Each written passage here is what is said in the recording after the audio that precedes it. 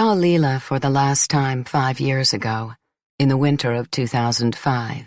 We were walking along the stradone early in the morning and, as had been true for years now, were unable to feel at ease. I was the only one talking, I remember. She was humming. She greeted people who didn't respond. The rare times she interrupted me, she uttered only exclamations, without any evident relation to what I was saying. Too many bad things, and some terrible, had happened over the years, and to regain our old intimacy, we would have had to speak our secret thoughts, but I didn't have the strength to find the words, and she, who perhaps had the strength, didn't have the desire, didn't see the use. Yet I loved her, and when I came to Naples, I always tried to see her, even though, I have to say, I was a little afraid of her. She had changed a great deal. Age had had the better of us both by then. But while I fought a tendency to gain weight, she was permanently skin and bones. She had short hair that she cut herself. It was completely white, not by choice but from neglect. Her face was deeply lined and increasingly recalled her father's.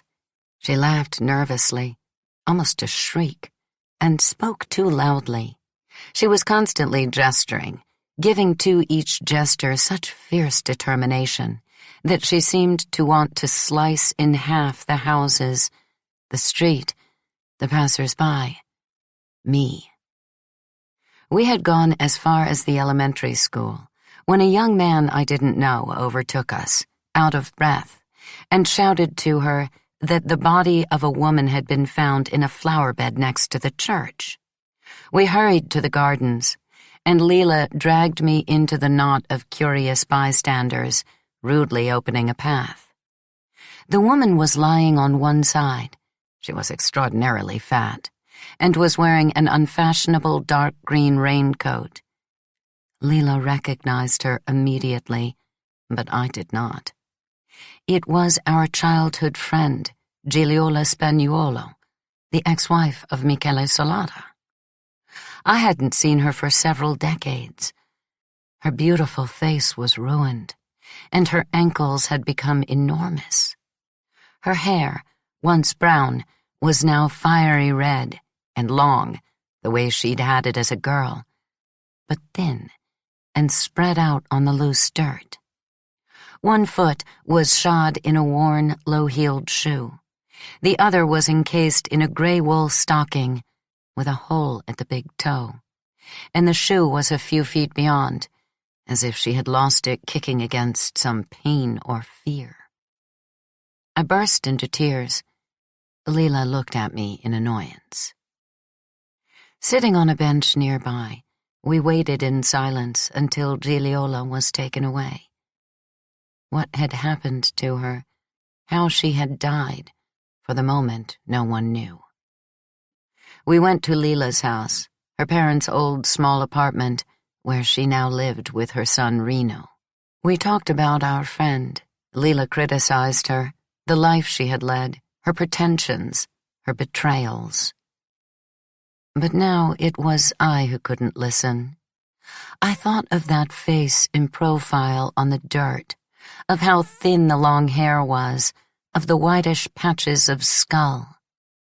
How many who had been girls with us were no longer alive, had disappeared from the face of the earth because of illness, because their nervous systems had been unable to endure the sandpaper of torments, because their blood had been spilled.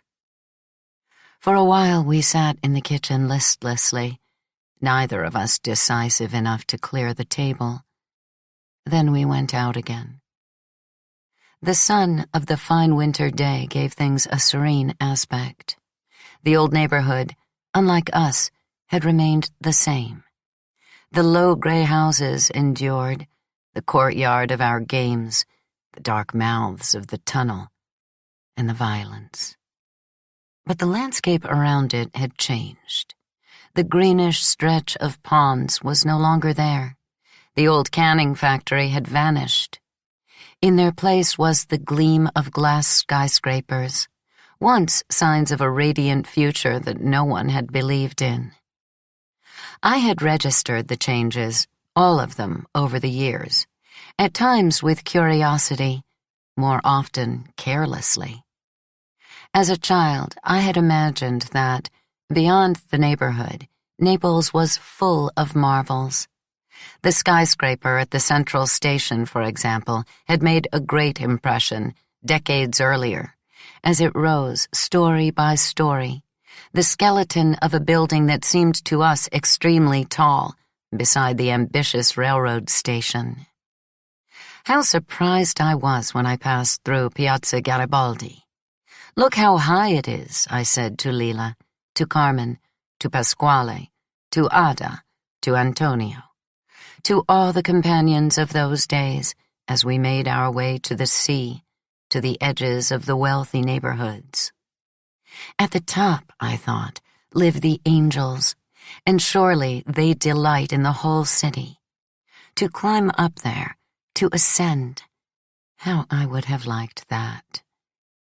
It was our skyscraper, even if it was outside the neighborhood, a thing that we saw growing day by day.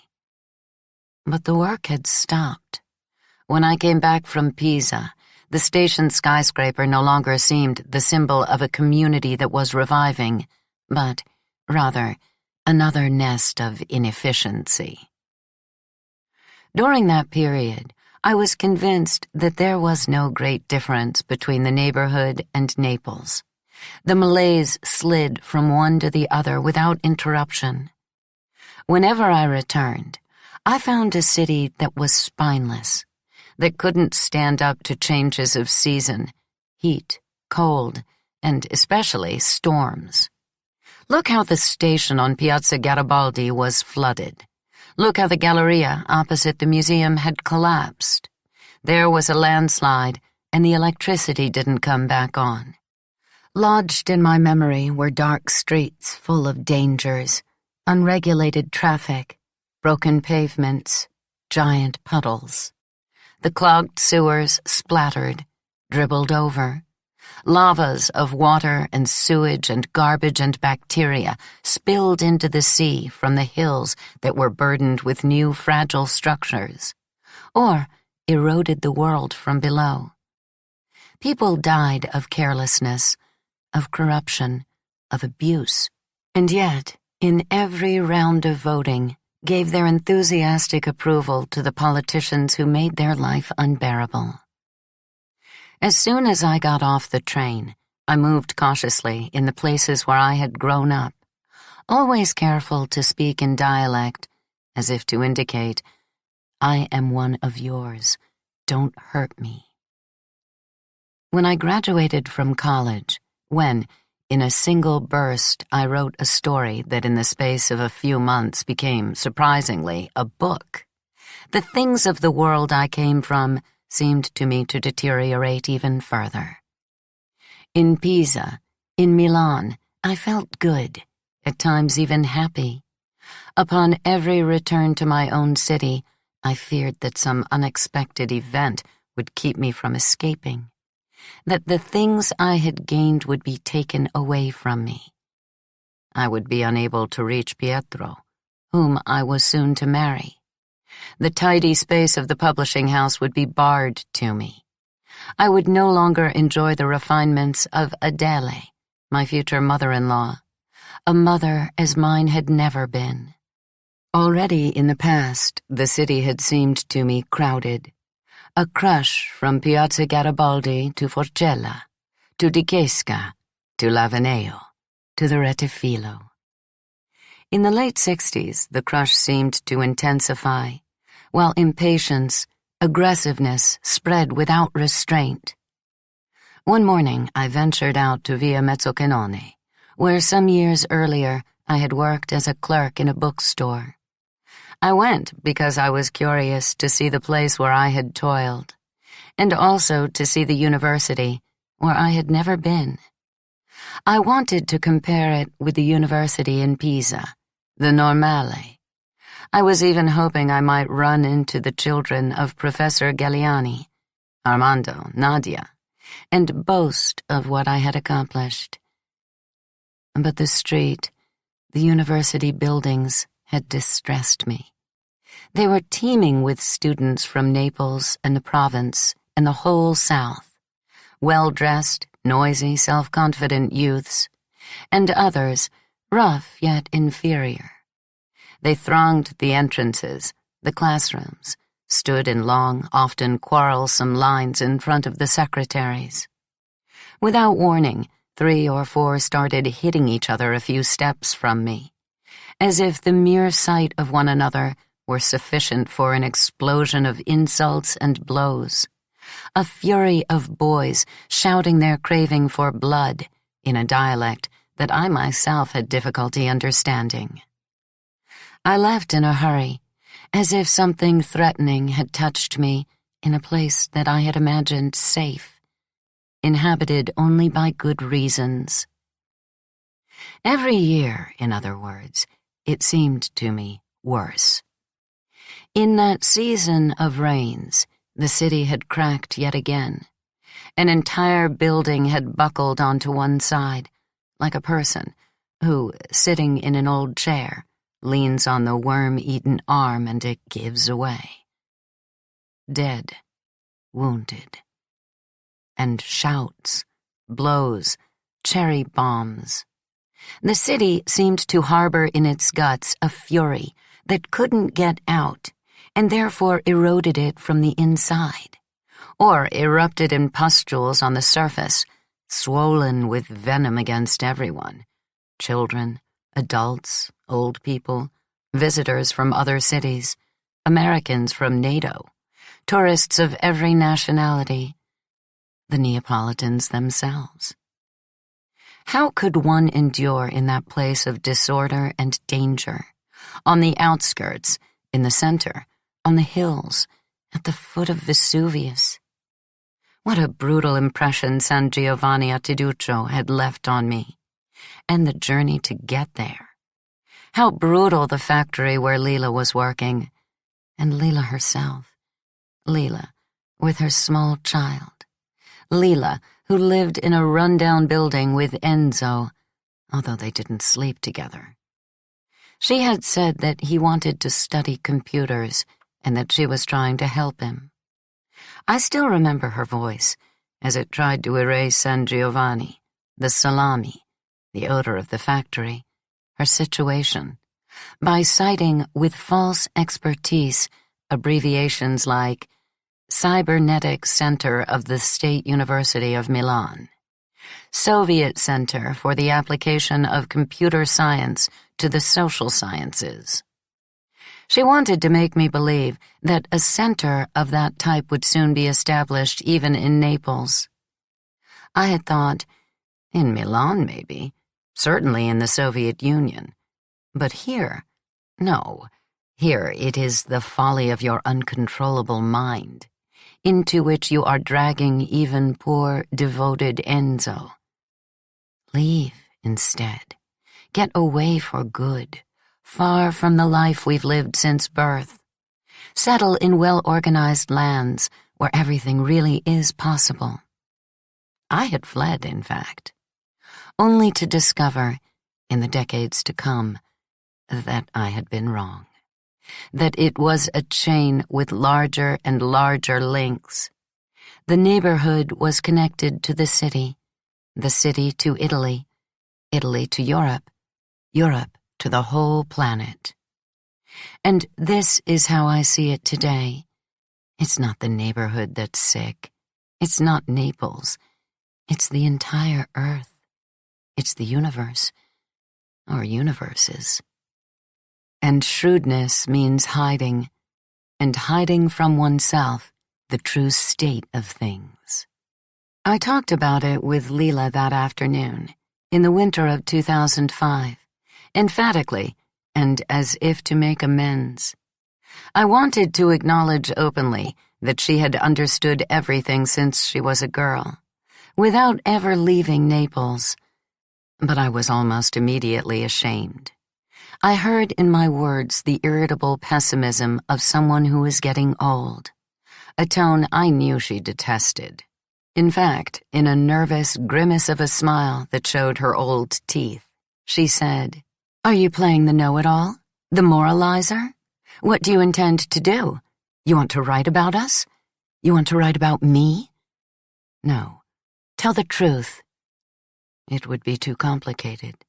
"You've thought about it, though. You're thinking about it." "A little, yes." "Let me be, Lenu. Let us all be. We ought to disappear. We deserve nothing, neither Gigliola nor me. No one." "That's not true." She had an ugly expression of discontent, and she scrutinized me, her pupils hardly visible, her lips half parted. "All right," she said. "Write if you want. Write about Gigliola, about whoever you want. But about me, no. Don't you dare. Promise." "I won't write about anyone, not even you." "Careful. I've got my eye on you." "Yes? I'll come look in your computer. I'll read your files. I'll erase them." "Come on. You think I'm not capable of it? I know you're capable, but I can protect myself."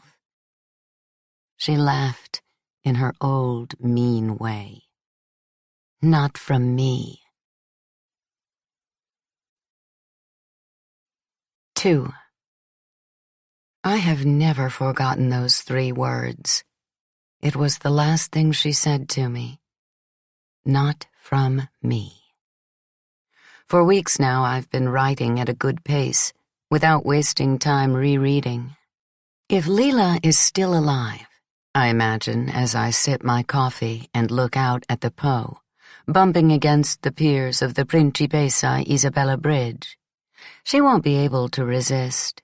She'll come and poke around in my computer. She'll read, and, cantankerous old woman that she is, she'll get angry at my disobedience. She'll want to interfere, correct, add. She'll forget her craving to disappear. Then I wash the cup, go back to the desk to write, starting from that cold spring evening in Milan, more than 40 years ago, in the bookstore, when the man with the thick eyeglasses spoke derisively about me and my book in front of everyone, and I replied in confusion, shaking, until suddenly Nino Sarratore stood up and, almost unrecognizable with his unruly black beard, harshly attacked the man who had attacked me. Right then my whole self began to silently shout his name. How long had it been since I'd seen him? 4, 5 years.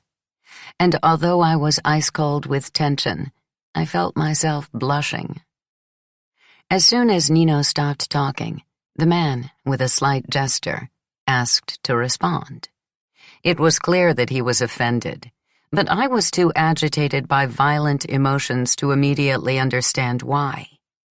I was aware, naturally, that Nino's words had shifted the conversation from literature to politics, and in an aggressive, almost disrespectful way. Yet at the moment, I gave that little importance. I couldn't forgive myself for my failure to stand up to the challenge, for having been ineffectual in front of a sophisticated audience. And yet I was clever. In high school, I had reacted to my disadvantages by trying to become like Professor Galliani. I had adopted her tones and her language. In Pisa, that model of a woman who hadn't been enough, I had had to deal with highly experienced people. Franco, Pietro, all the best students, and, of course, the renowned teachers at the Normale expressed themselves in a complex manner. They wrote with deliberate artifice. They had an ability to classify, a logical lucidity that Professor Galliani didn't possess. But I had trained myself to be like them, and often I succeeded. It seemed to me that I had mastered words to the point of sweeping away forever the contradictions of being in the world, the surge of emotions and breathless speech. In short, I now knew a method of speaking and writing that, by means of a refined vocabulary, stately and thoughtful pacing, a determined arrangement of arguments, and a formal orderliness that wasn't supposed to fail, sought to annihilate the interlocutor to the point where he lost the will to object. But that evening, things didn't go as they should have. First, Adele and her friends, whom I imagined as very sophisticated readers, and then the man with the thick eyeglasses intimidated me. I had become again the eager little girl from the poor neighborhood of Naples, the daughter of the porter with the dialect cadence of the South, amazed at having ended up in that place, playing the part of the cultured young writer. So I had lost confidence and expressed myself in an unconvincing, disjointed manner. Not to mention Nino. His appearance had taken away any self-control, and the very quality of his speech on my behalf had confirmed to me that I had abruptly lost my abilities. We came from backgrounds that were not very different. We had both worked hard to acquire that language, and yet not only had he used it naturally, turning it easily against the speaker, but, at times, when it seemed to him necessary, he had even dared to insert disorder into that polished Italian with a bold nonchalance that rapidly managed to make the professorial tones of the other man sound out of date and perhaps a little ridiculous. As a result, when I saw that the man wished to speak again, I thought, he's really angry, and if he said bad things about my book before, now he'll say something even worse to humiliate Nino, who defended it. But the man seemed to be gripped by something else. He did not return to my book. He didn't bring me into it at all. He focused instead on certain formulas that Nino had used incidentally, but had repeated several times. Things like baronial arrogance, anti-authoritarian literature. I understood only then that what had made him angry was the political turn of the discussion. He hadn't liked that vocabulary, and he emphasized this by inserting a sudden sarcastic falsetto into his deep voice. And so pride in knowledge is today characterized as pretension, and so literature, too, has become anti-authoritarian? Then he began to play subtly with the word authority. Thank God, he said, a barrier against the uncultured youths who make random pronouncements on everything by resorting to the nonsense of who knows what student-run course at the state university. And he spoke at length on that subject, addressing the audience, never Nino or me directly. In his conclusion, however, he focused first on the old critic who was sitting next to me, and then directly on Adele, who was perhaps his true polemical objective from the beginning.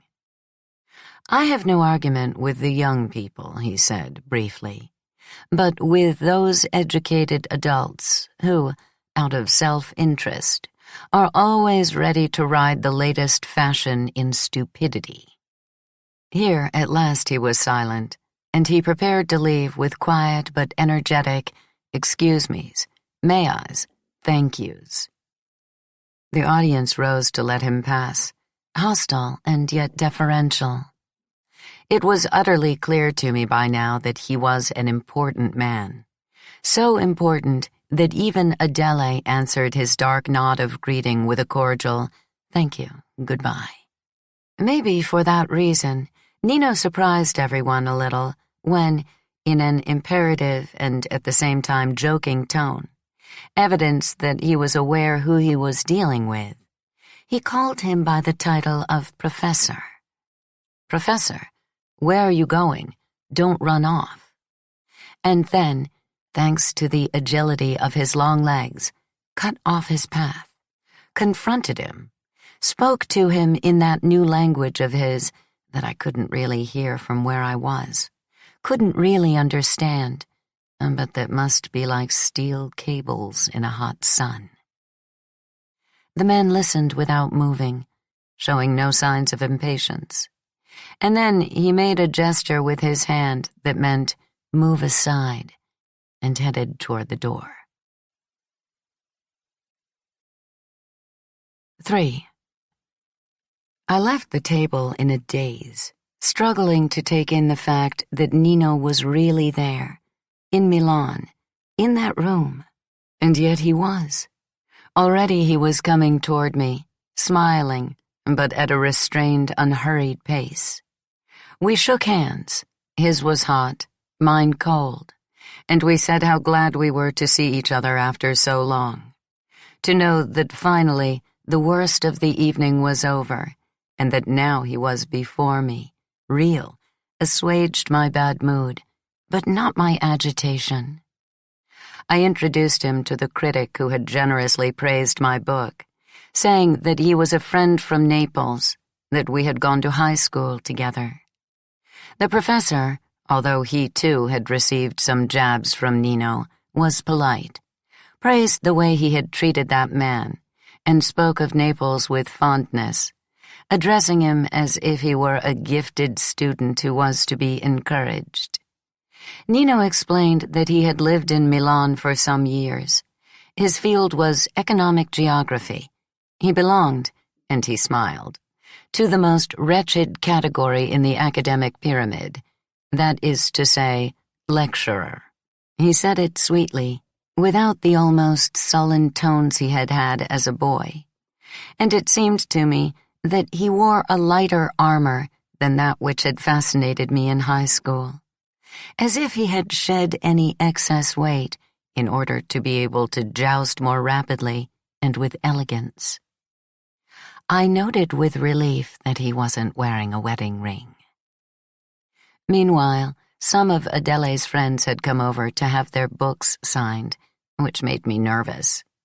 It was the first time I had done this. I hesitated.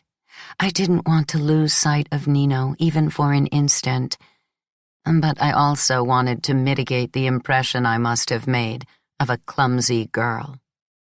So I left him with the old professor, his name was Taratano, and greeted my readers politely. I intended to do this quickly, but the books were new, with an odor of ink, so different from the dog-eared, ill-smelling books that Lila and I took out from the library in the neighborhood. And I didn't feel like marring them carelessly with the pen. I displayed my best handwriting from the time of Maestra Oliviero. I invented elaborate dedications that caused some impatience in the women who were waiting. My heart was pounding as I wrote, with an eye on Nino. I trembled at the idea that he would leave. He didn't.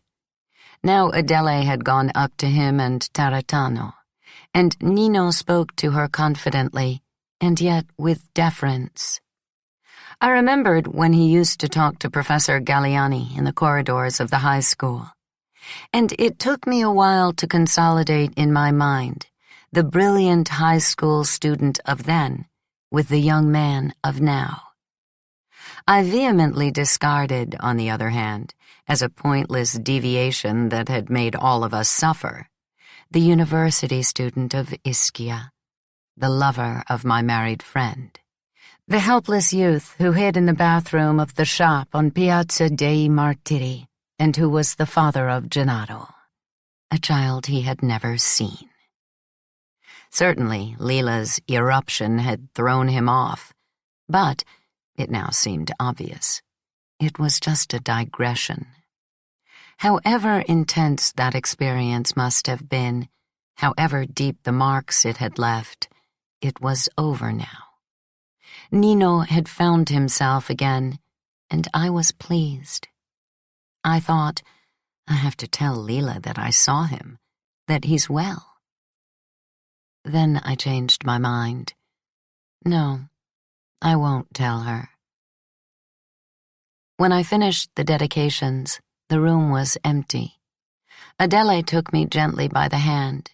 She praised the way I had spoken of my book, and the way I had responded to the terrible intrusion, so she called it, of the man with the thick eyeglasses. Since I denied having done well, I knew perfectly well that it wasn't true. She asked Nino and Taratano to give their opinion, and both were profuse with compliments. Nino went so far as to say, looking at me seriously, "You don't know what that girl was like in high school. Extremely intelligent, cultivated, very courageous, very beautiful." And while I felt my face burning, he began to tell with exaggerated courtesy the story of my clash with the religion teacher years earlier. Adele laughed frequently as she listened. "In our family," she said, "we understood Elena's virtues right away." And then she said she had made a reservation for dinner at a place nearby. I was alarmed. I said in embarrassment that I was tired and not hungry. I would happily take a short walk with Nino before going to bed. I knew it was rude. The dinner was meant to celebrate me and thank Taratano for his work on behalf of my book, but I couldn't stop myself. Adele looked at me for a moment with a sardonic expression. She replied that naturally my friend was invited, and added mysteriously, as if to compensate for the sacrifice I was making, "I have a nice surprise in store for you." I looked at Nino anxiously. Would he accept the invitation? He said he didn't want to be a bother. He looked at his watch. He accepted. 4. We left the bookstore. Adele tactfully went ahead with Taratano. Nino and I followed. But I immediately found that I didn't know what to say to him. I was afraid that every word would be wrong. He made sure there were no silences. He praised my book again. He went on to speak with great respect of the Airotas. He called them the most civilized of the families who count for something in Italy. He said he knew Maria Rosa. She's always on the front lines. 2 weeks ago we had a big argument. He congratulated me because he had learned from Adele that I was engaged to Pietro, whose book on Bacchic rites he seemed to know, amazing me. But he spoke with respect especially of the father, Professor Guido Airota, a truly exceptional man. I was a little annoyed that he already knew of my engagement, and it made me uneasy that the praise of my book had served as an introduction to the far more insistent praise of Pietro's entire family, Pietro's book. I interrupted him. I asked him about himself, but he was vague, with only a few allusions to a small volume coming out that he called boring but obligatory. I pressed him. I asked if he had had a hard time during his early days in Milan. He answered with a few generic remarks about the problems of coming from the South without a cent in your pocket. Then, out of the blue, he asked me, "Are you living in Naples again?" "For now, yes." "In the neighborhood?" "Yes." "I've broken conclusively with my father, and I don't see anyone in my family." "Too bad. It's better that way. I'm just sorry not to have any news of Lena." For a moment I thought I'd been wrong, that Lila had never gone out of his life, that he had come to the bookstore not for me, but only to find out about her. Then I said to myself, if he had really wanted to find out about Lila, in so many years he would have found a way, and I reacted violently, in the sharp tone of someone who wants to end the subject quickly. She left her husband and lives with someone else. Did she have a boy or a girl? A boy. He made a grimace of displeasure and said, "Lena is brave. even too brave. But she doesn't know how to submit to reality. She's incapable of accepting others and herself. Loving her was a difficult experience. In what sense? She doesn't know what dedication is. Maybe you're exaggerating. No, she's really made badly. In her mind and in everything, even when it comes to sex. Those last words, even when it comes to sex, struck me more than the others. So Nino's judgment on his relationship with Lila was negative? So he had just said to me, disturbingly, that opinion included even the sexual arena? I stared for some seconds at the dark outlines of Adele and her friend walking ahead of us. The disturbance became anxiety. I sensed that, even when it comes to sex, was a preamble, and he wished to become still more explicit. Years earlier, Stefano, after his marriage, had confided in me, had told me about his problems with Lila, but he had done so without ever mentioning sex. No one in the neighborhood would have in speaking of the woman he loved. It was unthinkable, for example, that Pasquale would talk to me about Ada's sexuality. Or worse, that Antonio would speak to Carmen or Gigliola about my sexuality.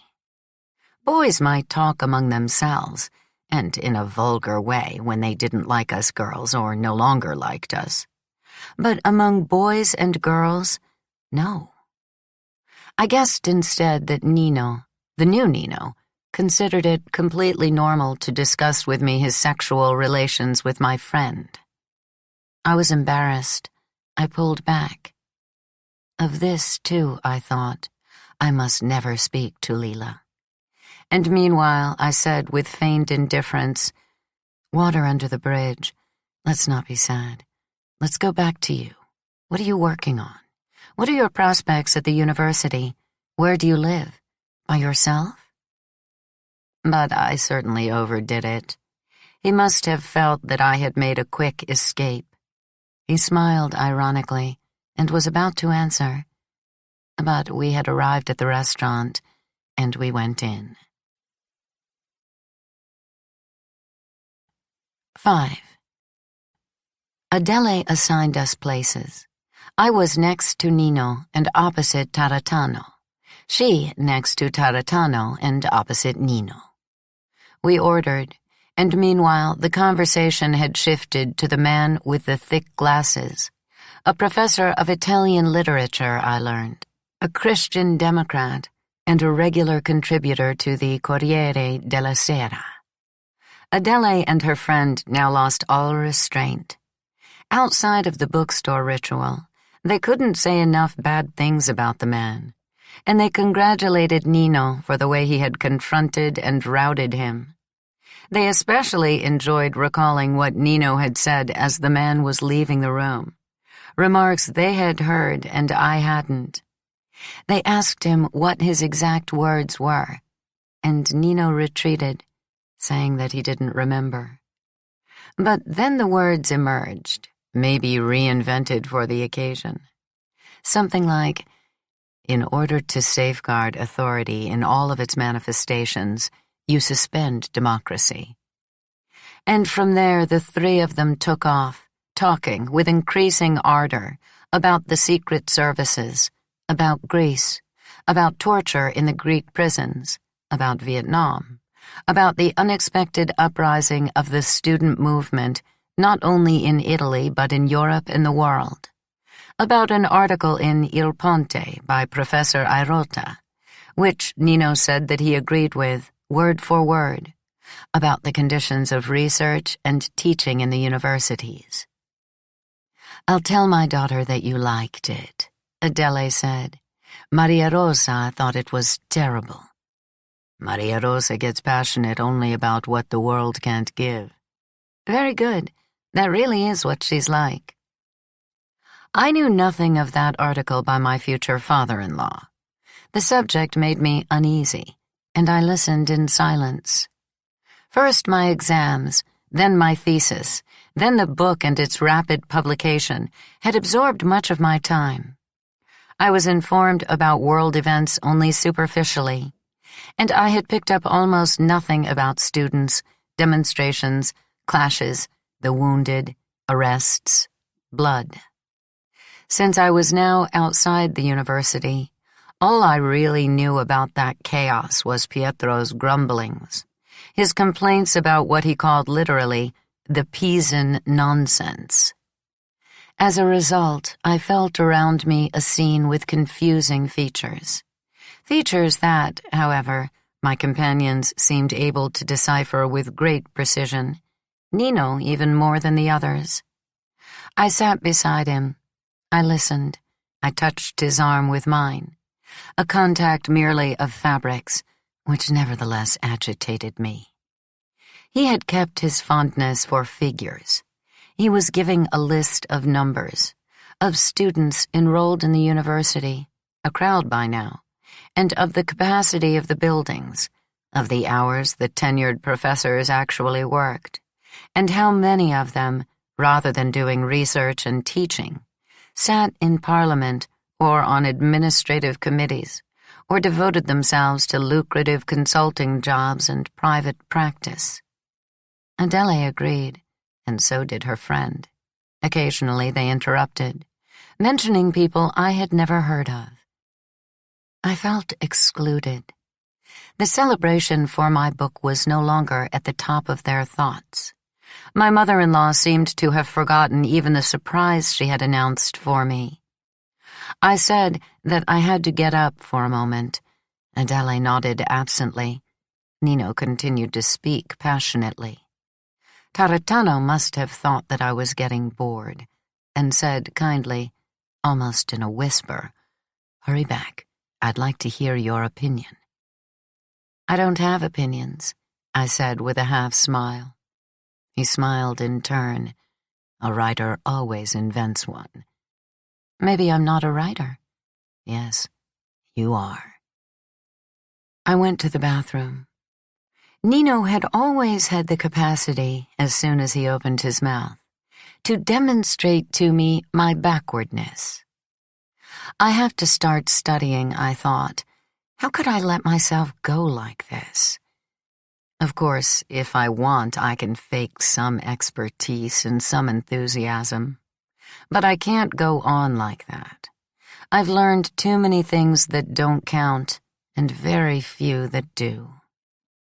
At the end of my affair with Franco, I had lost the little curiosity about the world that he had instilled in me. And my engagement to Pietro hadn't helped. What didn't interest him lost interest for me. How different Pietro is from his father, his sister, his mother, and how different he is from Nino. If it had been up to him, I wouldn't ever have written my novel. He was almost irritated by it, as an infraction of the academic rules. Or maybe I'm exaggerating. It's just my problem. I'm so limited. I can only concentrate on one thing at a time, excluding everything else. But now I'll change.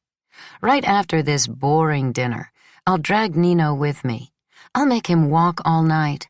I'll ask him what books I should read, what films I should see, what music I should listen to. And I'll take him by the arm. I'll say, "I'm cold." Confused intentions, incomplete proposals. I hid from myself the anxiety I felt. I said to myself only, "It might be the only chance we have. Tomorrow I'm leaving. I won't see him again." Meanwhile, I gazed angrily into the mirror. My face looked tired. Small pimples on my chin and dark circles under my eyes announced my period. I'm ugly, short, my bust is too big. I should have understood long ago that he never liked me. It was no coincidence that he preferred Lila. But with what result? "She's made badly, even when it comes to sex," he said. I was wrong to avoid the subject. I should have acted curious, let him continue. If he talks about it again, I'll be more open-minded. I'll say, what does it mean that a girl is made badly when it comes to sex? I'm asking you, I'll explain, laughing, so that I can correct myself if it seems necessary. Assuming that one can correct it, who knows? I remembered with disgust what had happened with his father on the beach at the Moronti. I thought of making love with Franco on the little bed in his room in Pisa. Had I done something wrong that he had noticed, but had tactfully not mentioned to me? And if that very evening, let's say, I had gone to bed with Nino, would I make more mistakes? So that he would think, she's made badly, like Lila.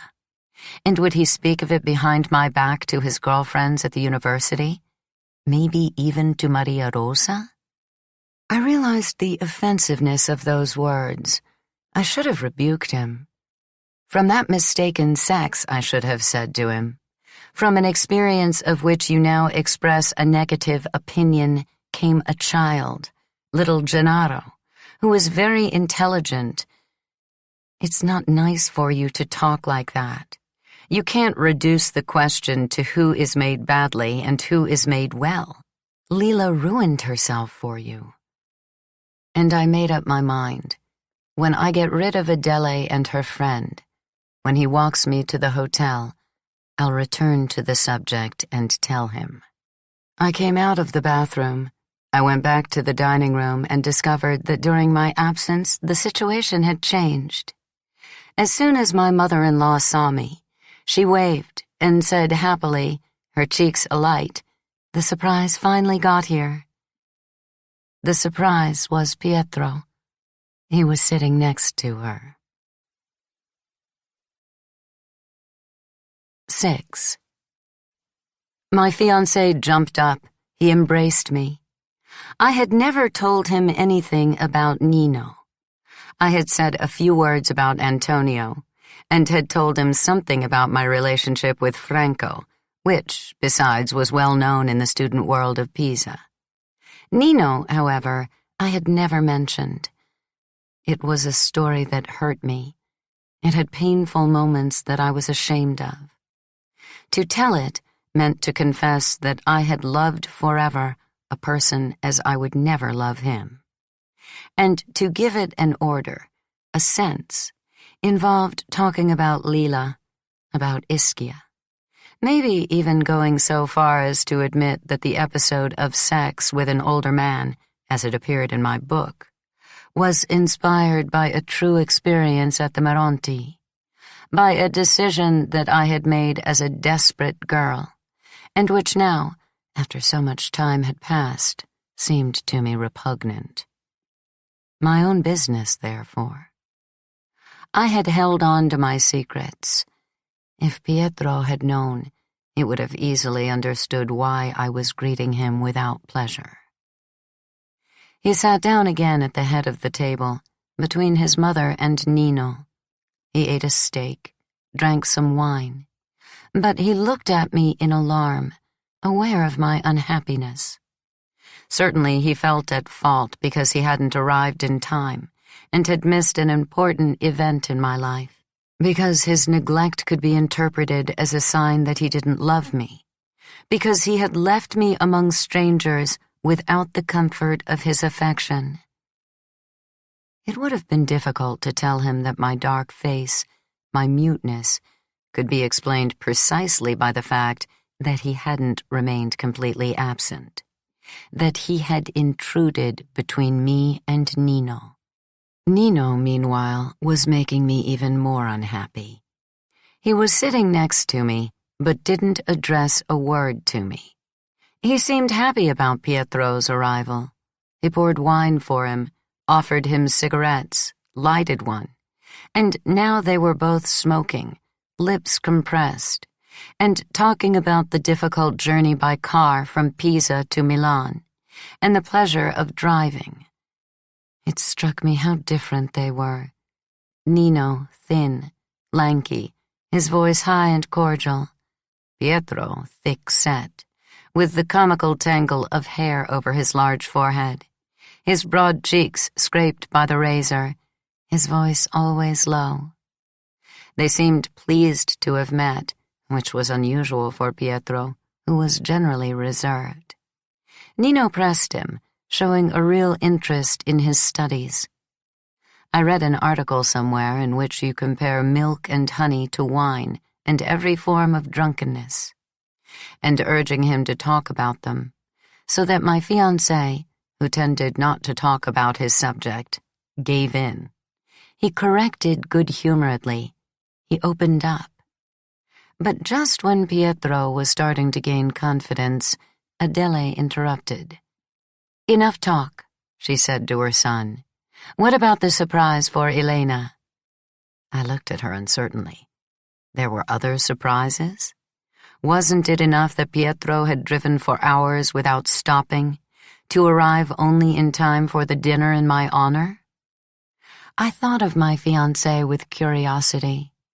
He had a sulky expression that I knew, and that he assumed when circumstances forced him to speak about himself in public. He announced to me, but almost in a whisper, that he had become a tenured professor, a very young tenured professor, with a position at Florence. Like that, by magic, in his typical fashion. He never boasted of his brilliance. He was scarcely aware of his value as a scholar.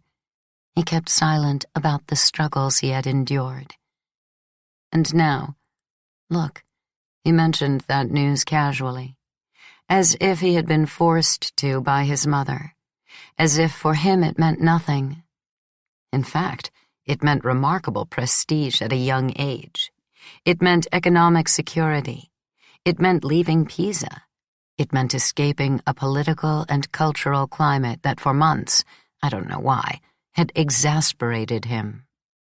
It meant finally that in the fall, or at the beginning of the next year, we would get married, and I would leave Naples. No one mentioned this last thing. Instead, they all congratulated Pietro and me. Even Nino, who right afterward looked at his watch, made some acerbic remarks on university careers, and exclaimed that he was sorry, but he had to go. We all got up. I didn't know what to do. I uselessly sought his gaze, as a great sorrow filled my heart. End of the evening, missed opportunity, aborted desires. Out on the street, I hoped that he would give me a phone number, an address. He merely shook my hand and wished me all the best. From that moment, it seemed to me that each of his gestures was deliberately cutting me off. As a kind of farewell, I gave him a half-smile, waving my hand as if I were holding a pen. It was a plea. It meant, "You know where I live. Write to me, please." But he had already turned his back. 7. I thanked Adele and her friend for all the trouble they had taken for me and for my book. They both praised Nino at length, sincerely, speaking to me as if it were I who had contributed to making him so likable, so intelligent. Pietro said nothing. He merely nodded a bit nervously when his mother told him to return soon. They were both guests of Maria Rosa. I said immediately, "You don't have to come with me. Go with your mother." It didn't occur to anyone that I was serious, that I was unhappy and would rather be alone. All the way back, I was impossible. I exclaimed that I didn't like Florence, and it wasn't true. I exclaimed that I didn't want to write anymore. I wanted to teach, and it wasn't true. I exclaimed that I was tired. I was very sleepy, and it wasn't true. Not only that, when suddenly Pietro declared that he wanted to meet my parents, I yelled at him, "You're crazy. Forget my parents. You're not suitable for them, and they aren't suitable for you." Then he was frightened and asked, Do you not want to marry me anymore? I was about to say, no, I don't want to, but I restrained myself in time. I knew that that wasn't true either. I said weakly, I'm sorry. I'm depressed. Of course I want to marry you. And I took his hand. I interlaced my fingers in his. He was an intelligent man, extraordinarily cultured and good. I loved him. I didn't mean to make him suffer.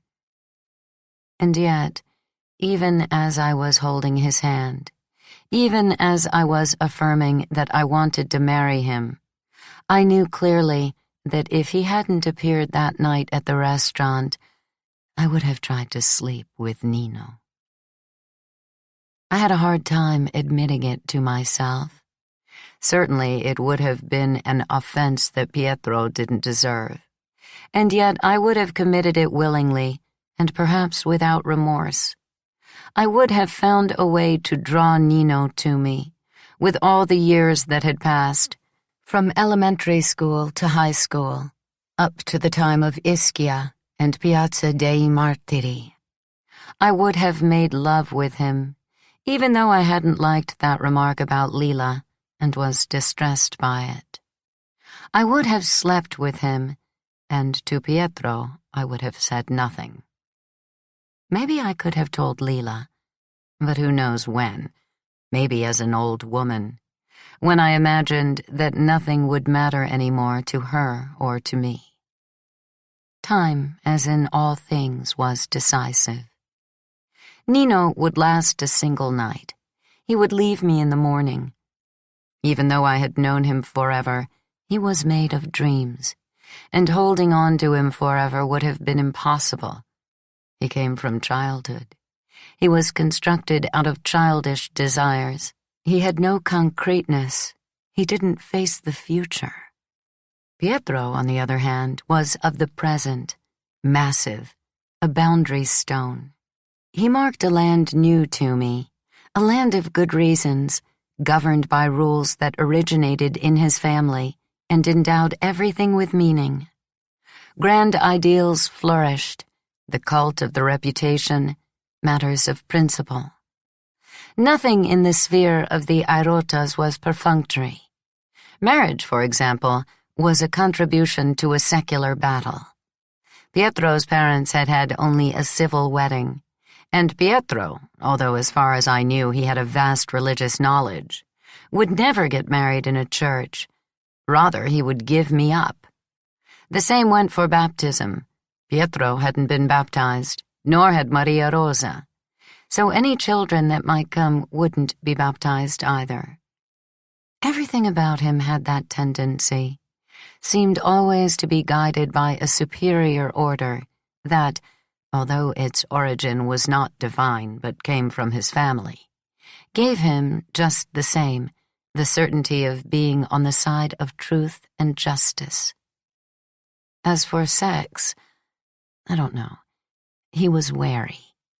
He knew enough of my affair with Franco Mari to deduce that I wasn't a virgin, and yet he had never mentioned the subject, not even an accusatory phrase, a vulgar comment, a laugh. I didn't think he'd had other girlfriends. It was hard to imagine him with a prostitute. I was sure he hadn't spent even a minute of his life talking about women with other men. He hated salacious remarks. He hated gossip, raised voices, parties, every form of waste. Although his circumstances were comfortable, he tended, in this unlike his parents and his sister, to a sort of asceticism amid the abundance. And he had a conspicuous sense of duty. He would never fail in his commitments to me. He would never betray me.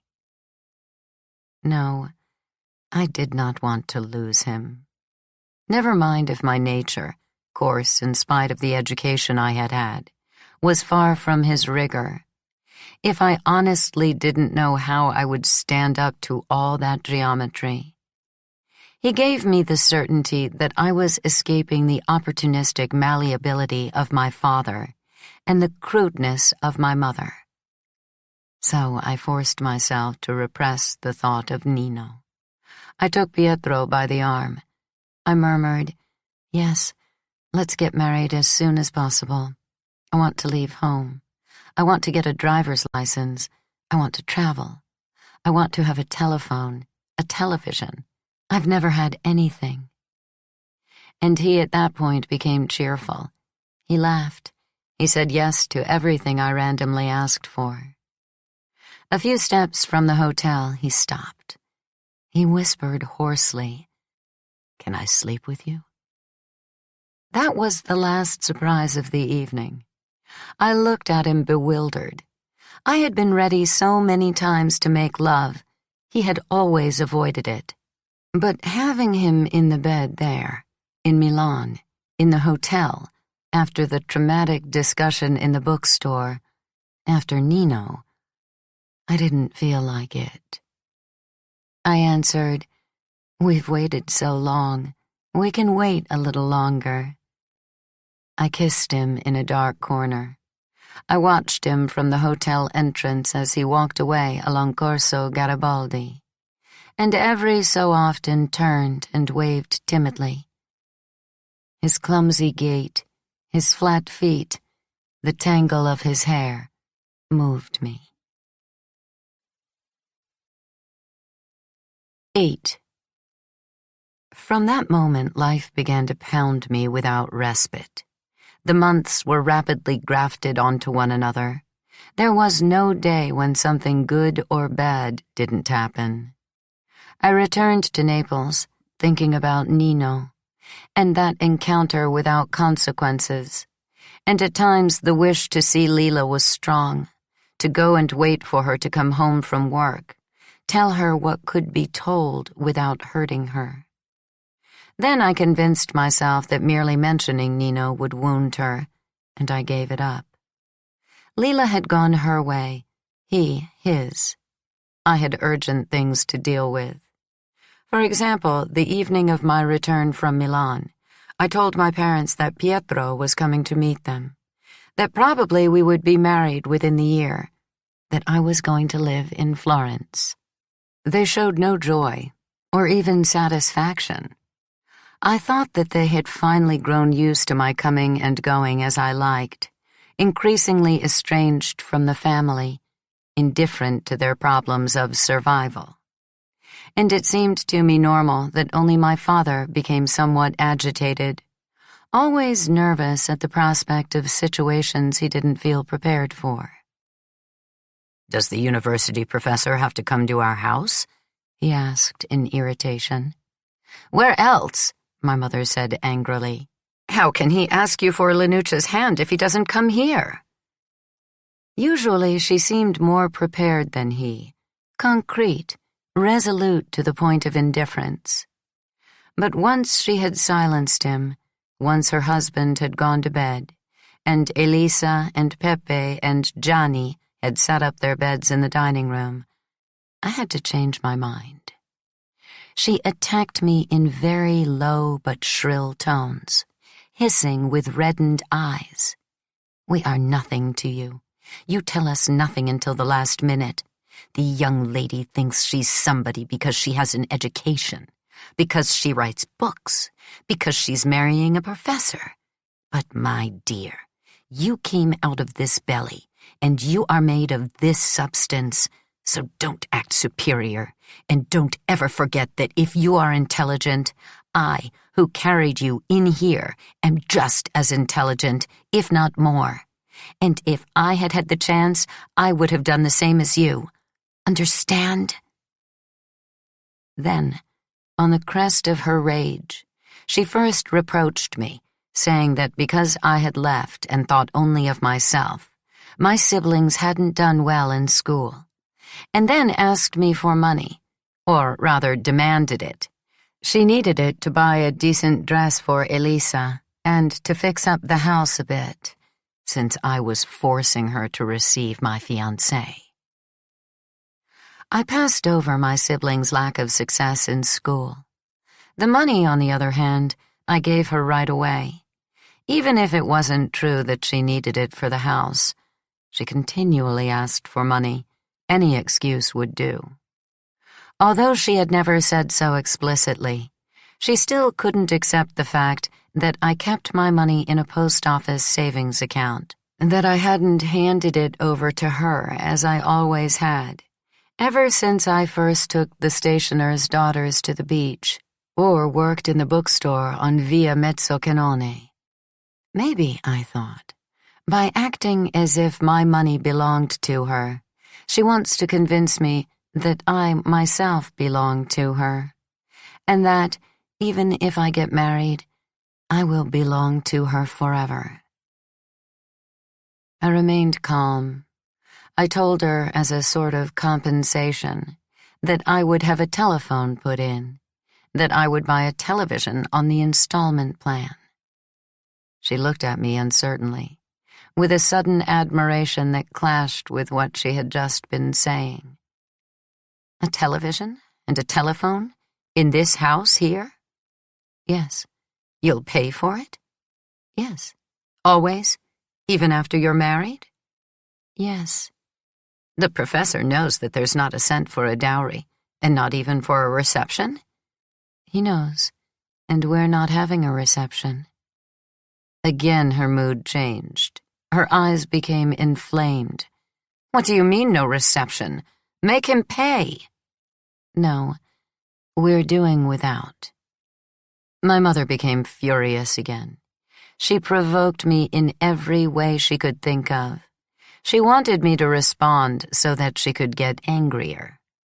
You remember Lila's wedding? You remember the reception she had? Yes.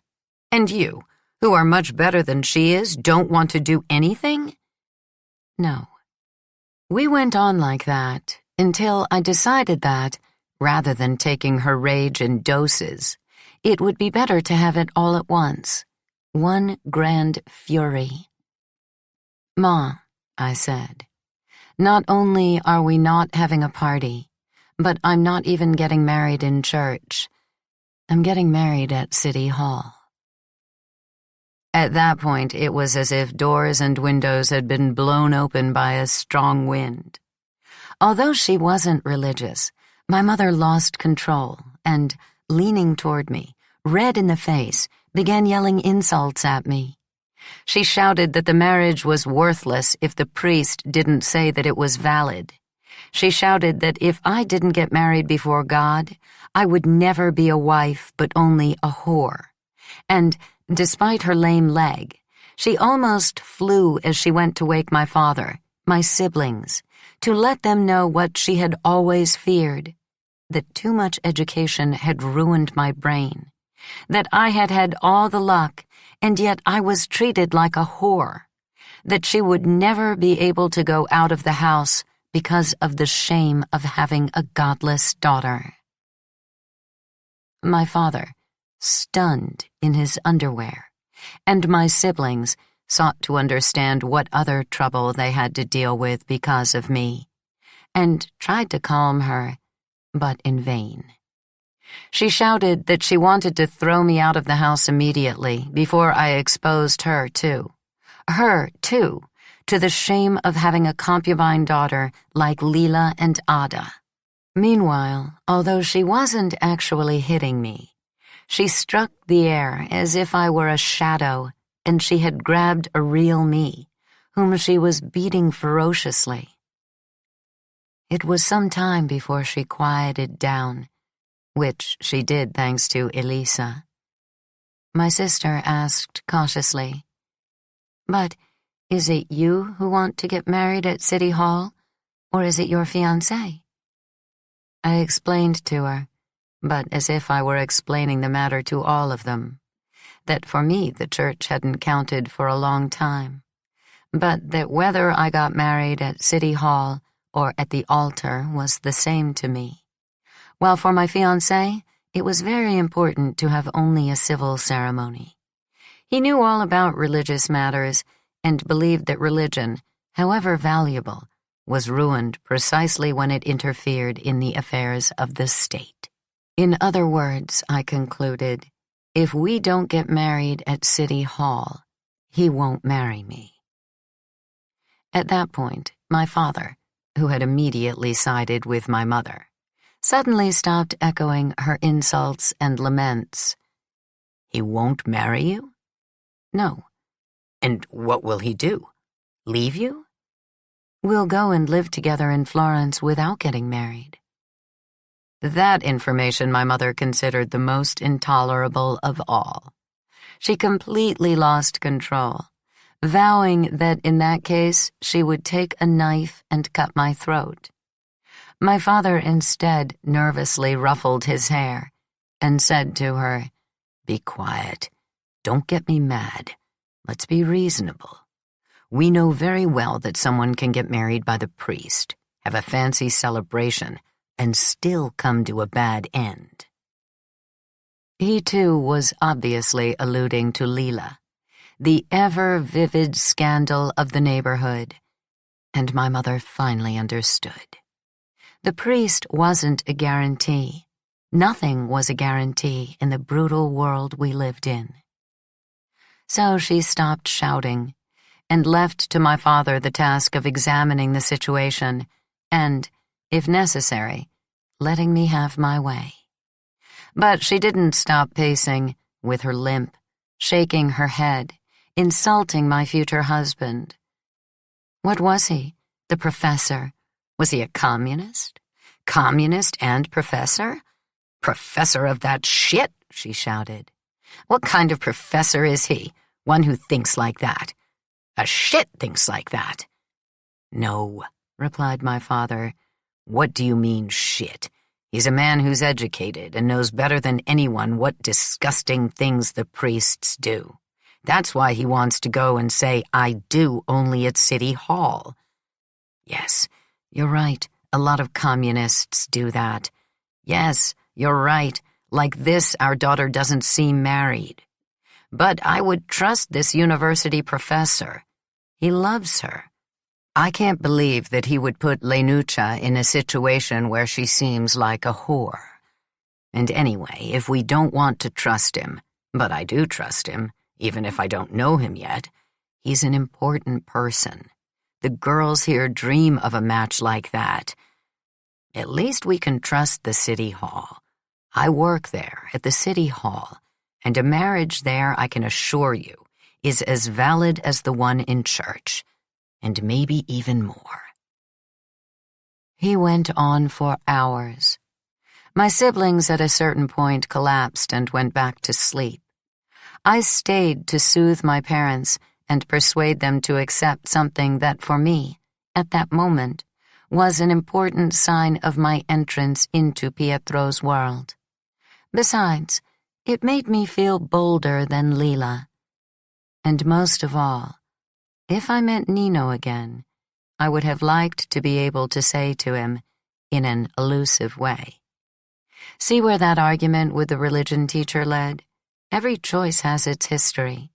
So many moments of our existence are shoved into a corner, waiting for an outlet, and in the end, the outlet arrives." But I would have been exaggerating. In reality, it was much simpler. For at least 10 years, the god of childhood, already fairly weak, had been pushed aside like an old sick person, and I felt no need for the sanctity of marriage. The essential thing was to get out of Naples. 9. My family's horror at the idea of a civil union alone certainly was not exhausted that night, but it diminished.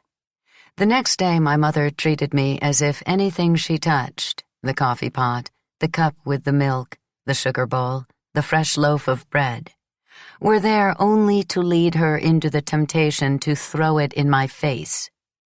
Yet she didn't start yelling again. As for me, I ignored her. I left early in the morning and went to start the paperwork for the installation of the telephone.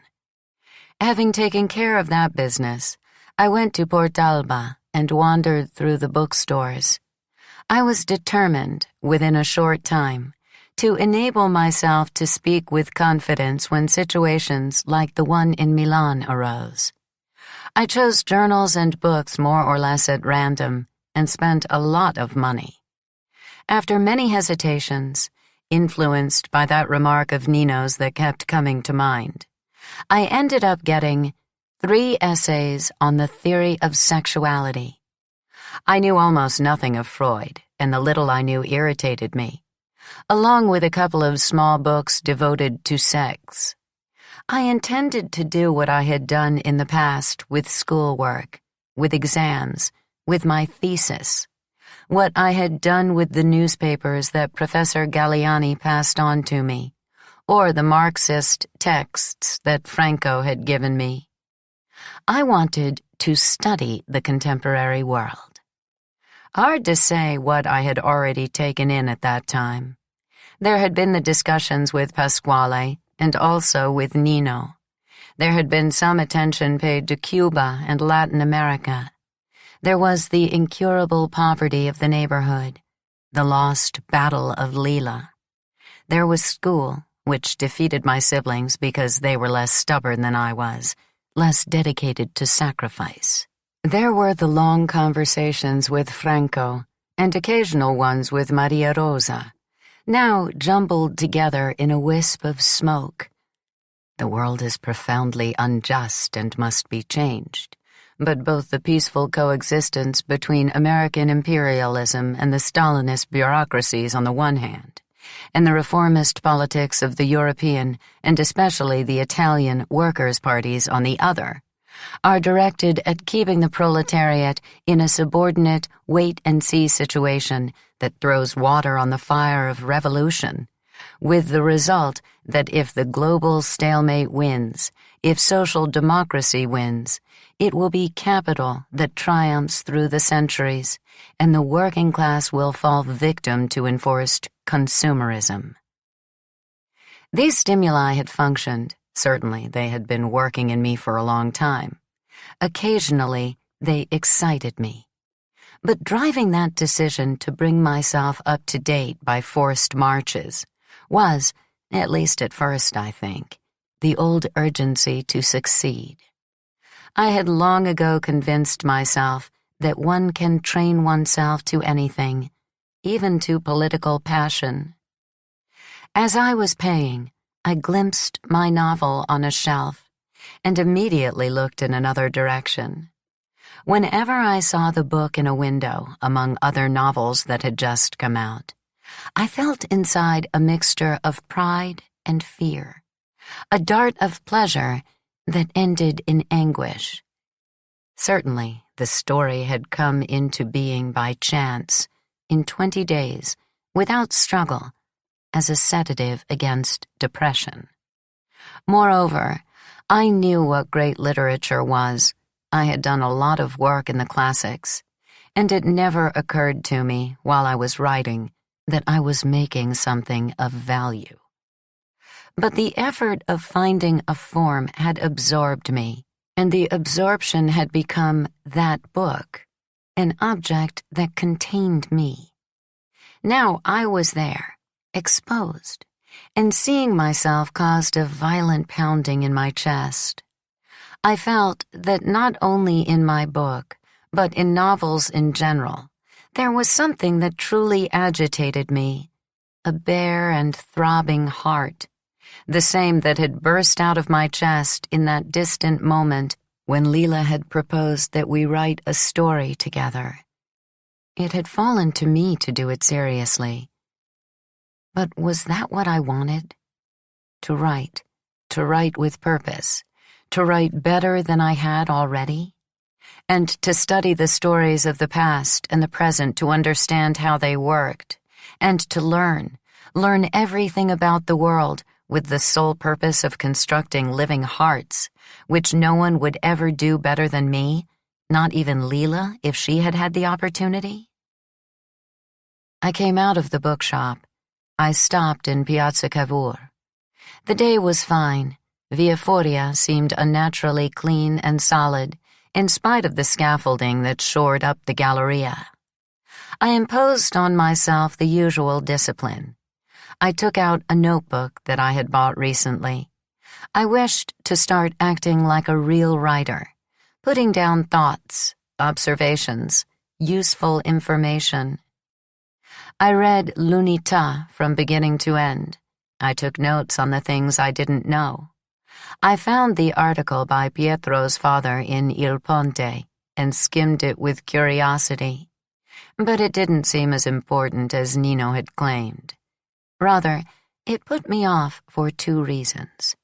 First, Guido Airota used the same professorial language as the man with the thick eyeglasses, but even more rigorously.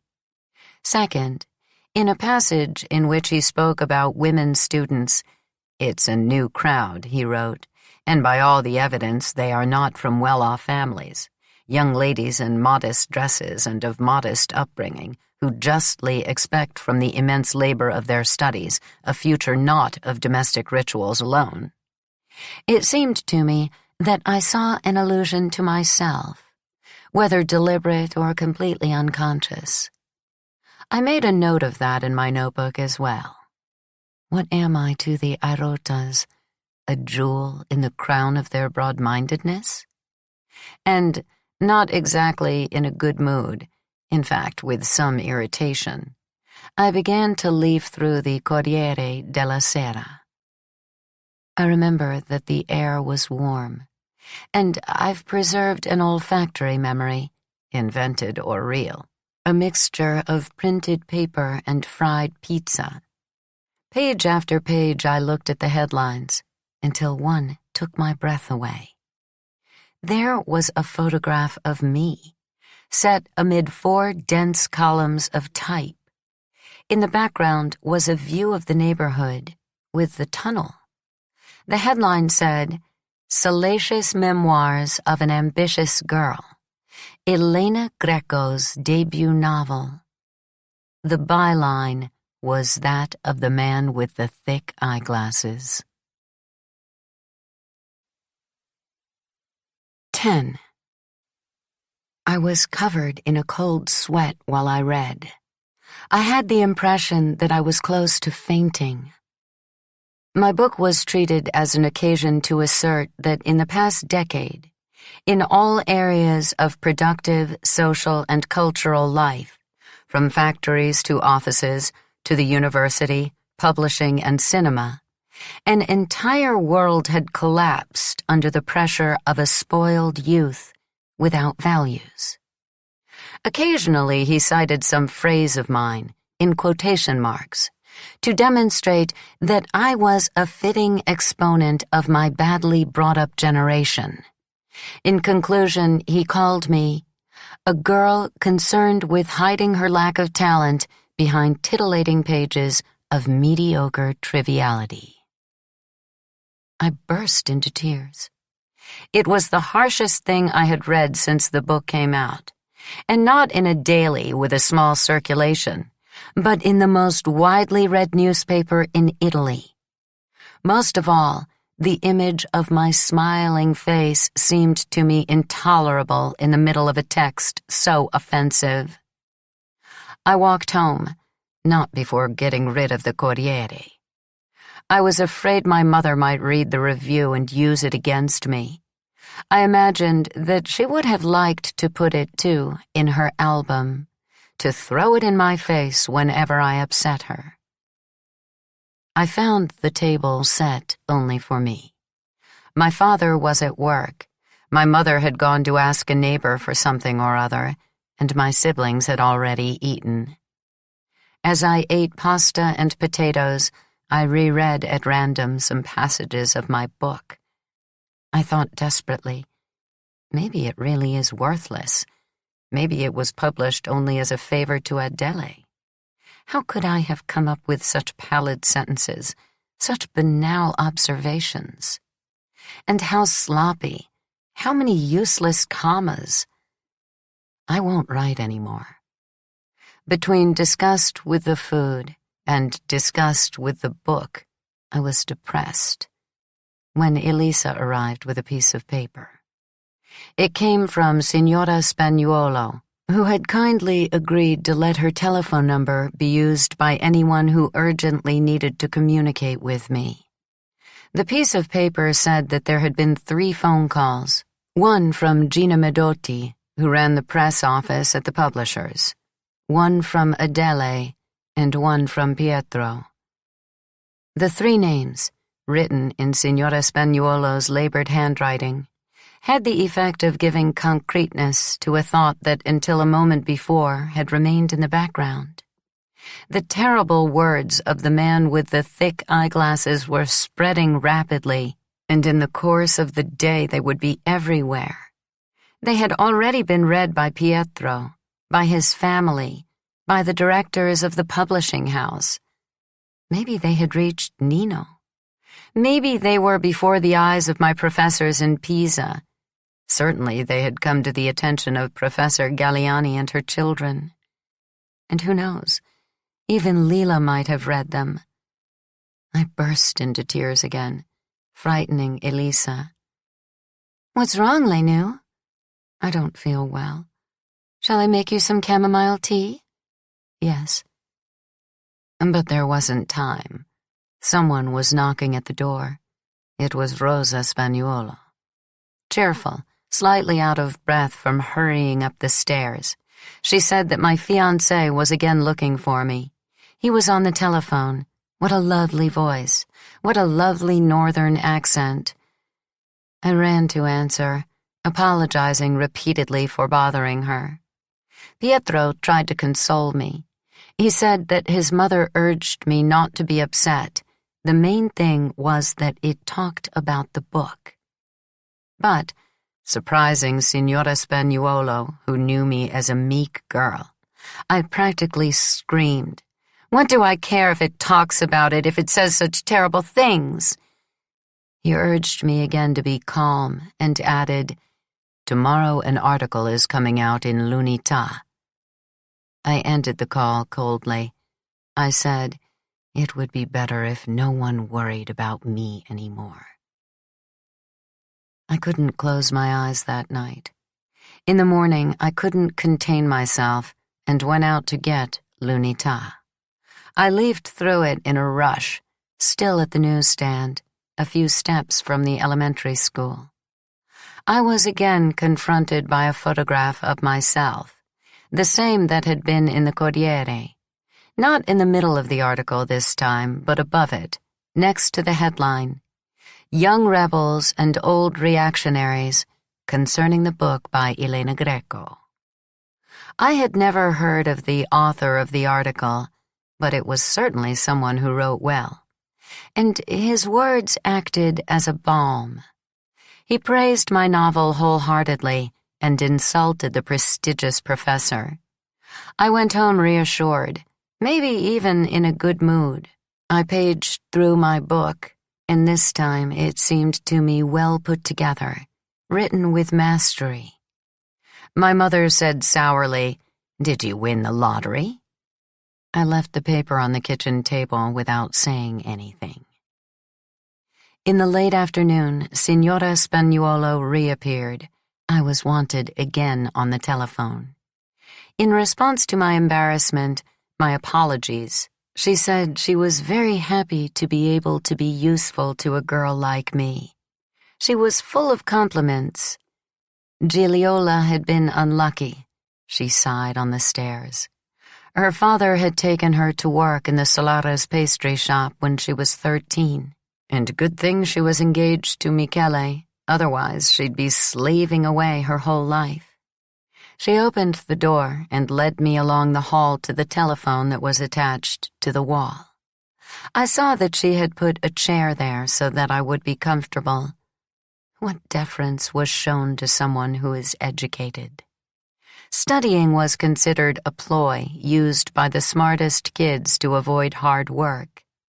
How can I explain to this woman, I thought, that from the age of 6, I've been a slave to letters and numbers, that my mood depends on the success of their combinations, that the joy of having done well is rare, unstable, that it lasts an hour, an afternoon, a night? "Did you read it?" Adele asked. "Yes." "Are you pleased?" "Yes." "Then I'll give you another piece of good news. The book is starting to sell. If it keeps on like this, we'll reprint it." "What does that mean?" "It means that our friend in the Corriere thought he was destroying us, and instead he worked for us. Bye, Elena. Enjoy your success."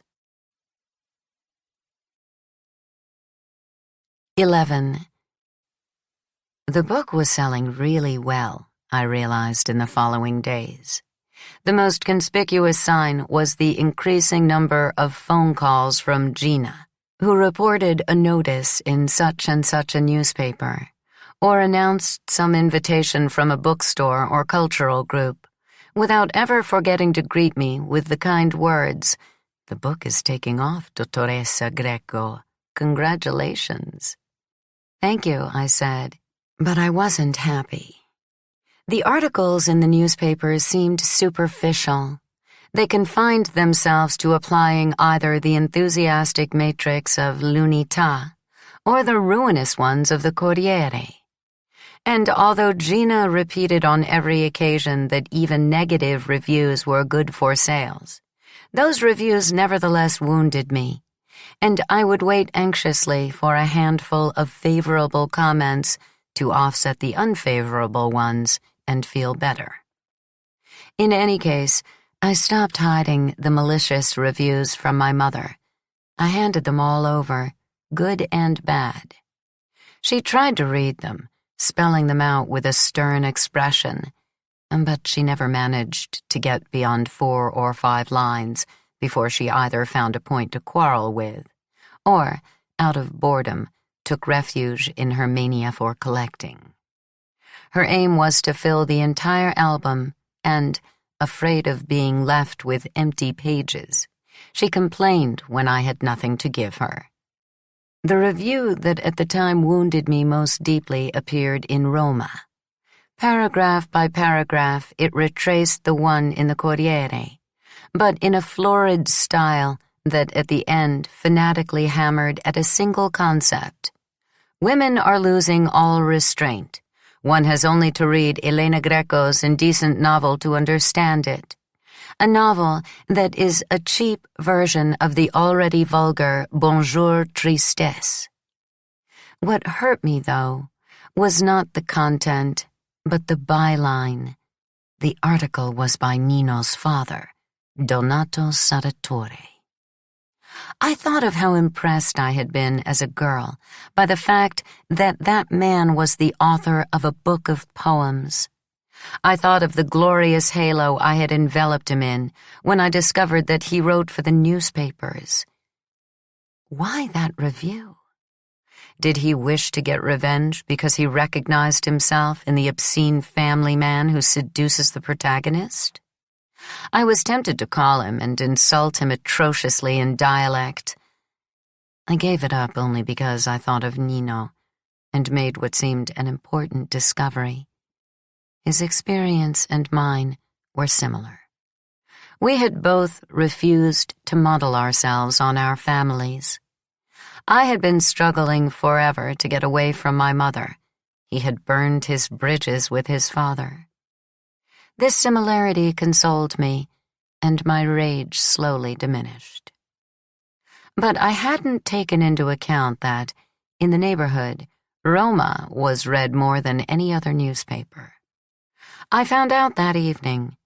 Gino, the pharmacist's son, who lifted weights and had become a muscular young man, looked out from the doorway of his father's shop just as I was passing, in a white pharmacist's smock, even though he hadn't yet taken his degree. He called to me, holding out the paper, and said, in a fairly serious tone, because he had recently moved up a little in the local section of the neo-fascist Italian Social Movement Party, "Did you see what they're writing about you?" In order not to give him the satisfaction, I answered, "They write all sorts of things," and went on with a wave. He was flustered and stammered something. Then he said, with explicit malice, "I'll have to read that book of yours. I understand it's very interesting." That was only the start. The next day, Michele Solare came up to me on the street and insisted on buying me a coffee. We went into his bar, and while Gigliola served us, without saying a word, in fact, obviously annoyed by my presence and perhaps also by her boyfriend's, he began, "Lenu, Gino gave me an article to read where it says you wrote a book that's banned for those under 18. Imagine that. Who would have expected it? Is that what you studied in Pisa? Is that what they taught you at the university? I can't believe it. In my opinion, you and Lena made a secret agreement. She does nasty things and you write them. Is that right? Tell me the truth." I turned red. I didn't wait for the coffee. I waved to Gigliola and left. He called after me, laughing. "What's the matter? You're offended. Come here, I was joking." Soon afterward, I had an encounter with Carmen Peluso. My mother had obliged me to go to the Carracci's new grocery because oil was cheaper there. It was afternoon. There were no customers. Carmen was full of compliments. "How well you look," she said. "It's an honor to be your friend, the only good luck I've had in my whole life." Then she said that she had read Saratore's article, but only because a supplier had left Roma behind in the shop. She described it as spiteful, and her indignation seemed genuine. On the other hand, her brother Pasquale had given her the article in l'Unità. "Really, really good. Such a nice picture. You're beautiful," she said, "in everything you do." She had heard from my mother that I was going to marry a university professor, and that I was going to live in Florence in a luxurious house. She too was getting married, to the owner of the gas pump on the Stradone. But who could say when? They had no money. Then, without a break, she began complaining about Ada. Ever since Ada had taken Lila's place with Stefano, things had gone from bad to worse. She acted like the boss in the grocery stores, too, and had it in for her, accused her of stealing, ordered her around, watched her closely. She couldn't take it anymore. She wanted to quit and go to work at her future husband's gas pump. I listened closely. I remembered when Antonio and I wanted to get married and, similarly, have a gas pump. I told her about it to amuse her, but she muttered, darkening, "Yes, why not? Just imagine it. You at a gas pump. Lucky you who got yourself out of this wretchedness." Then she made some obscure comments. "There's too much injustice, Lenu. Too much. It has to end. We can't go on like this." And as she was talking, she pulled out of a drawer my book, with the cover all creased and dirty. It was the first copy I'd seen in the hands of anyone in the neighborhood, and I was struck by how bulging and grimy the early pages were, how flat and white the others. "I read a little at night," she said, "or when there aren't any customers, but I'm still on page 32. I don't have time. I have to do everything. The Carracci's keep me shut up here from 6 in the morning to 9 in the evening." Then suddenly she asked, slyly, "How long does it take to get to the dirty pages? How much do I still have to read?" The dirty pages. A little while later, I ran into Ada carrying Maria, her daughter, with Stefano. I struggled to be friendly after what Carmen had told me. I praised the child. I said her dress was pretty and her earrings adorable. But Ada was aloof. She spoke of Antonio. She said they wrote to each other. It wasn't true that he was married and had children. She said that I had ruined his brain and his capacity to love. Then she started on my book. She hadn't read it, she explained, but she had heard that it wasn't a book to have in the house. And she was almost angry. "Say the child grows up and finds it. What can I do? I'm sorry, I won't buy it. But," she added, "I'm glad you're making money. Good luck." 12. These episodes, one after the other, led me to suspect that the book was selling because both the hostile newspapers and the favorable ones had indicated that there were some risque passages. I went so far as to think that Nino had alluded to Lila's sexuality only because he thought that there was no problem in discussing such things with someone who had written what I had written. And via that path, the desire to see my friend returned. Who knows, I said to myself, if Lila had the book, as Carmen did. I imagined her at night, after the factory, Enzo in solitude in one room, she with the baby beside her in the other, exhausted and yet intent on reading me, her mouth half open, wrinkling her forehead the way she did when she was concentrating. How would she judge it? Would she, too, reduce the novel to the dirty pages? But maybe she wasn't reading it at all. I doubted that she had the money to buy a copy. I ought to take her one as a present. For a while it seemed to me a good idea. Then I forgot about it. I still cared more about Lila than about any other person, but I couldn't make up my mind to see her. I didn't have time. There were too many things to study, to learn in a hurry. And then the end of our last visit, in the courtyard of the factory, she, with that apron under her coat, standing in front of the bonfire where the pages of the Blue Fairy were burning, had been a decisive farewell to the remains of childhood, the confirmation that our paths by now diverged, and maybe she would say, "I don't have time to read you. You see the life I have. I went my own way." Whatever the reason, the book really was doing better and better.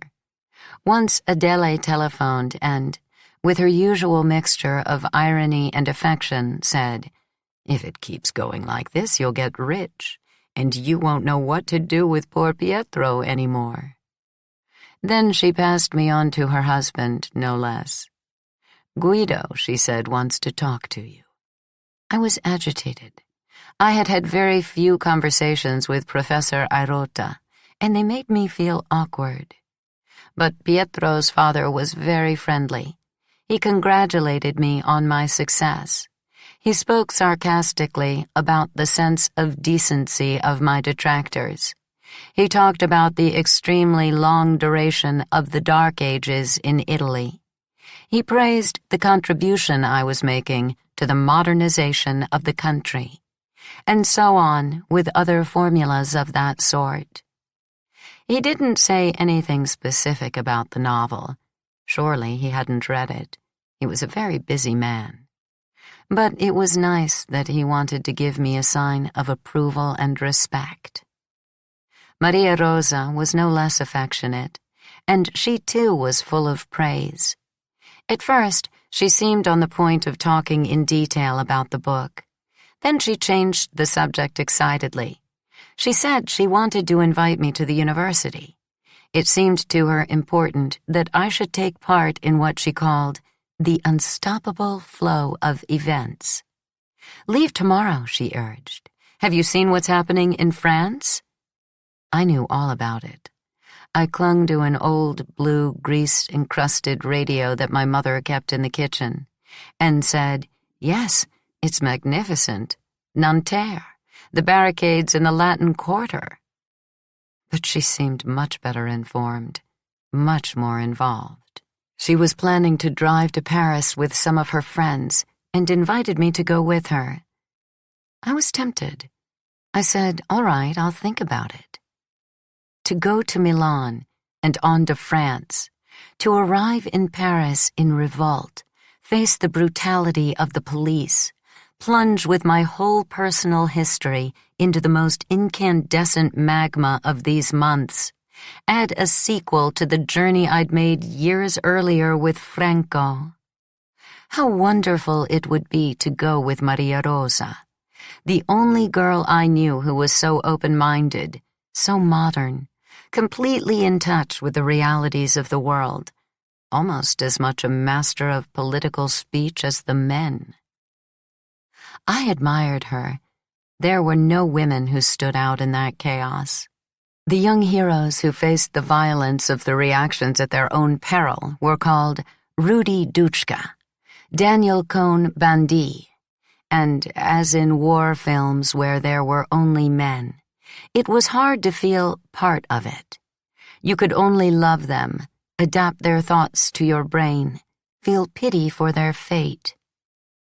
It occurred to me that among Maria Rosa's friends, there might also be Nino.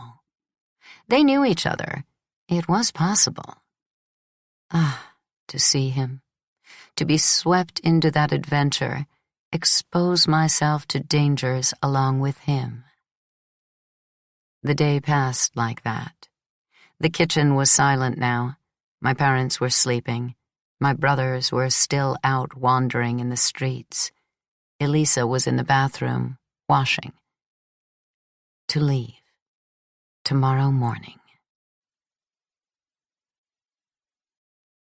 13. I left, but not for Paris. After the elections of that turbulent year, Gina sent me out to promote the book. I began with Florence. I had been invited to teach by a woman professor friend of the Airotas, and I ended up in one of those student-run courses, widespread in that time of unrest in the universities, speaking to around 30 students, boys and girls. I was immediately struck by the fact that many of the girls were even worse than those described by my father-in-law in Il Ponte. Badly dressed, badly made up, muddled, excitable, angry at the exams, at the professors.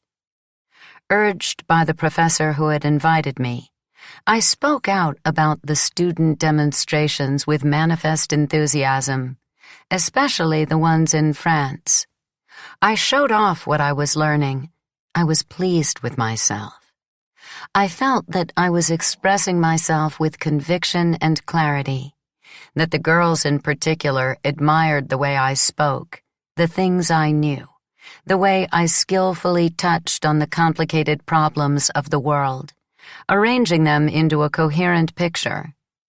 But I soon realized that I tended to avoid any mention of the book. Talking about it made me uneasy. I was afraid of reactions like those of the neighborhood.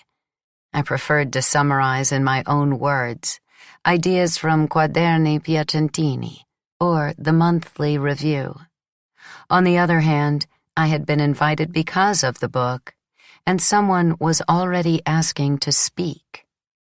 The first questions were all about the struggles of the female character to escape the environment where she was born. Then, near the end, a girl I remember as being tall and thin asked me to explain, breaking off her phrases with nervous laughs, why I had considered it necessary to write, in such a polished story, a risque part. I was embarrassed. I think I blushed. I jumbled together a lot of sociological reasons. Finally, I spoke of the necessity of recounting frankly every human experience, including, I said emphatically, what seems unsayable and what we do not speak of even to ourselves. They liked those last words. I regained respect. The professor who had invited me praised them. She said she would reflect on them. She would write to me. Her approval established in my mind those few concepts which soon became a refrain. I used them often in public, sometimes in an amusing way, sometimes in a dramatic tone, sometimes succinctly, sometimes developing them with elaborate verbal flourishes. I found myself especially relaxed one evening in a bookstore in Turin, in front of a fairly large audience, which I now faced with growing confidence. It began to seem natural that someone would ask me, sympathetically or provocatively, about the episode of sex on the beach, and my ready response, which had become increasingly polished, enjoyed a certain success. On the orders of the publisher, Taretano, Adele's old friend, had accompanied me to Turin. He said that he was proud of having been the first to understand the potential of my novel, and introduced me to the audience with the same enthusiastic words he had used before in Milan. At the end of the evening, he congratulated me on the great progress I had made in a short time. Then he asked me, in his usual good-humored way, "Why are you so willing to let your erotic pages be called risqué? Why do you yourself describe them that way in public?" And he explained to me that I shouldn't. My novel wasn't simply the episode on the beach. There were more interesting and finer passages. And then, if here and there something sounded daring, that was mainly because it had been written by a girl. Obscenity, he said, is not alien to good literature, and the true art of the story, even if it goes beyond the bounds of decency, is never risqué. I was confused. That very cultured man was tactfully explaining to me that the sins of my book were venial, and that I was wrong to speak of them every time as if they were mortal. I was overdoing it then. I was submitting to the public's myopia, its superficiality. I said to myself, enough. I have to be less subservient. I have to learn to disagree with my readers. I shouldn't descend to their level. And I decided that at the first opportunity, I would be more severe with anyone who wanted to talk about those pages. At dinner, in the hotel restaurant where the press office had reserved a table for us, I listened, half embarrassed, half amused, as Taretano quoted, as proof that I was essentially a chaste writer, Henry Miller, and explained, calling me dear child, that not a few very gifted writers of the 20s and 30s could and did write about sex in a way that I at the moment couldn't even imagine. I wrote down their names in my notebook, but meanwhile I began to think, this man, in spite of his compliments, doesn't consider that I have much talent. In his eyes, I'm a girl who's had an undeserved success. Even the pages that most attract readers he doesn't consider outstanding.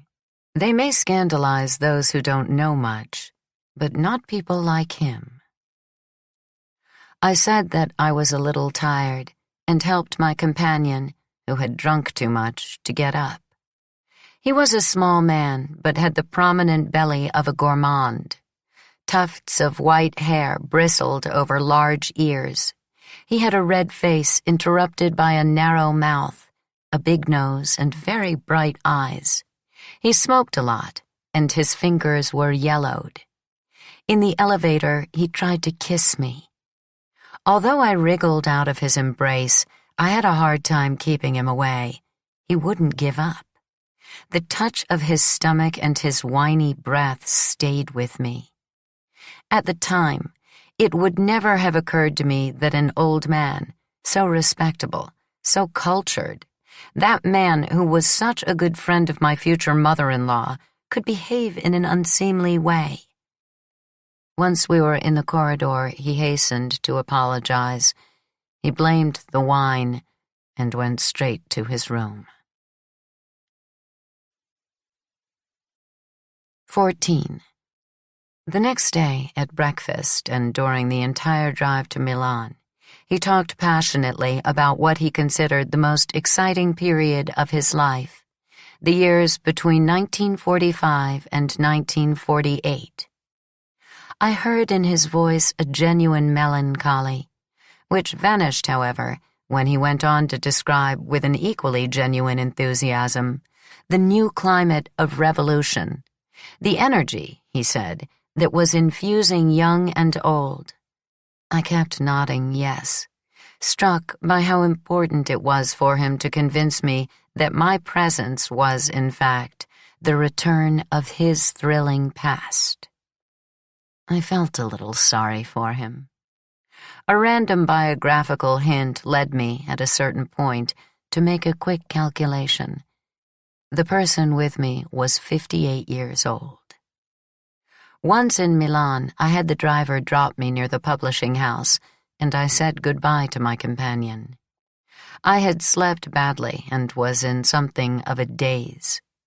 On the street, I tried to eradicate my disgust at that physical contact with Tarantino, but I still felt the stain of it, and a confusing continuity with a kind of vulgarity I recognized from the neighborhood. At the publisher's, I was greeted warmly. It wasn't the courtesy of a few months earlier, but a sort of generalized satisfaction that meant, how clever we were to guess that you were clever. Even the switchboard operator, the only one there who had treated me condescendingly, came out of her booth and embraced me.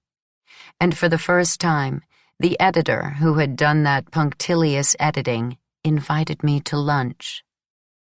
As soon as we sat down in a half-empty restaurant near the office, he returned to his emphasis on the fact that my writing guarded a fascinating secret, and between courses he suggested that I would do well to plan a new novel, taking my time but not resting too long on my laurels. Then he reminded me that I had an appointment at the State University at 3.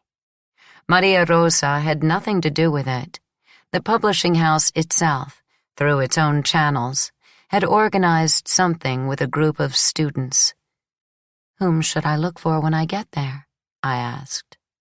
My authoritative lunch companion said proudly, "My son will be waiting for you at the entrance." I retrieved my bag from the office and went to the hotel. I stayed a few minutes and left for the university. The heat was unbearable. I found myself against a background of posters dense with writing, red flags, and struggling people. Placards announcing activities, noisy voices, laughter, and a widespread sense of apprehension. I wandered around, looking for signs that had to do with me. I recall a dark-haired young man who, running, rudely bumped into me, lost his balance, picked himself up, and ran out into the street as if he were being pursued, even though no one was behind him. I recall the pure, solitary sound of a trumpet that pierced the suffocating air. I recall a tiny blonde girl who was dragging a clanking chain with a large lock at the end, and zealously shouting, I don't know to whom, "I'm coming!" I remember it because in order to seem purposeful, as I waited for someone to recognize me and come over, I took out my notebook and wrote down this and that. But half an hour passed and no one arrived. Then I examined the placards and posters more carefully, hoping to find my name or the title of the book. It was useless. I felt a little nervous and decided not to stop one of the students.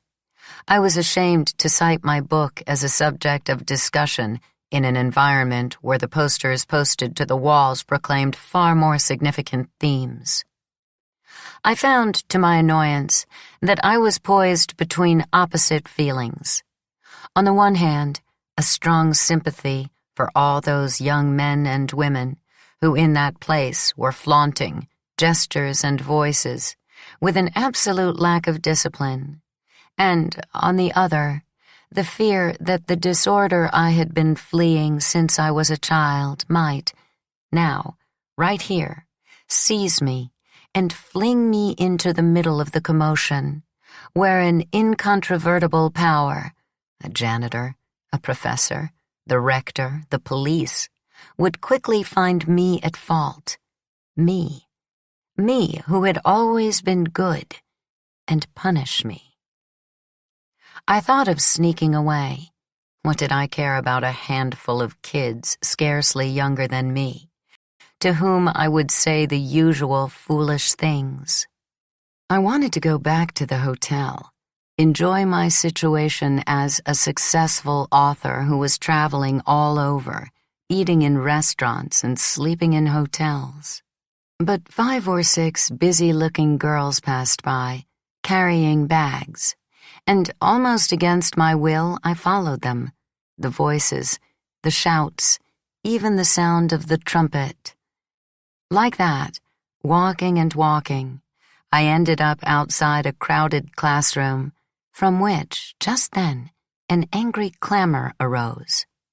And since the girls I was following went in, I too cautiously entered.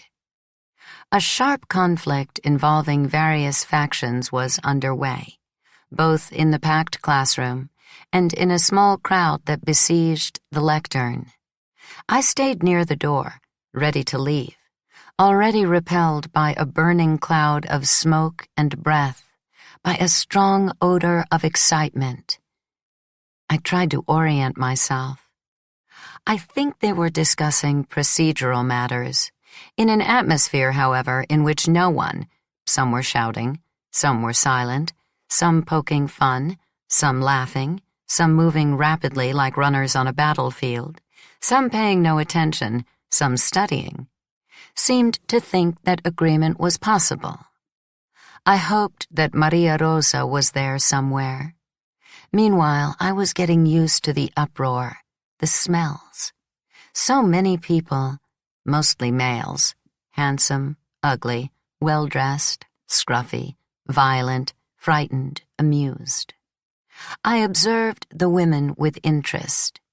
I had the impression that I was the only one who was there alone. Some, for example the ones I had followed, stayed close together, even as they distributed leaflets in the crowded classroom.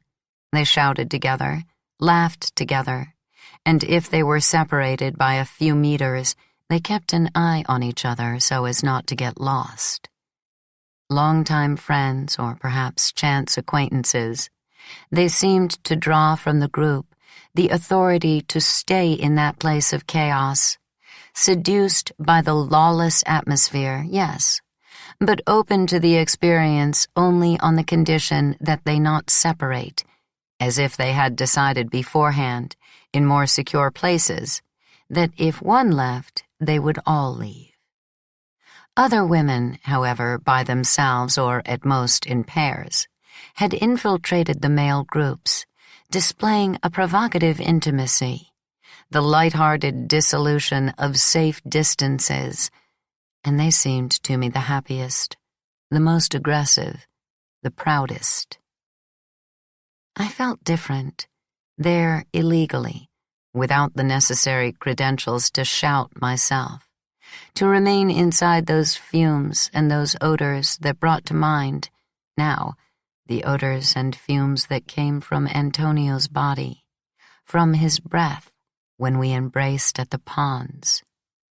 I had been too wretched, too crushed by the obligation to excel in school. I had hardly ever gone to the movies. I had never bought records. Yet how I would have liked to. I wasn't a fan of any singers, hadn't rushed to concerts, collected autographs. I had never been drunk, and my limited sexual experiences had taken place uncomfortably, amid subterfuges, fearfully. Those girls, on the other hand, to varying degrees, must have grown up in easier circumstances and were more prepared to change their skin. Maybe they felt their presence in that place, in that atmosphere, not as a derailment, but as a just and urgent choice. Now that I have some money, I thought, now that I'll earn who knows how much, I can have some of the things I missed. Or maybe not. I was now too cultured, too ignorant, too controlled, too accustomed to freezing life by storing up ideas and facts, too close to marriage and settling down. In short, too obtusely fixed within an order that here appeared to be in decline. That last thought frightened me. Get out of this place right away, I said to myself. Every gesture or word is an insult to the work I've done. Instead, I slipped farther inside the crowded classroom. I was struck immediately by a very beautiful girl, with delicate features and long black hair that hung over her shoulders, who was certainly younger than me. I couldn't take my eyes off her. She was standing in the midst of some combative young men, and behind her, a dark man about 30, smoking a cigar, stood glued to her like a bodyguard. What distinguished her in that environment, besides her beauty, was that she was holding in her arms a baby a few months old. She was nursing him, and, at the same time, closely following the conflict, and occasionally even shouting something. When the baby, a patch of blue, with his little reddish-colored legs and feet uncovered, detached his mouth from the nipple, she didn't put her breast back in the bra, but stayed like that, exposed, her white shirt unbuttoned, her breast swollen, her mouth half open, frowning, until she realized the child was no longer suckling and mechanically tried to reattach him. That girl disturbed me. In the noisy, smoke-filled classroom, she was an incongruous icon of maternity. She was younger than me. She had a refined appearance, responsibility for an infant. Yet she seemed determined to reject the persona of the young woman placidly absorbed in caring for her child. She yelled, she gesticulated, she asked to speak, she laughed angrily, she pointed to someone with contempt. And yet the child was part of her.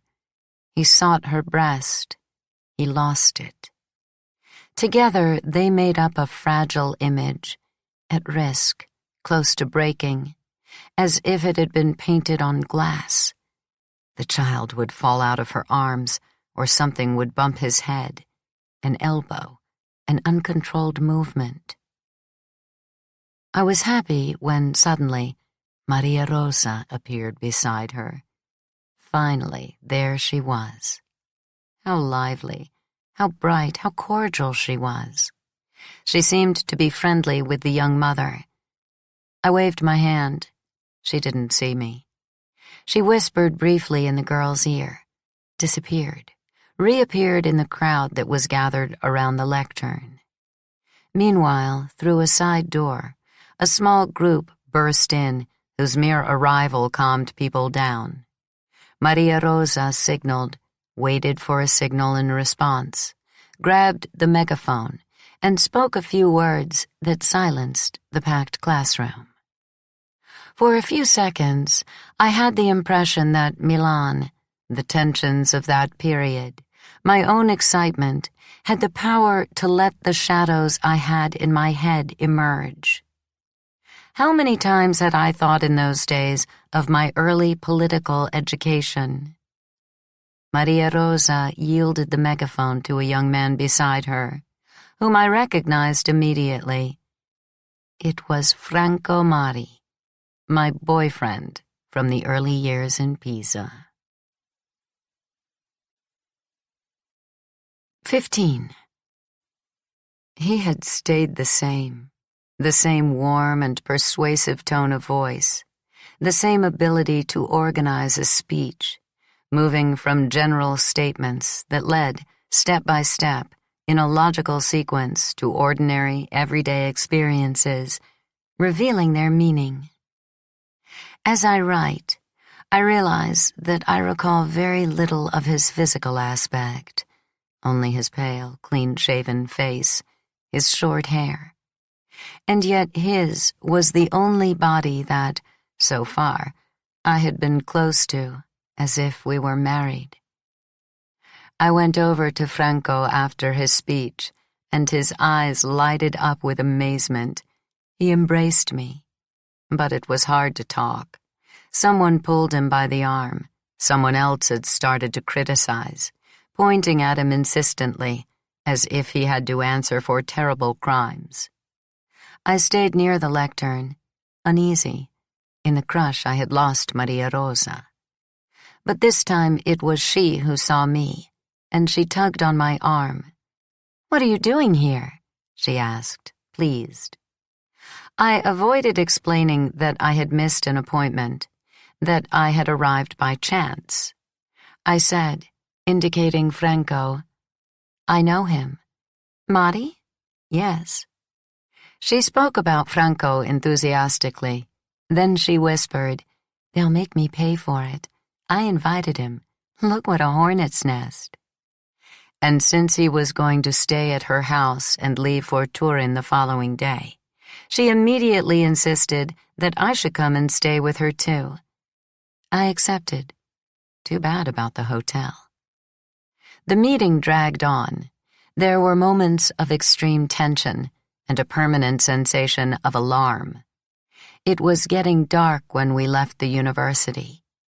Besides Franco, Maria Rosa was joined by the young mother, whose name was Silvia, and the man around 30 whom I had noticed in the classroom, the one who was smoking the cigar, a Venezuelan painter named Juan. We all went to dinner in a trattoria that my sister-in-law knew. I talked to Franco enough to find out that I was wrong. He hadn't stayed the same. Covering his face, and maybe he had placed it there himself, a mask, which, although it perfectly matched the features of before, had eliminated the generosity. Now he was pinched, restrained. He weighed his words. In the course of a short, apparently confidential exchange, he never alluded to our old relationship. And when I brought it up, complaining that he had never written to me, he cut me off, saying, "It had to be like that." About the university, too, he was vague, and I understood that he hadn't graduated. "There are other things to do," he said. "What?" He turned to Maria Rosa, as if irritated by the too private note of our exchange. "Elena is asking what there is to do." Maria Rosa answered cheerfully, "The revolution." So I assumed a mocking tone. I said, "And in your free time?" Juan, who was sitting next to Silvia, broke in seriously, gently shaking the baby's closed fist. "In our free time, we're getting ready for it." After dinner, we piled into Maria Rosa's car. She lived in a large old apartment in Sant'Ambrogio. I discovered that the Venezuelan had a kind of studio there, a very untidy room where he brought Franco and me to show us his work. Big canvases depicting crowded urban scenes, painted with an almost photographic skill. But he had spoiled them by nailing to the surface tubes of paint, or brushes, or palettes, or bowls for turpentine and rags. Maria Rosa praised him warmly, but addressing Franco in particular, whose opinion she seemed to value. I observed, without comprehending. Certainly Juan lived there. Certainly Silvia also lived there, since she moved through the house confidently with Mirko, the baby. But at first, I thought that the painter and the young mother were a couple, and lived as tenants in one of those rooms. But soon I changed my idea. The Venezuelan, in fact, all evening showed Silvia an abstracted courtesy, while he often put an arm around Maria Rosa's shoulder, and once he kissed her on the neck. At first, there was a lot of talk about Juan's work. Franco had always had an enviable expertise in the visual arts and a strong critical sensibility. We all listened eagerly, except Sylvia, whose baby, until then very good, suddenly began to cry inconsolably. For a while, I hoped that Franco would also talk about my book. I was sure he would say something intelligent, such as, with some severity, he was saying about Juan's paintings. Instead, no one alluded to my novel.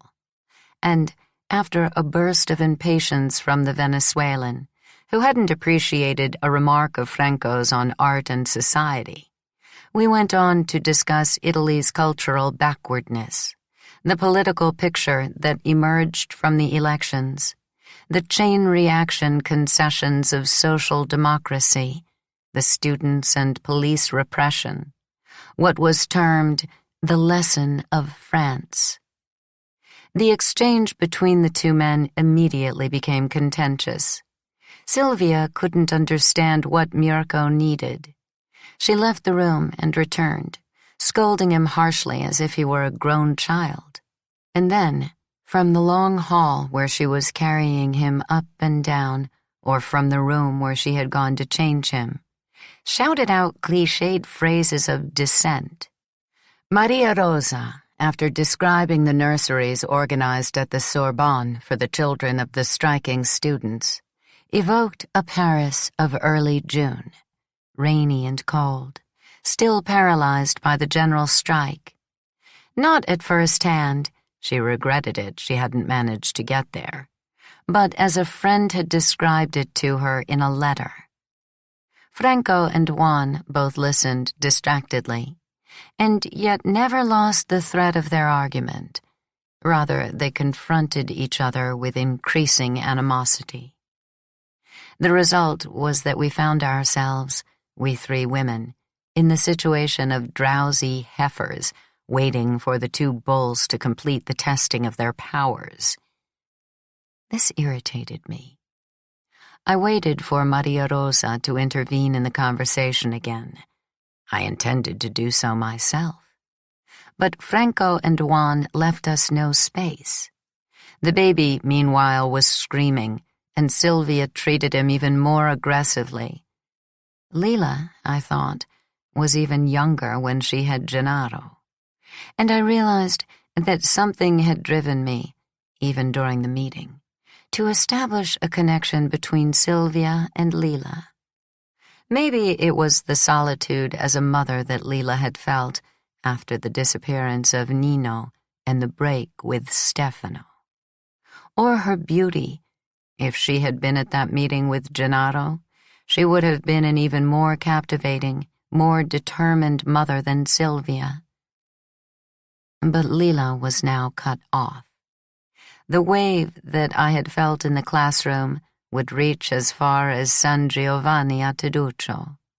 But she, in that place where she had ended up, demeaning herself, would never be aware of it. A pity. I felt guilty. I should have carried her off, kidnapped her, made her travel with me, or at least reinforced her presence in my body, mixed her voice with mine. As in that moment. I heard her saying, "If you are silent, if you let only the two of them speak, if you behave like an apartment plant, at least give that girl a hand. Think what it means to have a small child." It was a confusion of space and time, of distant moods. I jumped up. I took the child from Sylvia gently and carefully, and she was glad to let me. 16. What a handsome child. It was a memorable moment. Mirko charmed me immediately. He had folds of rosy flesh around his wrists, around his legs. How cute he was. What a nice shape his eyes had. How much hair. What long, delicate feet. What a good smell. I whispered all those compliments softly as I carried him around the house. The voices of the men faded, as did the ideas they defended and their hostility. And something happened that was new to me. I felt pleasure. I felt, like an uncontrollable flame, the child's warmth, his motility, and it seemed to me that all my senses became more vigilant, as if the perception of that perfect fragment of life that I had in my arms had become achingly acute, and I felt his sweetness and my responsibility for him, and was prepared to protect him from all the evil shadows lying in wait in the dark corners of the house. Mirko must have understood, and he was quiet. This, too, gave me pleasure. I was proud of having been able to give him peace. When I returned to the room, Sylvia, who had settled herself on Maria Rosa's lap and was listening to the discussion between the two men, joining in with nervous exclamations, turned to look at me and must have seen in my face the pleasure with which I was hugging the child to me. She jumped up, took him from me with a harsh thank you, and went to put him to bed. I had an unpleasant sensation of loss.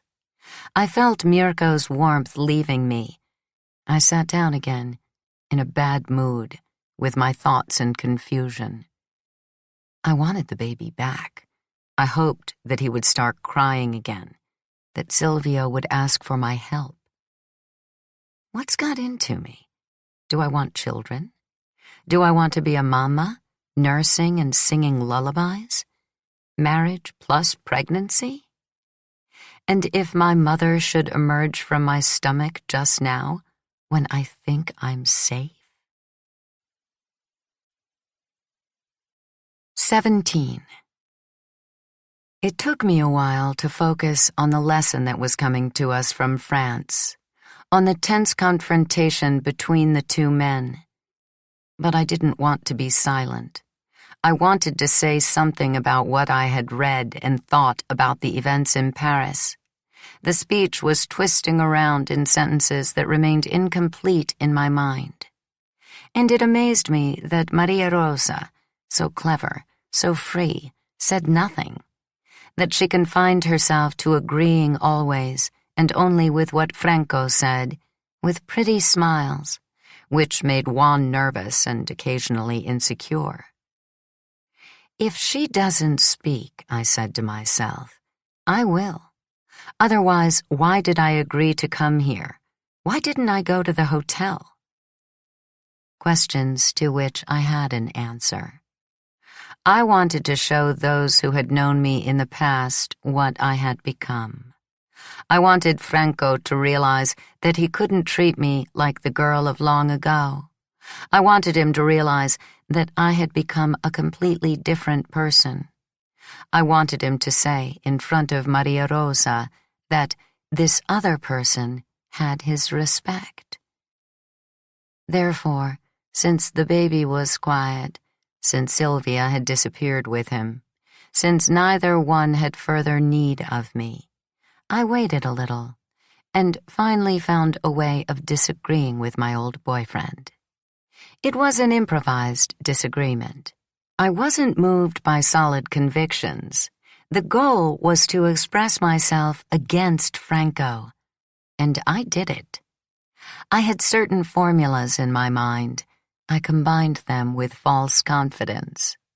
I said, more or less, that I was puzzled by the development of the class struggle in France, that I found the student-worker alliance for the moment very abstract.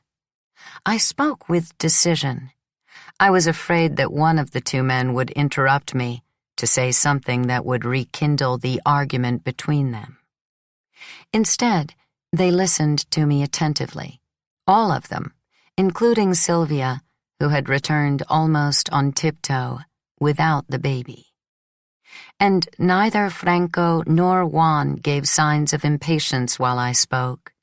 In fact, the Venezuelan agreed when, 2 or 3 times, I uttered the word people.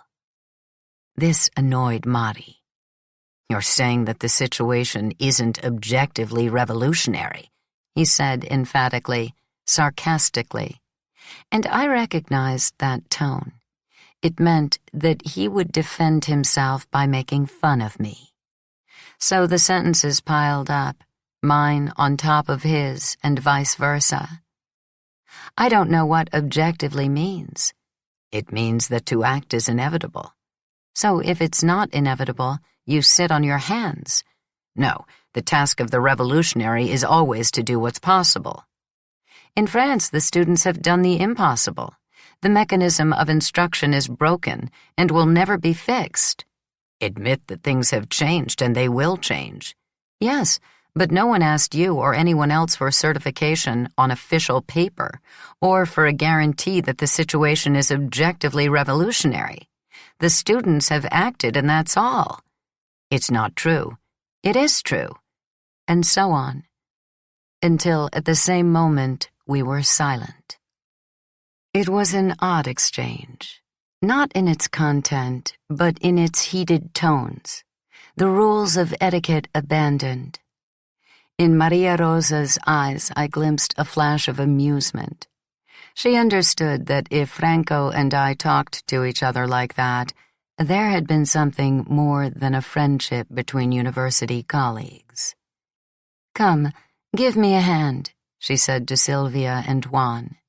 She had to get a ladder to find sheets for me, for Franco. The two followed her. Juan whispered something in her ear. Franco stared at the floor for a moment.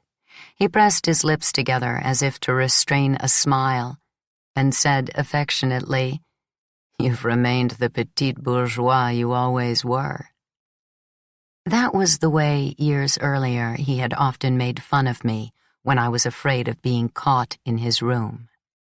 In the absence of the others, I said impetuously, "You're the petit bourgeois by origin, by education, by behavior." "I didn't mean to offend you." "I'm not offended." "You've changed. You've become aggressive." "I'm the same as ever." "Everything all right at home?" "Yes." "And that friend of yours who was so important to you?" The question came with a logical leap that disoriented me.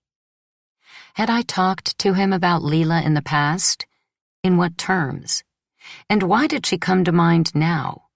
Where was the connection that he had seen somewhere and I hadn't? "She's fine," I said. "What is she doing?" "She works in a sausage factory on the outskirts of Naples." "Didn't she marry a shopkeeper?" "The marriage didn't work." "When I come to Naples, you must introduce me." "Of course." "Leave me a number, an address." "All right." He looked at me to assess what words would be least hurtful, and asked, "Has she read your book?" "I don't know." "Did you read it?" "Of course." "How did it seem to you?" "Good." "In what way?" "There are wonderful passages." "Which ones?" "Those where you give the protagonist the capacity to put together the fragments of things in her own way." "And that's all?" "Isn't that enough?" "No. It's clear you didn't like it." "I told you it's good." I knew him. He was trying not to humiliate me. That exasperated me. I said, "It's a book that's inspired discussion. It's selling well." "So, good, no?" "Yes, but not for you." "What is it that doesn't work?" He compressed his lips again and made up his mind. "There's not much depth, Elena. Behind the petty love affairs and the desire for social ascent, you hide precisely what it would be valuable to tell." "What?" "Forget it. It's late. We should go to sleep." And he tried to assume an expression of benevolent irony, but in reality, he had that new tone of someone who has an important task to complete and gives only sparingly to all the rest. You did everything possible, right? But this, objectively, is not the moment for writing novels.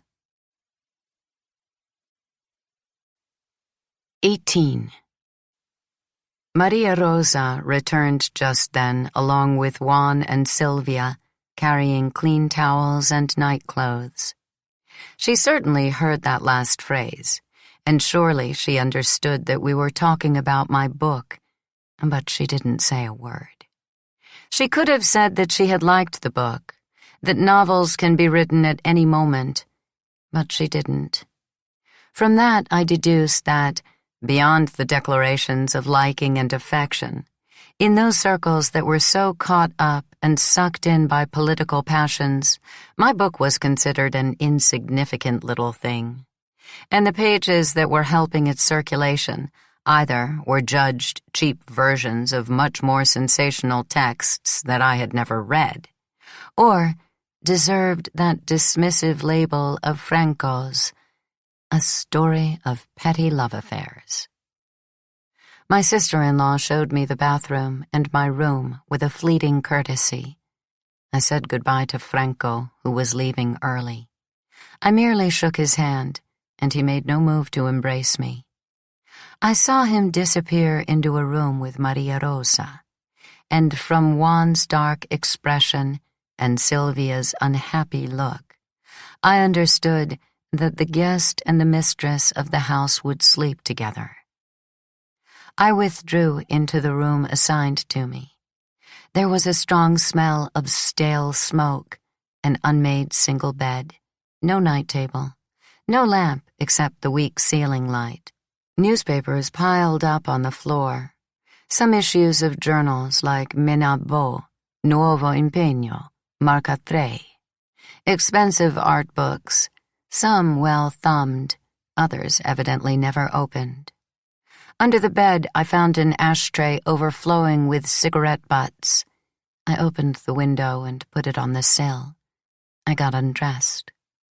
The nightgown that Maria Rosa had given me was too long, too tight. I went to the bathroom barefoot, along the shadowy corridor. The absence of a toothbrush didn't bother me. I hadn't grown up brushing my teeth. It was a recent habit, acquired in Pisa. In bed, I tried to erase the Franco I had met that night by superimposing the Franco of years earlier. The rich, generous youth who had loved me, who had helped me, who had bought everything for me, who had educated me, who had taken me to Paris for his political meetings and on vacation to Versilia, to his parents' house. But I was unsuccessful. The present, with its unrest, the shouting in the packed classroom, the political jargon that was buzzing in my head and spilling out onto my book, vilifying it, prevailed. Was I deluded about my literary future? Was Franco right? There were other things to do besides write novels? What impression had I made on him? What memory did he have of our love, if he even had one? Was he complaining about me to Maria Rosa, as Nino had complained to me about Lila? I felt wounded, disheartened. Certainly what I had imagined as a pleasant and perhaps slightly melancholy evening seemed to me sad. I couldn't wait for the night to pass so that I could return to Naples. I had to get up to turn out the light. I went back to bed in the dark. I had trouble falling asleep. I tossed and turned. The bed and the room had the odors of other bodies, an intimacy similar to that of my house, but in this case made up of the traces of possibly repulsive strangers. Then I fell asleep, but I woke suddenly.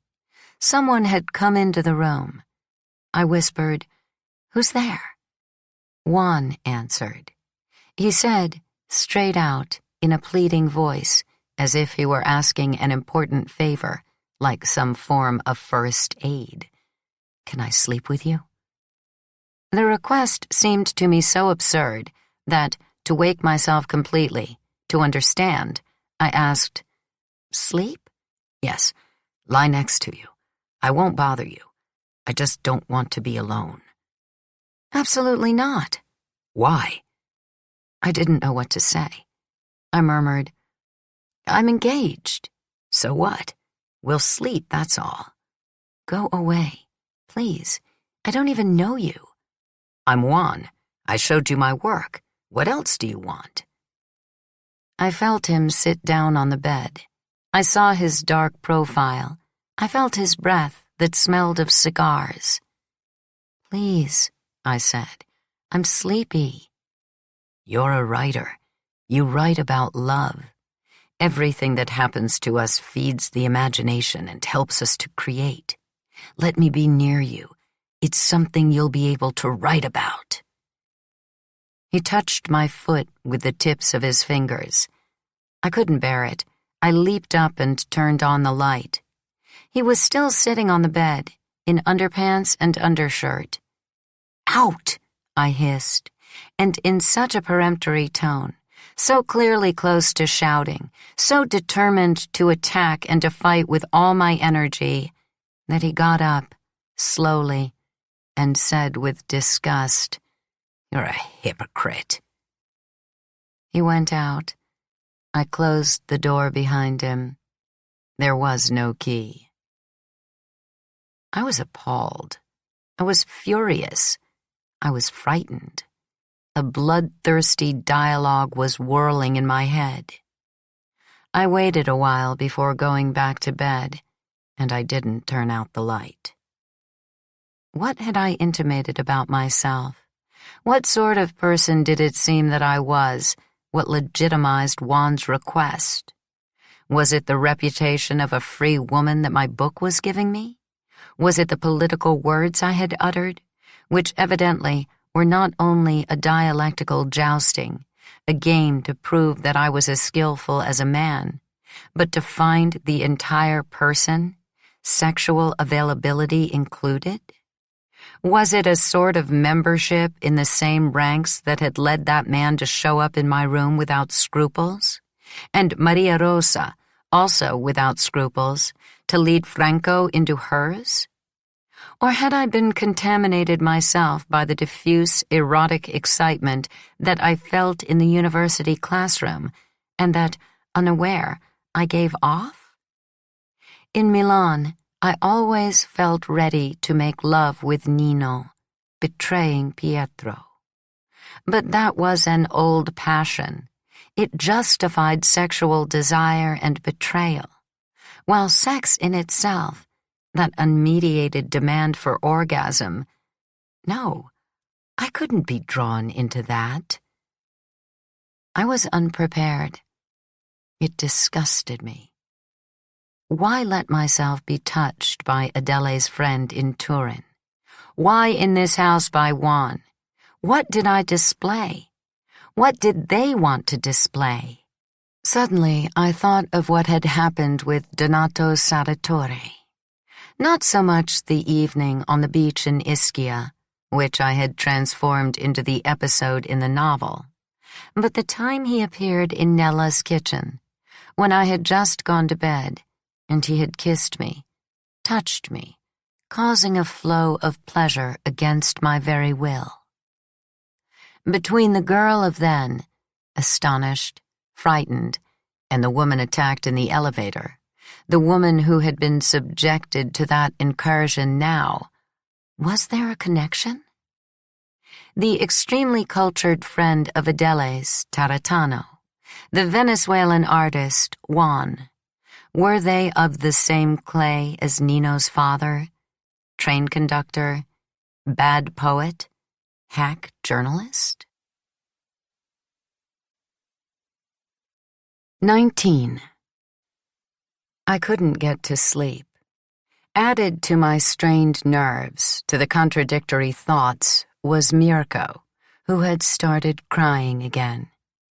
I recalled the powerful emotion I had felt when I held the child in my arms, and, since he didn't calm down, I couldn't restrain myself. I got up and, following the trail of his wailing, reached a door through which light filtered. I knocked. Sylvia answered rudely. The room was more welcoming than mine. It had an old armoire, a night table, a double bed on which the girl was sitting, in baby doll pink, legs crossed, a spiteful expression on her face. Her arms flung wide, the backs of both hands on the sheet. She was holding Mirko on her bare thighs, like a votive offering. He too was naked, violet. The black hole of his mouth opened wide, his little eyes narrowed, his limbs agitated. At first she greeted me with hostility. Then she softened. She said she felt she was an incompetent mother. She didn't know what to do. She was desperate. Finally, she said, "He always acts like this if he doesn't eat. Maybe he's sick. He'll die here on the bed." And as she spoke, she seemed very unlike Lila. Ugly, disfigured by the nervous twisting of her mouth, by her staring eyes, until she burst into tears. The weeping of mother and child moved me. I would have liked to embrace them both, hold them tight, rock them. I whispered, "Can I take him for a moment?" She nodded yes between her sobs. So I took the child off her knees, brought him to my breast, and again felt the flood of odors, sounds, warmth, as if his vital energies were rushing joyfully to return to me after the separation. I walked back and forth in the room, murmuring a sort of ungrammatical litany that I invented on the spot, a long, senseless declaration of love. Mirko miraculously calmed down, fell asleep. I laid him gently beside his mother, but with no desire to be separated from him. I was afraid to go back to my room. A part of me was sure of finding Juan there and wanted to stay here. Sylvia thanked me without gratitude, a thank you to which she coldly added a list of my virtues. "You're intelligent. You know how to do everything. You know how to be respected. You're a real mother. Your children will be lucky." I denied it. I said, "I'm going." But she had a jolt of anxiety. She took my hand and begged me to stay. "He listens to you. Do it for him. He'll sleep peacefully." I accepted immediately. We lay down on the bed with the baby in the middle and turned off the light. But we didn't sleep. We began to talk about ourselves. In the dark, Sylvia became less hostile. She told me of the disgust she had felt when she discovered she was pregnant. She had hidden the pregnancy from the man she loved and also from herself. She was sure it would pass like an illness that has run its course. Meanwhile, however, her body reacted, changing shape. She had had to tell her parents, wealthy professionals in Monza. There had been a scene. She had left home.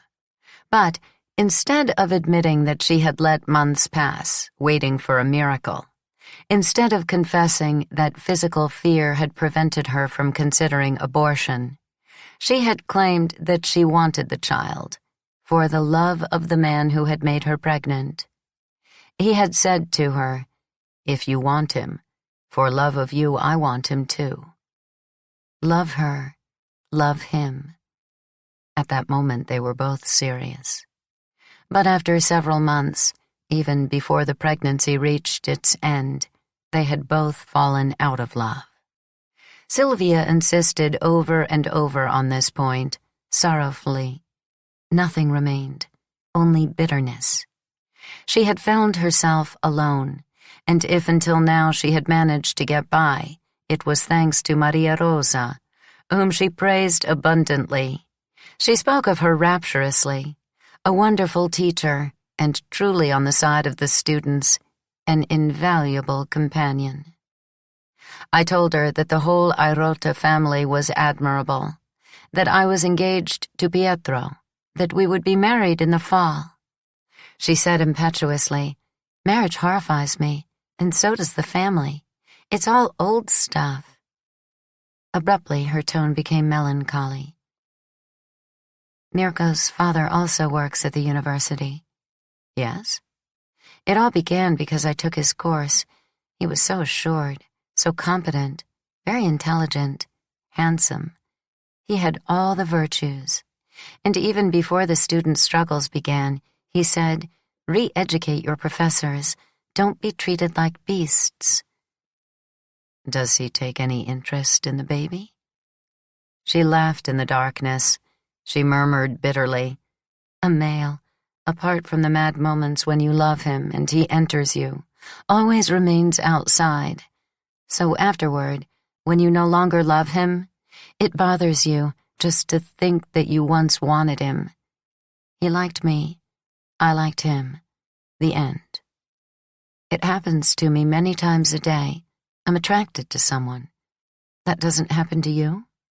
It lasts a short time, then it passes. Only the child remains. He's part of you. The father, on the other hand, was a stranger and goes back to being a stranger. Even the name no longer has the sound it used to. Nino, I'd say, and I would repeat it over and over in my head as soon as I woke up. It was a magic word. Now, though, it's a sound that makes me sad." I didn't say anything for a while. Finally, I whispered, "Mirko's father is named Nino?" "Yes, everyone knows him. He's very famous at the university." "Nino what?" "Nino Sarratore." 20. I went out early, leaving Sylvia sleeping with the child at her breast. Of the painter I found no trace. I managed to say goodbye only to Maria Rosa, who had got up very early to take Franco to the station and had just returned. She looked sleepy and seemed uneasy. She asked, "Did you sleep well?" I talked to Sylvia a lot. "She told you about Sarratore?" "Yes." "I know you're friends." "Did he tell you?" "Yes. We gossiped a little about you." "Is it true that Mirko is his son?" "Yes." She repressed a yawn. She smiled. "Nino is fascinating. The girls fight over him. They drag him this way and that. And these, luckily, are happy times. You take what you want. All the more since he has a power that conveys joy and the desire to act." She said that the movement needed people like him. She said that it was necessary, however, to look after him, let him grow, direct him. The very capable people, she said, should be guided. In them, the bourgeois democrat, the technical manager, the modernizer, is always lying in wait. We both regretted that we had spent so little time together and vowed to do better on the next occasion. I picked up my bag at the hotel and left. Only on the train, during the long journey to Naples, did I take in that second paternity of Nino's. A squalid desolation extended from Sylvia to Lila, from Mirko to Gennaro. It seemed to me that the passion of Ischia, the night of love in Forio, the secret relationship of Piazza dei Martiri, and the pregnancy, all faded, were reduced to a mechanical device that Nino, upon leaving Naples, had activated with Sylvia and who knows how many others. The thing offended me, as if Lila were squatting in a corner of my mind and I felt her feelings. I was bitter as she would have been if she had known. I was furious, as if I had suffered the same wrong. Nino had betrayed Lila and me. We were, she and I, similarly humiliated. We loved him without ever being truly loved in return. And so, in spite of his virtues, He was a frivolous, superficial man, an animal organism who dripped sweat and fluids, and left behind, like the residue of a careless pleasure, living material conceived, nourished, shaped within female bellies. I remembered when he had come to see me in the neighborhood years earlier, and we had stayed talking in the courtyard, and Melina had seen him from the window and had taken him for his father. Donato's former lover had caught resemblances that had seemed non-existent to me. But now it was clear. She was right, and I was wrong. Nino was not fleeing his father out of fear of becoming like him. Nino already was his father, and didn't want to admit it. Yet I couldn't hate him. In the burning hot train, I not only reflected on the time I had seen him in the bookstore, but inserted him into events, words, remarks of those days. Sex had pursued me, clawed me, foul and attractive, obsessively present in gestures, in conversations, in books. The dividing walls were crumbling, the shackles of good manners were breaking, and Nino was living that period intensely. He was part of the rowdy gathering at the university, with its intense odor. He was fit for the disorder of Maria Rosa's house. Surely he had been her lover. With his intelligence, with his desires, with his capacity for seduction, he moved, confident, curious within those times. Maybe I was wrong to connect him to the obscene desires of his father. His behavior belonged to another culture, as Sylvia and Maria Rosa had pointed out. Girls wanted him. He took them. There was no abuse of power. There was no guilt. Only the rights of desire. Who knows? Maybe Nino, in telling me that Lila was made badly even when it comes to sex, wished to convey that the time for pretenses was over, that to load pleasure with responsibility was an error. Even if he had his father's nature, surely his passion for women told a different story. With astonishment, with disappointment, I arrived in Naples at the moment when a part of me, at the thought of how much Nino was loved and how much he loved, had yielded and reached the point of admitting, what's wrong with it? He enjoys life with those who know how to enjoy it. And as I was returning to the neighborhood, I realized that precisely because all women wanted him and he took them all, I, who had wanted him forever, wanted him even more. So I decided that I would, at all costs, avoid meeting him again. As for Lila, I didn't know how to behave. Be silent? Tell her everything?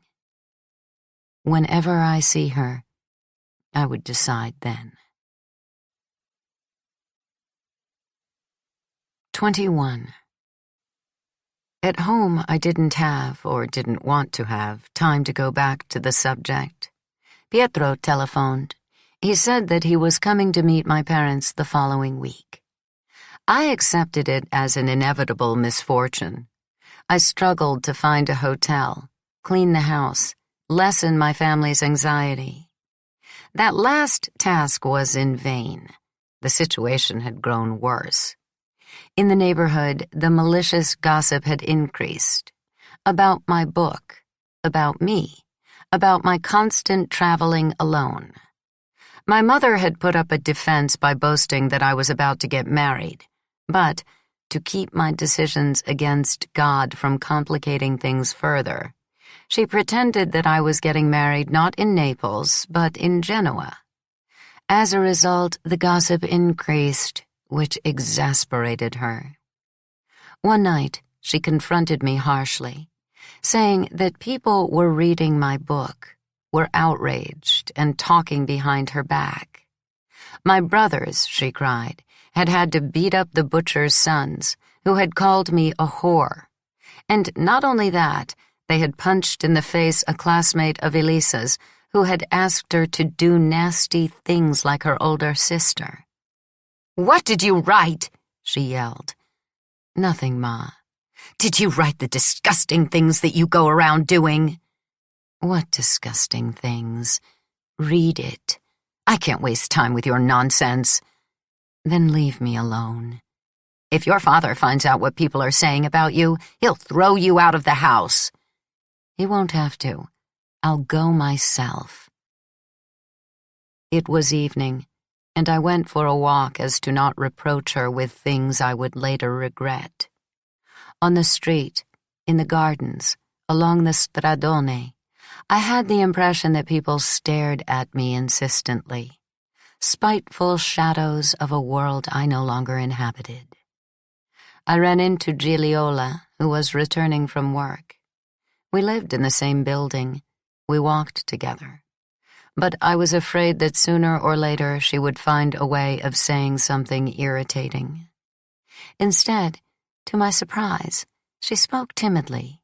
She, who was always aggressive, if not malicious.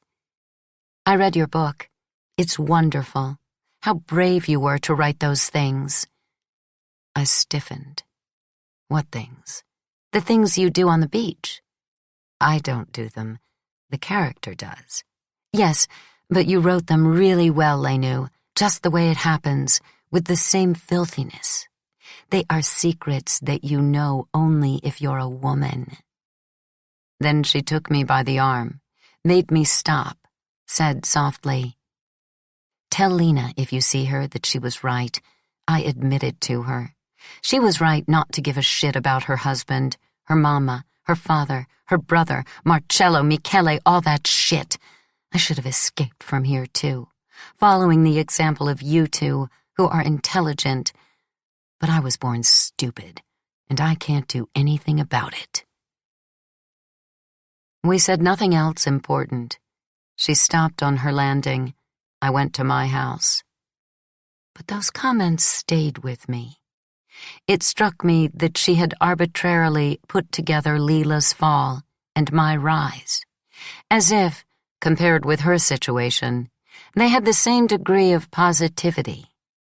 But what was most clearly impressed in my mind was how she had recognized in the filthiness of my story her own experience of filthiness. It was a new fact. I didn't know how to evaluate it. Especially since Pietro arrived, and for a while I forgot about it. 22. I went to meet him at the station and took him to Via Firenze, where there was a hotel that my father had recommended and which I had finally decided on. Pietro seemed even more anxious than my family. He got off the train, as unkempt as usual, his tired face red in the heat, dragging a large suitcase. He wanted to buy a bouquet for my mother, and contrary to his habits, he was satisfied only when it seemed to him big enough, expensive enough. At the hotel, he left me in the lobby with the flowers, swearing that he would return immediately, and reappeared half an hour later in a blue suit, white shirt, blue tie, and polished shoes. I burst out laughing. He asked, "I don't look good?" I reassured him he looked very good. But on the street, I felt men's gazes, their mocking laughter, maybe even more insistent than if I had been alone, as if to emphasize that my escort did not deserve respect. Pietro, with that big bunch of flowers that he wouldn't let me carry, so respectable in every detail, was not suited to my city. Although he put his free arm around my shoulders, I had the impression that it was I who had to protect him. Elisa opened the door. Then my father arrived, then my brothers, all in their best clothes, all too cordial. My mother appeared last. The sound of her crooked gait could be heard right after that of the toilet flushing. She had set her hair. She had put a little color on her lips and cheeks, and thought she was once a pretty girl. She accepted the flowers with condescension, and we sat in the dining room, which, for the occasion, held no trace of the beds we made at night and unmade in the morning. Everything was tidy. The table had been set with care. My mother and Elisa had cooked for days, which made the dinner interminable. Pietro, amazing me, became very expansive. He questioned my father about his work at the city hall and encouraged him to the point where he forgot his labored Italian and began to tell in dialect witty stories about his fellow employees, which my fiancé, although he understood little, appeared to appreciate tremendously.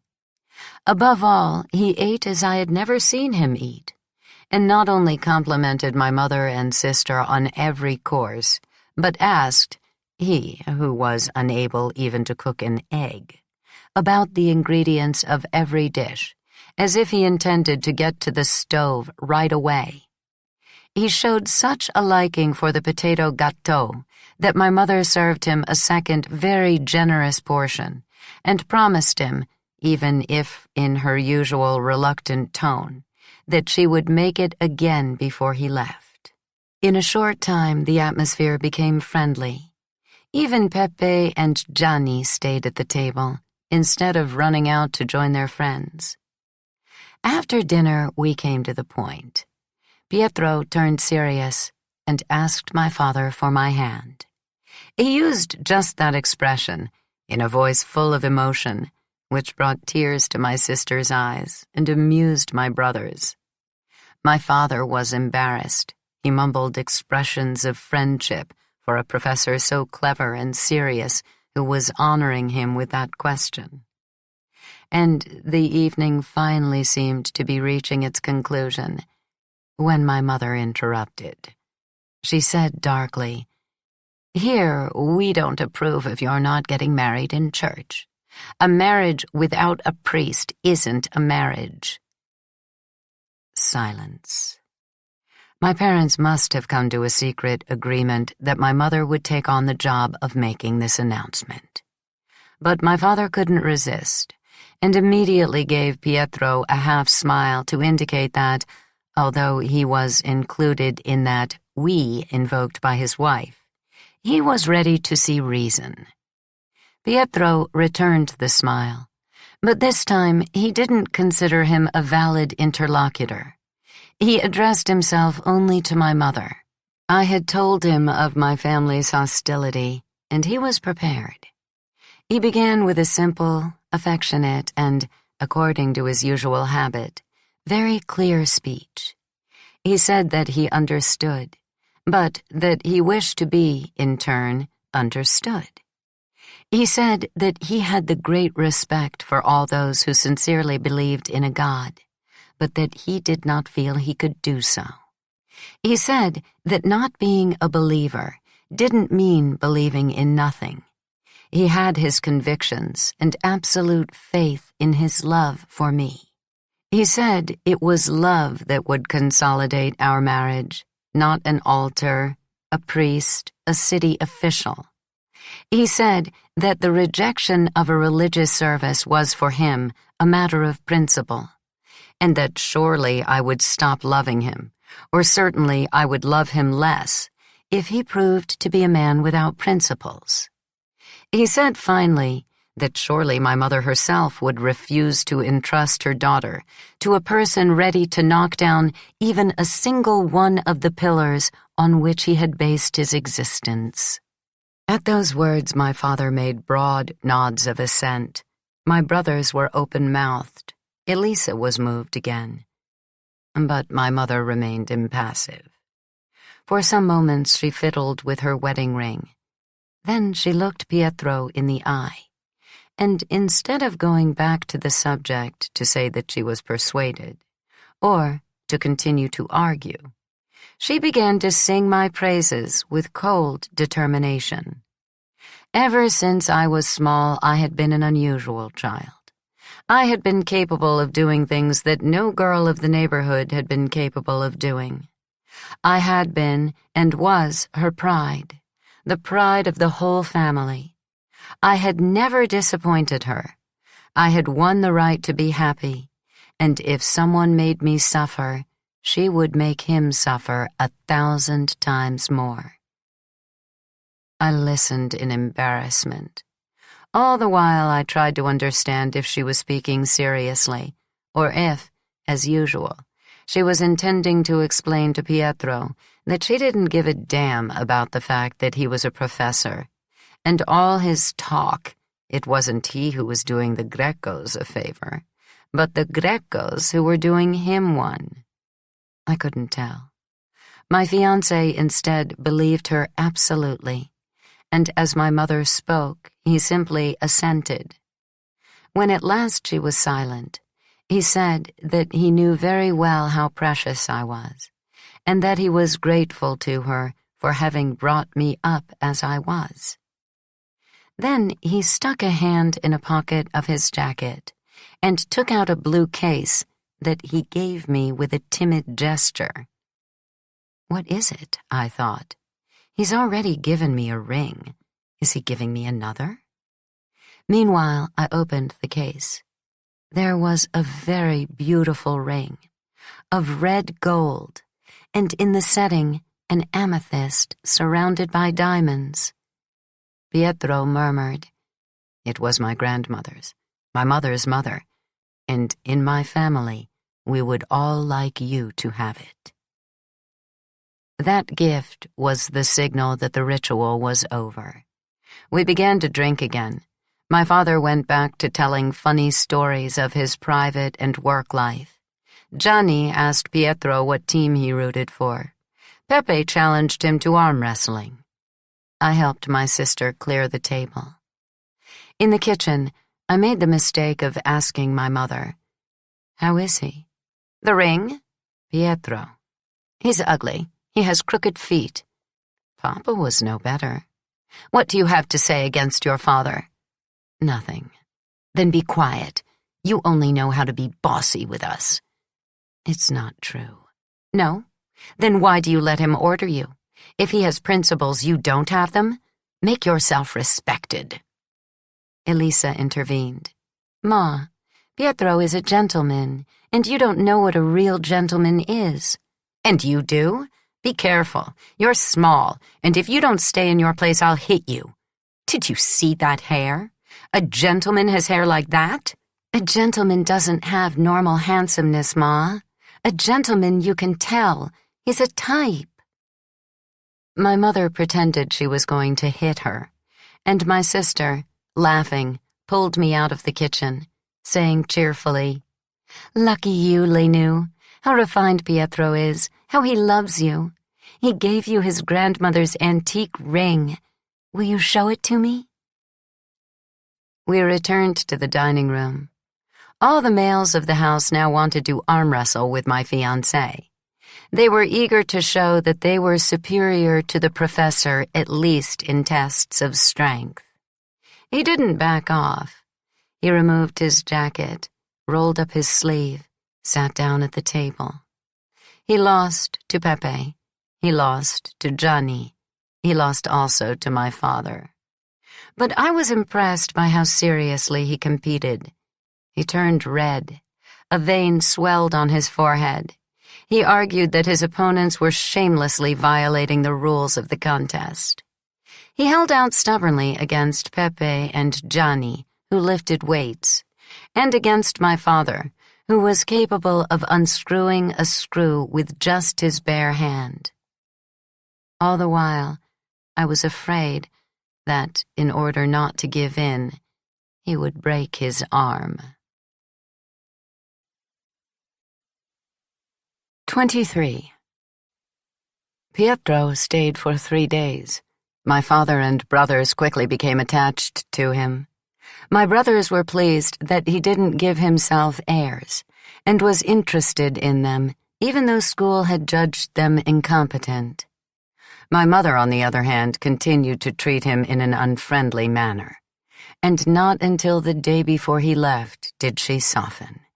It was a Sunday, and my father said he wanted to show his son-in-law how beautiful Naples was. His son-in-law agreed and proposed that we should eat out. "In a restaurant?"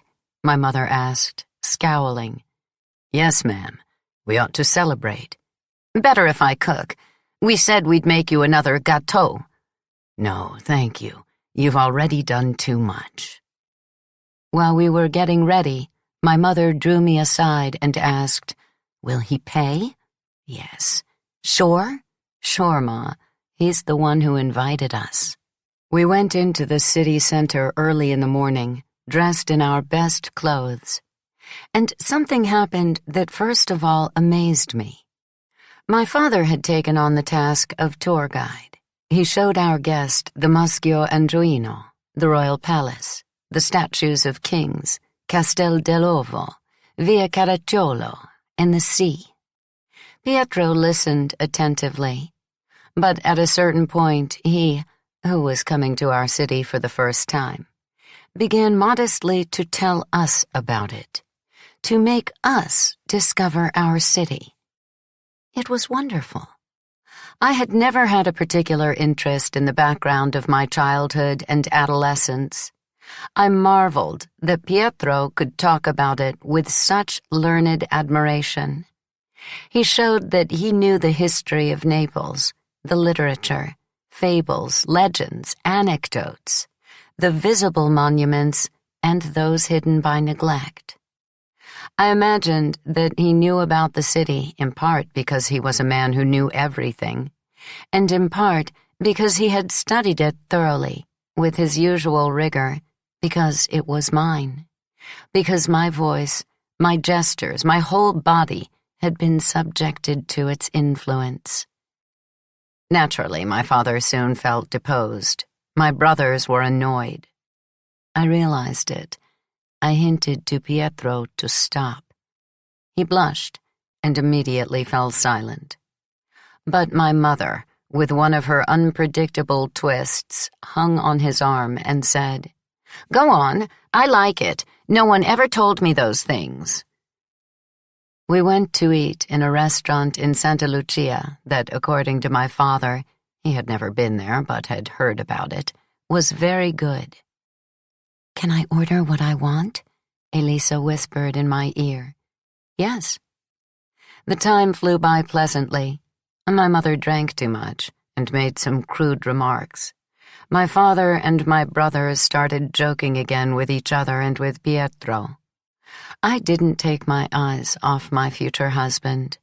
I was sure that I loved him. He was a person who knew his value, and yet, if necessary, he could forget himself with naturalness. I noticed for the first time his propensity to listen and his sympathetic tone of voice, like that of a lay confessor, and they pleased me. Maybe I should persuade him to stay another day and take him to see Lila.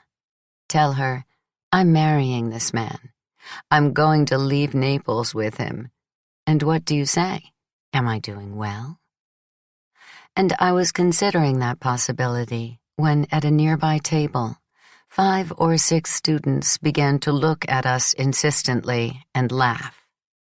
I immediately realized that they found Pietro funny-looking because of his thick eyebrows, the bushy hair over his forehead. After a few minutes, my brothers, both at the same time, stood up, went over to the students' table, and started a quarrel in their usual violent manner. An uproar arose, shouting, some punches.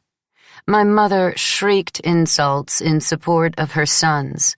My father and Pietro rushed to pull them away. Pietro was almost amused. He seemed not to have understood the reason for the fight. Once in the street, he said ironically, "Is this a local custom? You suddenly get up and start hitting the people at the next table?" He and my brothers became livelier and friendlier than before.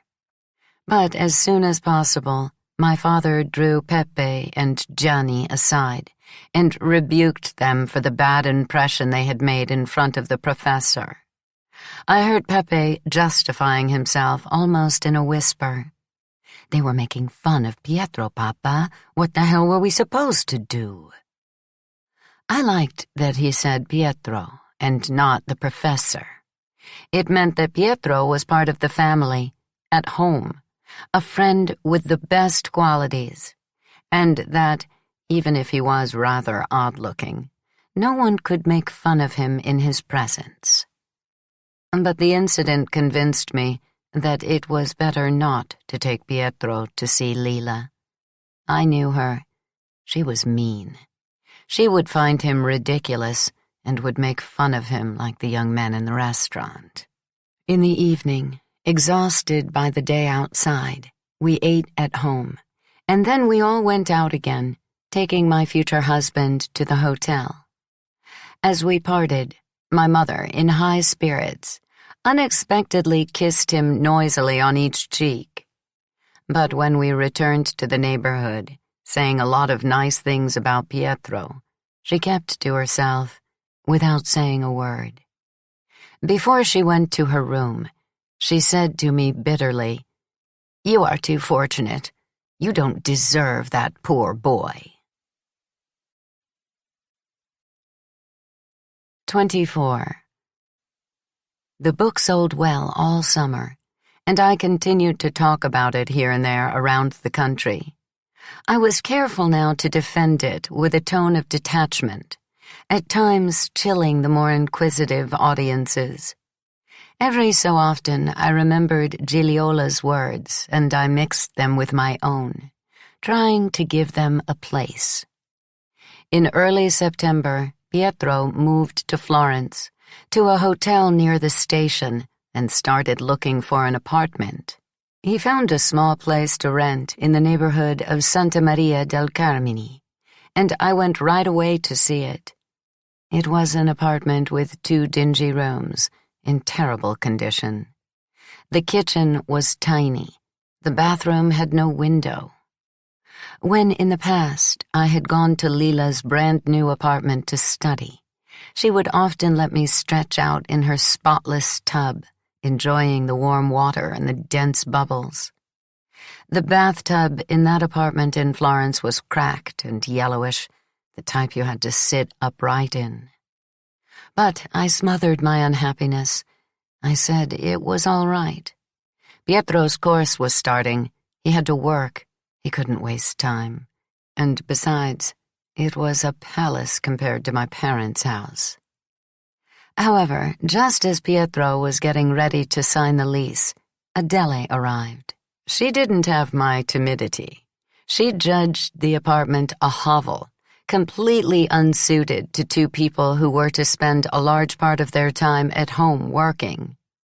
So she did what her son hadn't done, and what she, on the other hand, could do. She picked up the telephone and, paying no attention to Pietro's show of opposition, marshaled some Florentine friends, all influential people. In a short time, she had found in San Niccolò, for a laughable rent because it was a favor, 5 light-filled rooms with a large kitchen and an adequate bathroom. She wasn't satisfied with that. She made some improvements at her own expense. She helped me furnish it. She listed possibilities, gave advice, guided me. But I often noted that she didn't trust either my submissiveness or my taste. If I said yes, she wanted to make sure I really agreed. If I said no, she pressed me until I changed my mind. In general, we always did as she said. On the other hand, I seldom opposed her. I had no trouble going along with her, and in fact made an effort to learn. I was mesmerized by the rhythm of her sentences, by her gestures, by her hairstyle, by her clothes, her shoes, her pins, her necklaces, her always beautiful earrings. And she liked my attitude of an attentive student. She persuaded me to cut my hair short. She urged me to buy clothes of her taste in an expensive shop that offered her big discounts. She gave me a pair of shoes that she liked and would have bought for herself, but didn't consider them suitable for her age. And she even took me to a friend who was a dentist. Meanwhile, because of the apartment that, in Adele's opinion, constantly needed some new attention, because of Pietro, who was overwhelmed by work, the wedding was put off from autumn to spring, something that allowed my mother to prolong her war to get money from me. I tried to avoid serious conflicts by demonstrating that I hadn't forgotten my family. With the arrival of the telephone, I had the hall and kitchen repainted. I had new wine-colored, flowered wallpaper put in the dining room. I bought a coat for Elisa. I got a television on the installment plan. And at a certain point, I also gave myself something. I enrolled in a driving school, passed the exam easily, got my license. But my mother darkened. "You like throwing away money? What's the use of a license if you don't have a car?" "We'll see later." "You want to buy a car? How much do you really have saved up?" "None of your business." Pietro had a car, and once we were married, I intended to use it. When he returned to Naples, in the car, in fact, to bring his parents to meet mine, he let me drive a little, around the old neighborhood and the new one. I drove on the stradone, passing the elementary school, the library. I drove on the streets where Lila had lived when she was married. I turned back and skirted the gardens. That experience of driving is the only good thing I can remember. Otherwise, it was a terrible afternoon, followed by an endless dinner. Pietro and I struggled to make our families less uncomfortable, but they were so many worlds apart that the silences were extremely long. When the Airotas left, loaded with an enormous quantity of leftovers pressed on them by my mother, it suddenly seemed to me that I was wrong about everything. I came from that family, Pietro from that other. Each of us carried our ancestors in our body. How would our marriage go? What awaited me? Would the affinities prevail over the differences? Would I be capable of writing another book? When? About what? And would Pietro support me? And Adele? And Maria Rosa? One evening, with thoughts like that in my head, I heard someone call me from the street. I rushed to the window. I had immediately recognized the voice of Pasquale Peluso. I saw that he wasn't alone. He was with Enzo. I was alarmed. At that hour, shouldn't Enzo be in San Giovanni at Teduccio, at home, with Lila and Gennaro? "Can you come down?" Pasquale shouted. "What's happening?" "Lina doesn't feel well and wants to see you." "I'm coming," I said, and ran down the stairs, although my mother was shouting after me. "Where are you going at this hour? Come back here." 25. I hadn't seen either Pasquale or Enzo for a long time, but they got right to the point. They had come for Lila and began talking about her immediately. Pasquale had grown a Che Guevara-style beard, and it seemed to me that it had improved him. His eyes seemed bigger and more intense, and the thick mustache covered his bad teeth even when he laughed. Enzo, on the other hand, hadn't changed, as silent, as compact as ever. Only when we were in Pasquale's old car did I realize how surprising it was to see them together. I had been sure that no one in the neighborhood wanted to have anything to do with Lila and Enzo. But it wasn't so. Pasquale often went to their house. He had come with Enzo to get me. Lila had sent them together. It was Enzo who, in his dry and orderly way, told me what had happened. Pasquale, who was working at a construction site near San Giovanni a Teduccio, was supposed to stop for dinner at their house. But Lila, who usually returned from the factory at 4:30, still hadn't arrived at 7 when Enzo and Pasquale got there. The apartment was empty. Gennaro was at the neighbor's. The two began cooking. Enzo fed the child.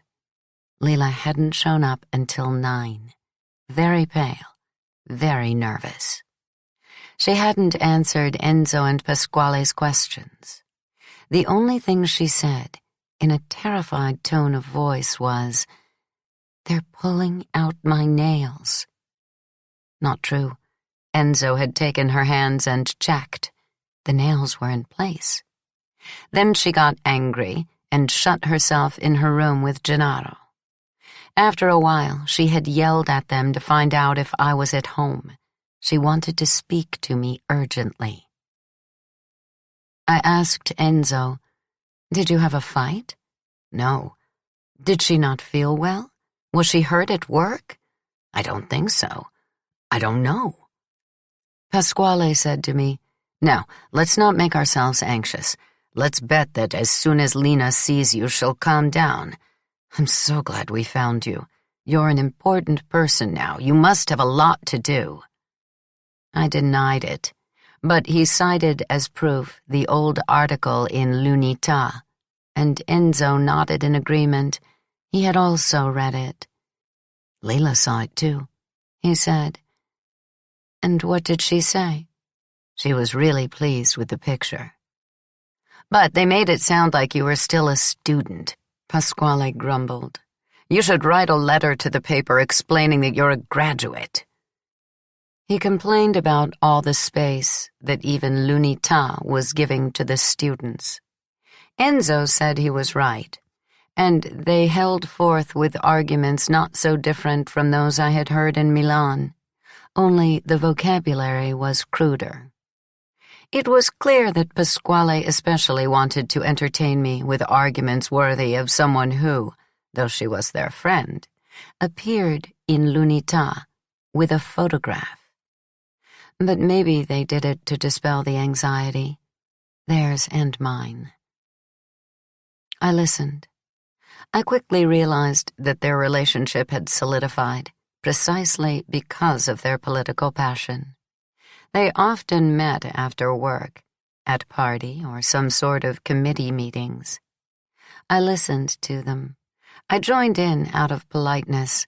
They replied. But meanwhile, I couldn't get Lila out of my mind. Lila, consumed by an unknown anguish, she who was always so resistant. When we reached San Giovanni, they seemed proud of me. Pasquale, in particular, didn't miss a single word of mine, and kept checking in on me in the rearview mirror. Although he had his usual knowing tone, he was the secretary of the local section of the Communist Party. He ascribed to my agreement on politics the power to sanction his position. So that, when he felt clearly supported, he explained to me, in some distress, that with Enzo and some others, he was engaged in a serious fight within the party, which, he said, frowning, pounding his hands on the wheel, preferred to wait for a whistle from Aldo Moro, like an obedient dog, rather than stop procrastinating and join the battle. "What do you think?" he asked. "It's as you say," I said. "You're clever." He praised me then, solemnly, as we were going up the dirty stairs. "You always were, right, Enzo?" Enzo nodded yes, but I understood that his worry about Lila was increasing at every step, as it was in me, and he felt guilty for being distracted by that chatter. He opened the door, said aloud, "We're here," and pointed to a door whose top half was of frosted glass, and through which a faint light shone. I knocked softly and went in. 26. Lila was lying on a cot, fully dressed. Gennaro was sleeping next to her. "Come in," she said. "I knew you'd come. Give me a kiss." I kissed her on the cheeks. I sat on the empty bed that must be her son's. How much time had passed since I'd last seen her? I found her even thinner, even paler. Her eyes were red. The sides of her nose were cracked. Her long hands were scarred by cuts. She continued almost without a pause, in a low voice so as not to wake the baby. "I saw you in the newspapers. How well you look. Your hair is lovely. I know everything about you. I know you're getting married. He's a professor. Good for you. You're going to live in Florence. I'm sorry I made you come at this hour. My mind's no help to me. It's coming unglued like wallpaper. Luckily you're here." "What's happening?" I asked, and moved to caress her hand. That question, that gesture were enough. She opened her eyes wide, clenched her hand, abruptly pulled it away. "I'm not well," she said. "But wait, don't be scared. I'll calm down now." She became calm. She said softly, enunciating the words, "I've disturbed you, Lenu, because you have to make me a promise. You're the only person I trust. If something happens to me, if I end up in the hospital, if they take me to the insane asylum, if they can't find me anymore, you have to take Gennaro. You have to keep him with you. Bring him up in your house. Enzo is good. He's smart. I trust him. But he can't give the child the things you can." "Why are you talking like that? What's wrong? If you don't explain, I can't understand." "First, promise." "All right." She became agitated again, alarming me. "No, you mustn't say all right. You must say here, now, that you'll take the child. And if you need money, find Nino. Tell him he has to help you. But promise, I will bring up the child." I looked at her uncertainly. But I promised. I promised. And I sat and listened to her all night long. 27. This may be the last time I'll talk about Lila with a wealth of detail. Later on, she became more evasive, and the material at my disposal was diminished. It's the fault of our lives diverging, the fault of distance. And yet even when I lived in other cities and we almost never met, and she as usual didn't give me any news, and I made an effort not to ask for it, her shadow goaded me, depressed me, filled me with pride, deflated me, giving me no rest. Today, as I'm writing, that goad is even more essential. I wish she were here. That's why I'm writing. I want to erase her, add, collaborate in our story by spilling into it, according to her whim, the things she knows, what she said or thought. The time she confronted Gino, the fascist. The time she met Nadia, Professor Galliani's daughter. The time she returned to the apartment on Corso Vittorio Emanuele, where long ago she had felt out of place. The time she looked frankly at her experience of sex. As for my own embarrassments, I listened. My sufferings, the few things I said during her long story, I'll think about them later. 28. As soon as the blue fairy turned to ash in the bonfire of the courtyard, Lila went back to work. I don't know how strong an effect our meeting had on her. Certainly she felt unhappy for days, but managed not to ask herself why.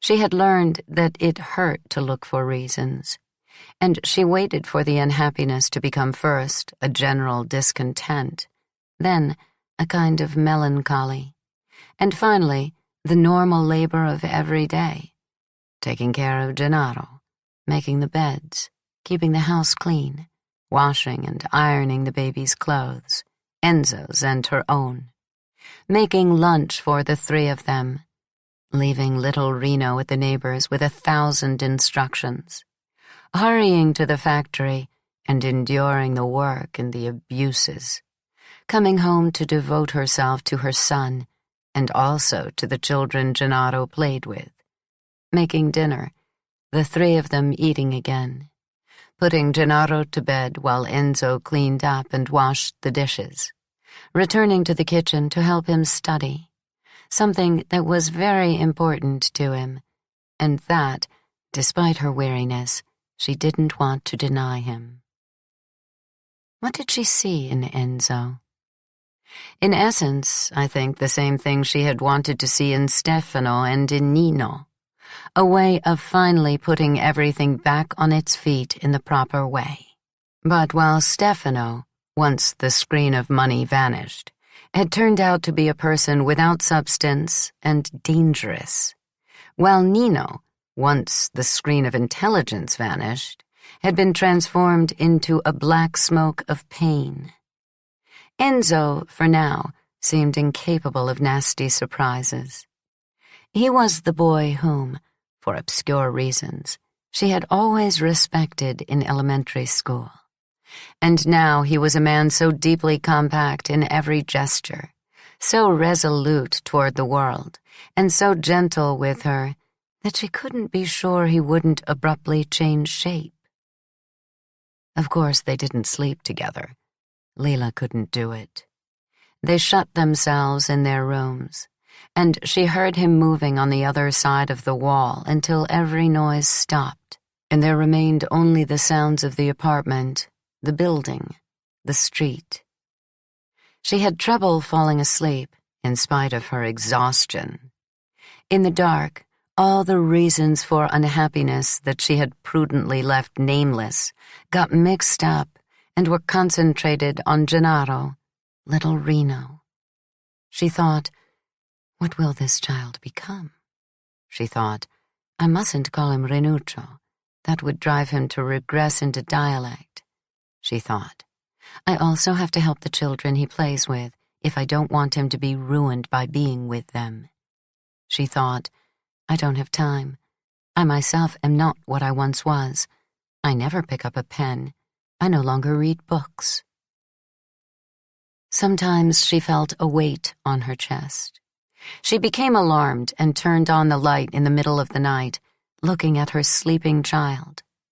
She saw almost nothing of Nino. Gennaro reminded her rather of her brother. When he was younger, the child had followed her around. Now, instead, he was bored. He yelled. He wanted to run off and play. He said bad words to her. I love him, Lila reflected. But do I love him just as he is?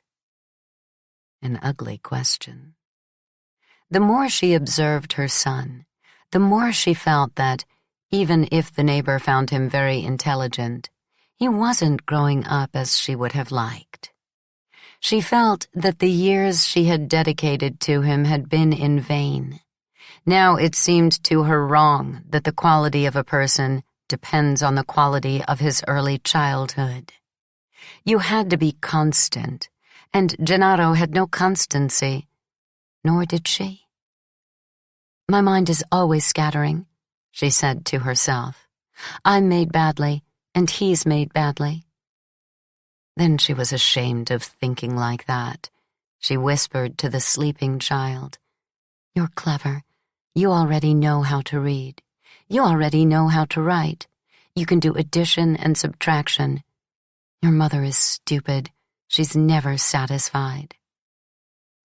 She kissed the little boy on the forehead and turned out the light. But still she couldn't sleep, especially when Enzo came home late and went to bed without asking her to study. On these occasions, Lila imagined that he had met some prostitute or had a lover, a colleague in the factory where he worked, an activist from the communist cell he had immediately joined. Males are like that, she thought, at least the ones I've known. They have to have sex constantly, otherwise they're unhappy. I don't think Enzo is any different. Why should he be? And besides, I've rejected him. I've left him in the bed by himself. I can't make any demands. She was afraid only that he would fall in love and send her away. She wasn't worried about finding no roof over her head. She had a job at the sausage factory and felt strong, surprisingly much stronger than when she had married Stefano and found herself with a lot of money but was subjugated by him. Rather, she was afraid of losing Enzo's kindness, the attention he gave to all her anxieties, the tranquil strength he emanated, and thanks to which he had saved her first from Nino's absence, then from Stefano's presence. All the more because, in her present situation, he was the only one who gave her any gratification, who continued to ascribe to her extraordinary capabilities. You know what that means? No. Look closely. It's German, Enzo. I don't know German. But if you concentrate, after a while you'll know it, he said to her, partly joking, partly serious. Enzo had worked hard to get a diploma and had succeeded. But even though she had stopped going to school in 5th grade, he believed that she had a much brighter intelligence than he did, and attributed to her the miraculous quality of rapidly mastering any material. In fact, when, with very little to go on, he nevertheless became convinced that the languages of computer programming held the future of the human race, and that the elite who first mastered them would have a resounding part in the history of the world, he immediately turned to her. Help me. I'm tired. The life we lead is disgusting, Lena. We have to change.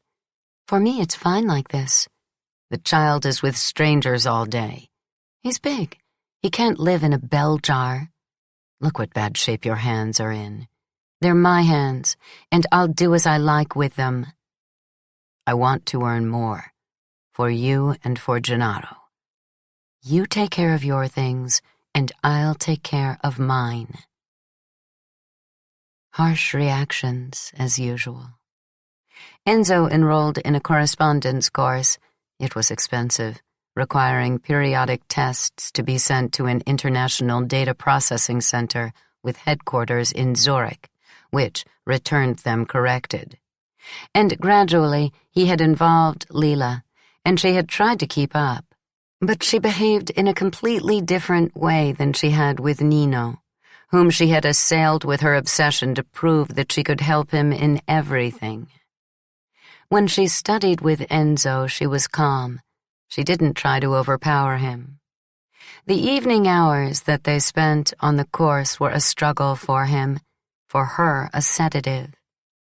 Maybe that was why, the rare times he returned late and seemed able to do without her, Lila remained wakeful, anxious, as she listened to the water running in the bathroom, with which she imagined Enzo washing off his body every trace of contact with his lovers. 29. In the factory, she had immediately understood. Overwork drove people to want to have sex not with their wife or husband in their own house, where they returned exhausted and empty of desire, but there, at work, morning or afternoon. The men reached out their hands at every opportunity.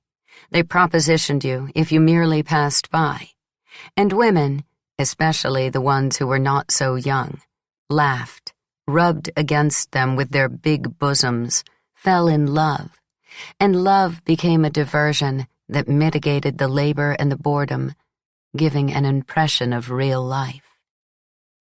From Lila's first days, the men had tried to get close, as if to sniff her. Lila repulsed them, and they laughed or went off humming songs full of obscene allusions. One morning, to make things perfectly clear, she almost pulled off the ear of a man who, passing by, had made a lewd remark and pressed a kiss on her neck.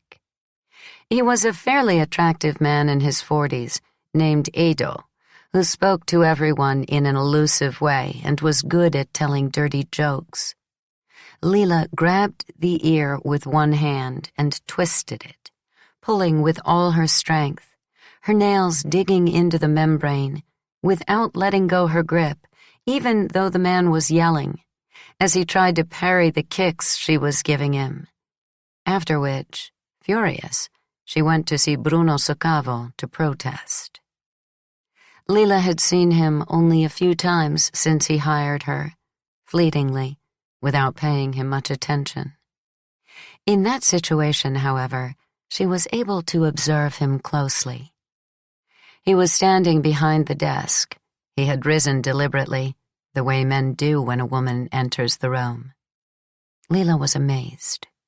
Soccavo's face was bloated, his eyes shrouded by dissipation, his chest heavy, and his flushed complexion clashed like magma against his black hair and the white of his wolfish teeth.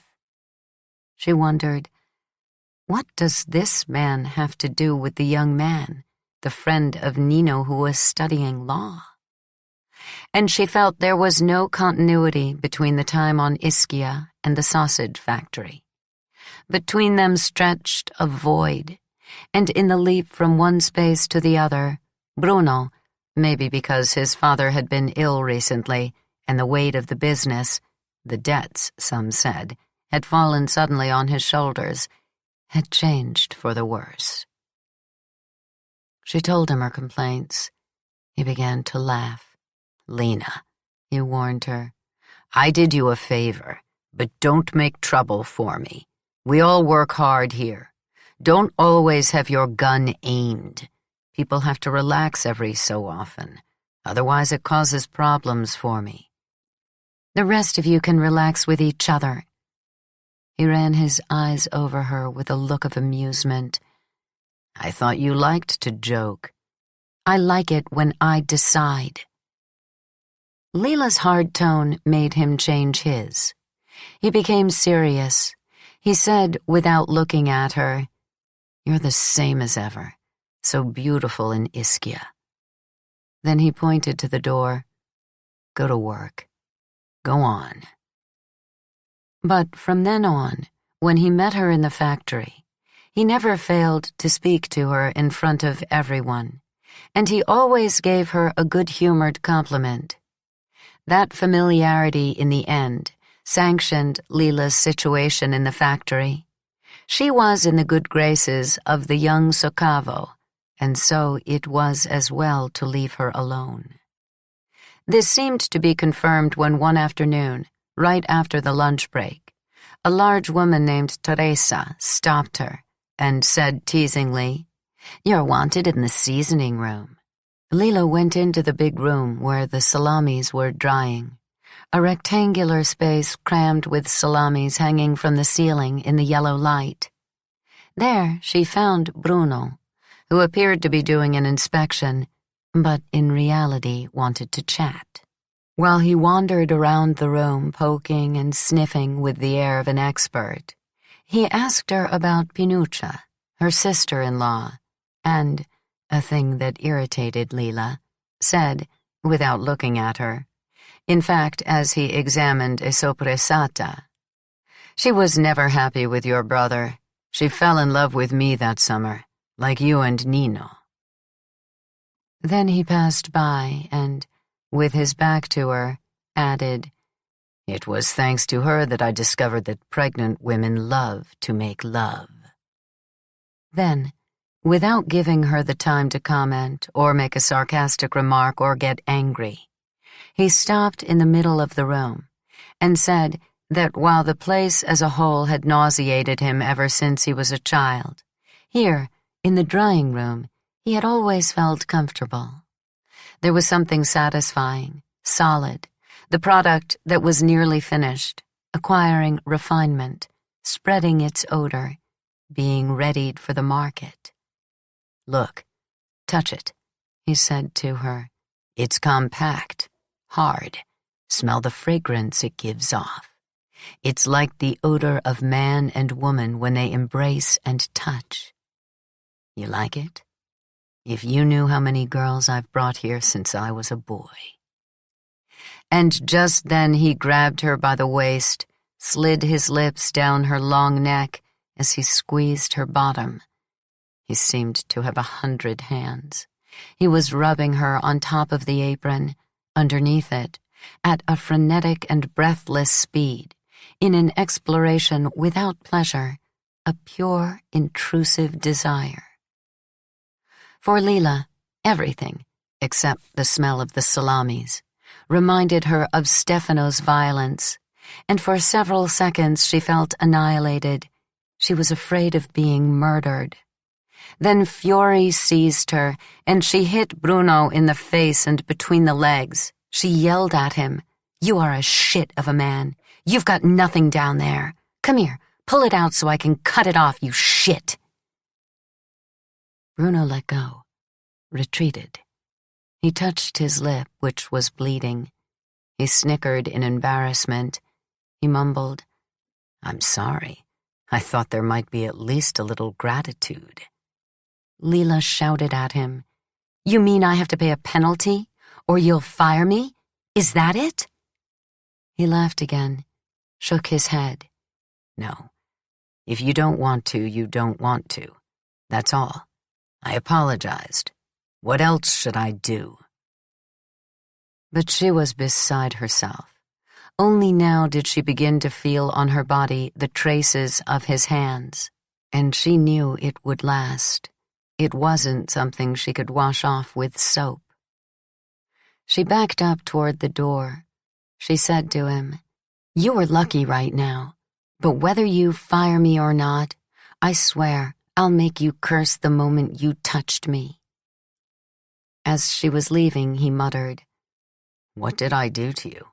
I didn't do anything. Come here, as if these were real problems. Let's make peace." She went back to her job. At the time, she was working in the steamy vat room, as a kind of attendant who, among other things, was supposed to keep the floor dry, a fruitless task. Edo, the one whose ear she had almost torn off, looked at her with curiosity. All of them, men and women, kept their eyes on her as she returned, enraged, from the drying room. Lila didn't exchange a glance with anyone. She grabbed a rag, slammed it down on the bricks, and began to wipe the floor, which was a swamp, uttering aloud in a threatening tone, "Let's see if some other son of a bitch wants to try." Her companions concentrated on their work. For days she expected to be fired, but she wasn't. If she happened to run into Bruno, he smiled kindly. She responded with a cold nod. No consequences, then, except disgust at those short hands and flashes of hatred.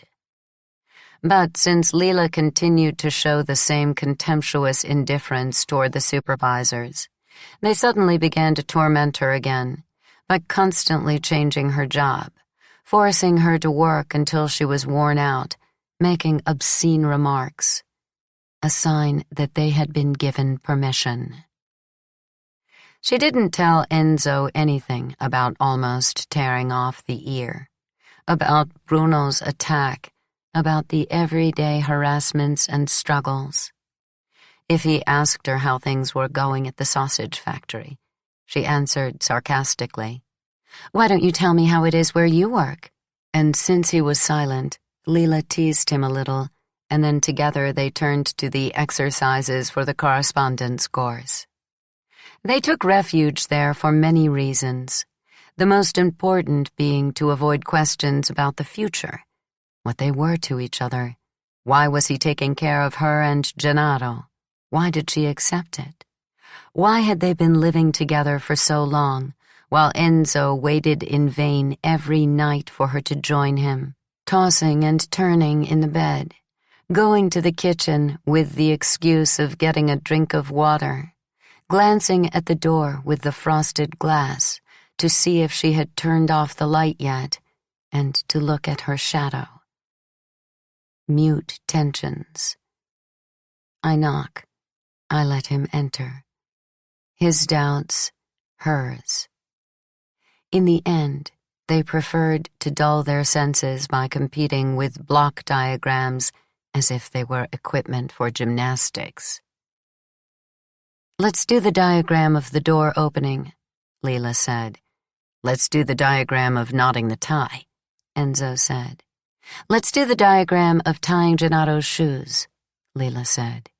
"Let's do the diagram of making coffee on the Napolitana," Enzo said.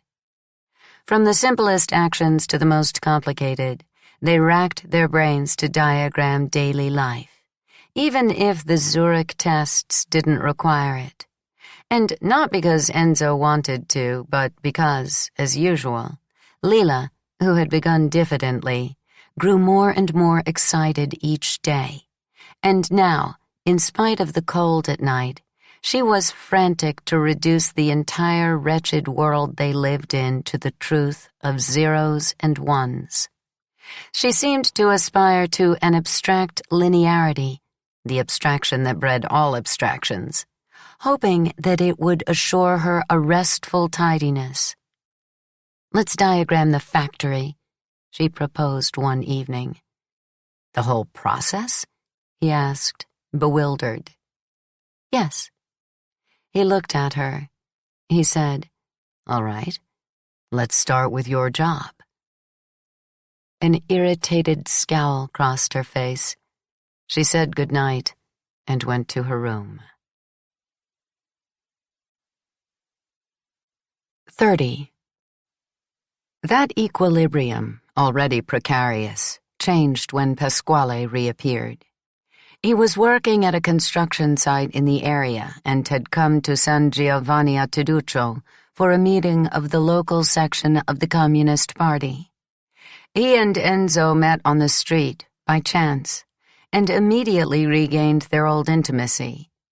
They ended up talking about politics and manifested the same dissatisfaction.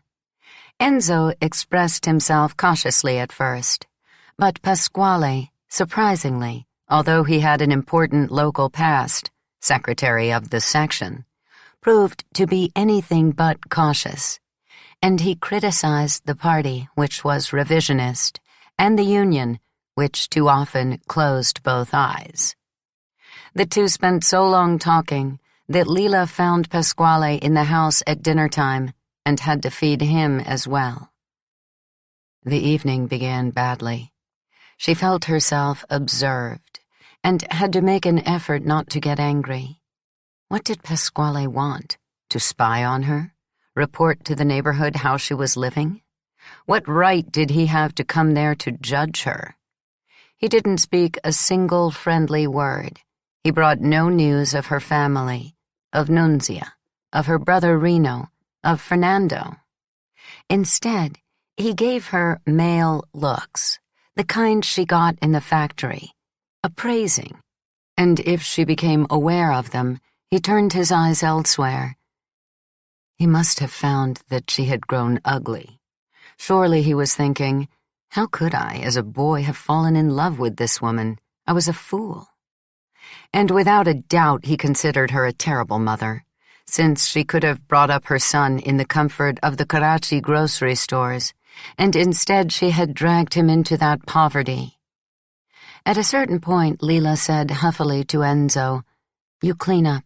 I'm going to bed."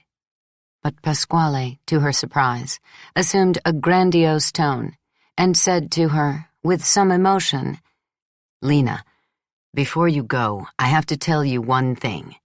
There is no woman like you. You throw yourself into life with a force that, If we all had it, the world would have changed a long time ago." Then, having broken the ice in this way, he told her that Fernando had gone back to resoling shoes, that Reno had become Stefano's cross to bear and was constantly begging him for money, that Nunzia he rarely saw. She never left the house. "But you did well," he repeated. "No one in the neighborhood has kicked the Caraccis and the Saladas in the face as much as you, and I'm on your side." After that he showed up often, which cut into their studying. He would arrive at dinner time with 4 hot pizzas, playing his usual role of someone who knows all about how the capitalist and anti-capitalist world functions, and the friendship grew stronger. It was clear that he lived without emotional ties. His sister Carmen was engaged and had little time for him, but he reacted to his solitude with an angry activism that Lila liked, that interested her. Although crushed by hard labor at the construction sites, he was involved in union activities.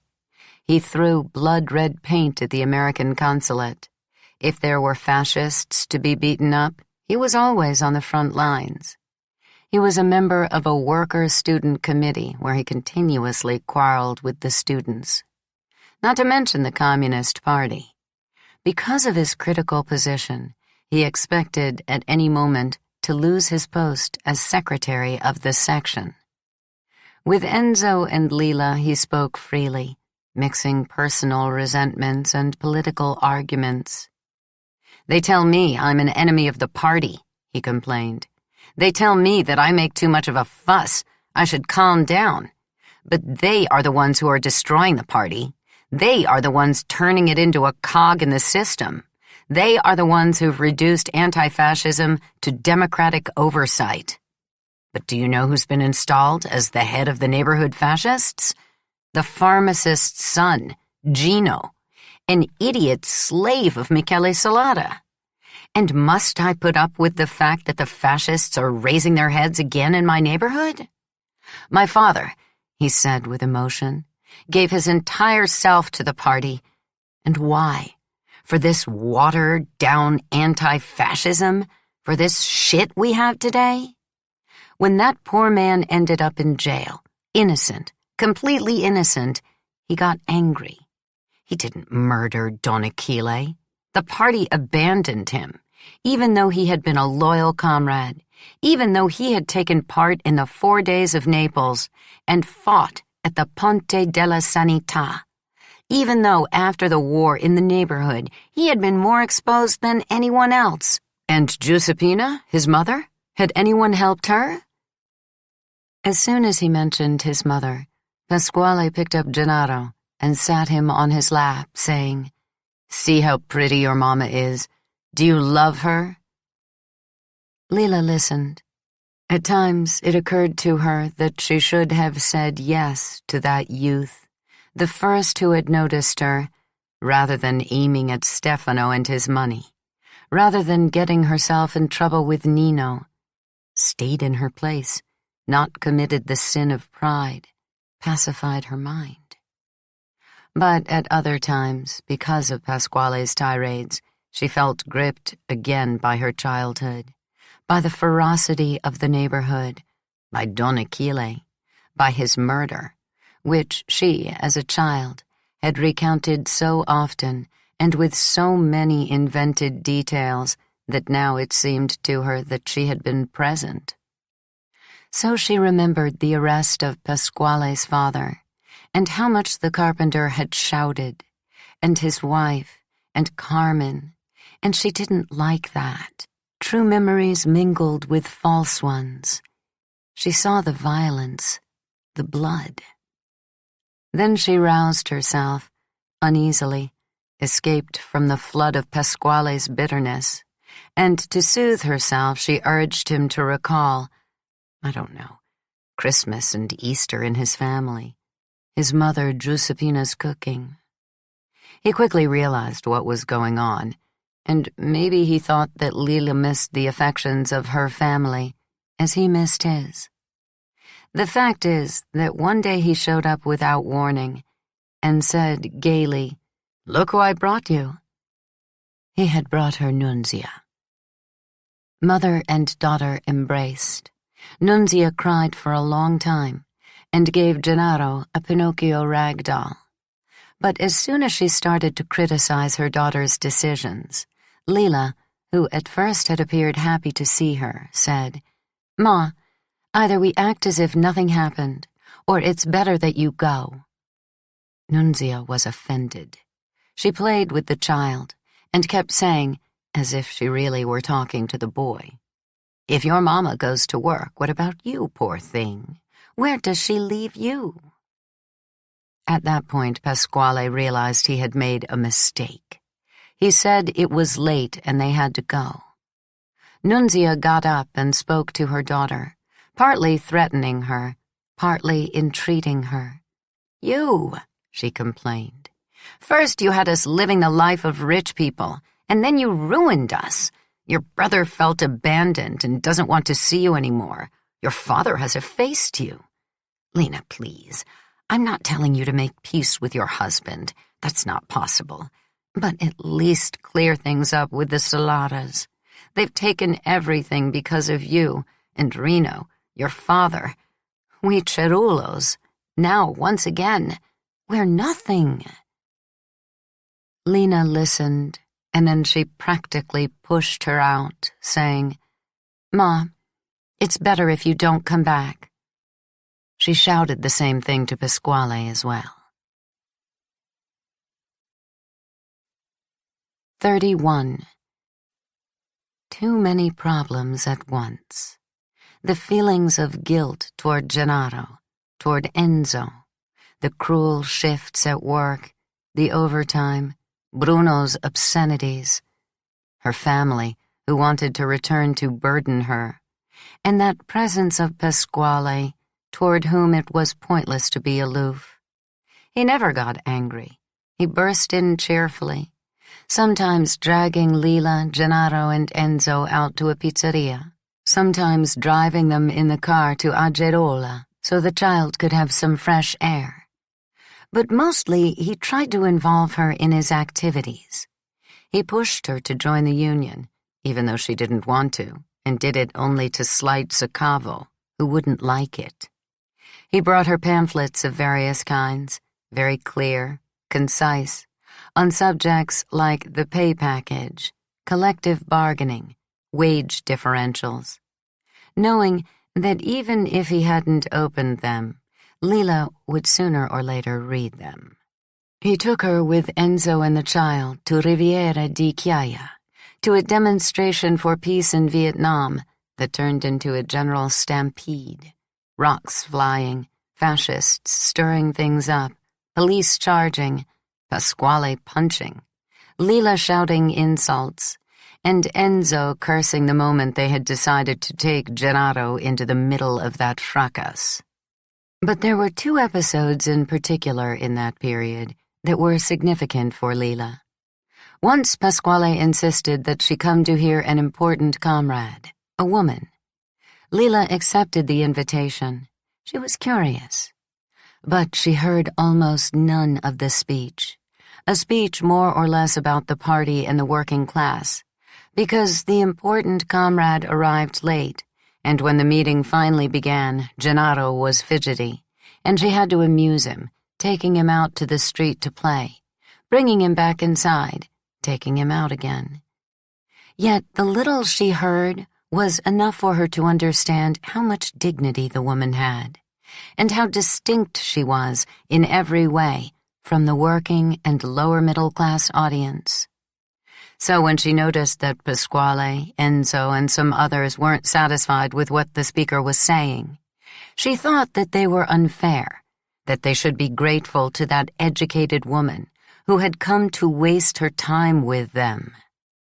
And when Pasquale made a speech so argumentative that the comrade delegate lost her temper and, her voice, cracking, exclaimed in irritation, "That's enough. I'm going to get up and leave," that reaction pleased her. She took her side. But evidently her feelings were, as usual, muddled. When Enzo shouted, in support of Pasquale, "Comrade, without us you don't even exist, so you stay as long as we want you to, and go only when we tell you," she changed her mind, with sudden sympathy for the violence of that we. It seemed to her that the woman deserved it. She went home angry at the child who had ruined the evening for her. Much more lively was a meeting of the committee that Pasquale, with his thirst for engagement, had joined.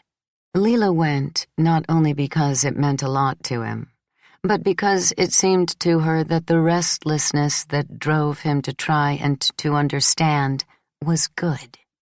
The committee met in Naples, in an old house on Via dei Tribunali. They arrived one night in Pasquale's car and climbed up crumbling, monumental stairs. The place was large, and there weren't many people present. Lila noticed how easy it was to distinguish the faces of the students from those of the workers, the fluency of the leaders from the stuttering of the followers. And she quickly became irritated. The students made speeches that seemed to her hypocritical. They had a modest manner that clashed with their pedantic phrases. The refrain, besides, was always the same. "We're here to learn from you," meaning from the workers. But in reality, they were showing off ideas that were almost too obvious about capital, about exploitation, about the betrayal of social democracy, about the modalities of the class struggle. Furthermore, she discovered, the few girls, who were mostly silent, flirted eagerly with Enzo and Pasquale, especially Pasquale, who was the more sociable and was treated with great friendliness. He was a worker who, although he carried a Communist Party card and was the head of a section, had chosen to bring his experience of the proletariat into a revolutionary meeting. When he and Enzo spoke, the students, who among themselves did nothing but quarrel, always registered approval. Enzo, as usual, said only a few loaded words. Pasquale, on the other hand, recounted, with an inexhaustible patter, half in Italian, half in dialect, the progress that the political work was making at the construction sites around Naples, hurling small polemical darts at the students who hadn't been very active. At the conclusion, without warning, he dragged her, Lila, into it. He introduced her by name and last name. He called her a worker comrade who had a job in a small food factory, and he heaped praises on her. Lila furrowed her brow and narrowed her eyes. She didn't like them all looking at her like a rare animal. And when, after Pasquale, a girl spoke, the first of the girls to speak, she became even more annoyed. First of all, because the girl expressed herself like a book. Second, because she kept referring to her, calling her Comrade Cerullo. And third, because Lila already knew her. It was Nadia, the daughter of Professor Galliani, Nino's little girlfriend, who had written him love letters on Ischia. For a moment she was afraid that Nadia had in turn recognized her. But although the girl addressed her as she spoke, she gave no sign of remembering her. And besides, why should she? Who could say how many rich people's parties she had gone to, and what crowd of shadows inhabited her memory? For Lila, on the other hand, there had been that one long-ago occasion, and she remained struck by it. She recalled the apartment on Corso Vittorio Emanuele precisely, along with Nino and all those young people from good families, the books, the paintings, and her own agonizing experience of it, the unease it had inspired. She couldn't bear it. She got up while Nadia was still speaking and went out with Gennaro, carrying inside her an evil energy that, finding no precise outlet, writhed in her stomach. After a while, however, she returned. She had decided to have her say, in order not to feel inferior. A curly-headed youth was speaking with great expertise about intensifies and piecework. Lila waited for him to finish, and, ignoring Enzo's look of bewilderment, asked to speak. She spoke for a long time, in Italian, with Gennaro fussing in her arms. She began slowly, then she continued on amid a general silence. Perhaps her voice was too loud. She said jokingly that she knew nothing about the working class. She said she knew only the workers, men and women, in the factory where she worked. People from whom there was absolutely nothing to learn except wretchedness. "Can you imagine," she asked, "what it means to spend 8 hours a day standing up to your waist in the mortadella cooking water? Can you imagine what it means to have your fingers covered with cuts from slicing the meat off animal bones? Can you imagine what it means to go in and out of refrigerated rooms at 20 degrees below zero and get 10 lire more an hour? 10 lire for cold compensation? If you imagine this, what do you think you can learn from people who are forced to live like that? The women have to let their asses be groped by supervisors and colleagues without saying a word. If the owner feels the need, someone has to follow him into the seasoning room. His father used to ask for the same thing, maybe also his grandfather. And there, before he jumps all over you, that same owner makes you a tired little speech on how the odor of salami excites him. Men and women both are subjected to body searches because at the exit there's something called the partial, and if the red light goes on instead of green, it means that you're stealing salamis or mortadellas. The partial is controlled by the guard, who's a spy for the owner, and turns on the red light not only for possible thieves, but especially for shy pretty girls and for troublemakers. That is the situation in the factory where I work. The union has never gone in, and the workers are nothing but poor victims of blackmail, dependent on the law of the owner, that is. I pay you, and so I possess you, and I possess your life, your family, and everything that surrounds you. And if you don't do as I say, I'll ruin you. At first, no one breathed. Then other speakers followed, who all quoted Lila devotedly. At the end, Nadia came to give her a hug. She was full of compliments. "How pretty you are. How clever. You speak so well." She thanked her and said seriously, "You've made us understand how much work we still have to do." But in spite of her lofty, almost solemn tone, to Lila she seemed more childish than she remembered when, that night years earlier, she had seen her with Nino. What did they do, she and the son of Sarratore? Did they dance? Did they talk? Did they stroke each other? Did they kiss? She no longer knew. Certainly, the girl had a loveliness that was unforgettable. And now, Lila thought, seeing Nadia right before her, she seemed even purer than she had then, pure and fragile, and so genuinely open to the suffering of others that she appeared to feel their torments in her own body to an unendurable extent. "Will you come back?" "I have the child. You have to come back. We need you."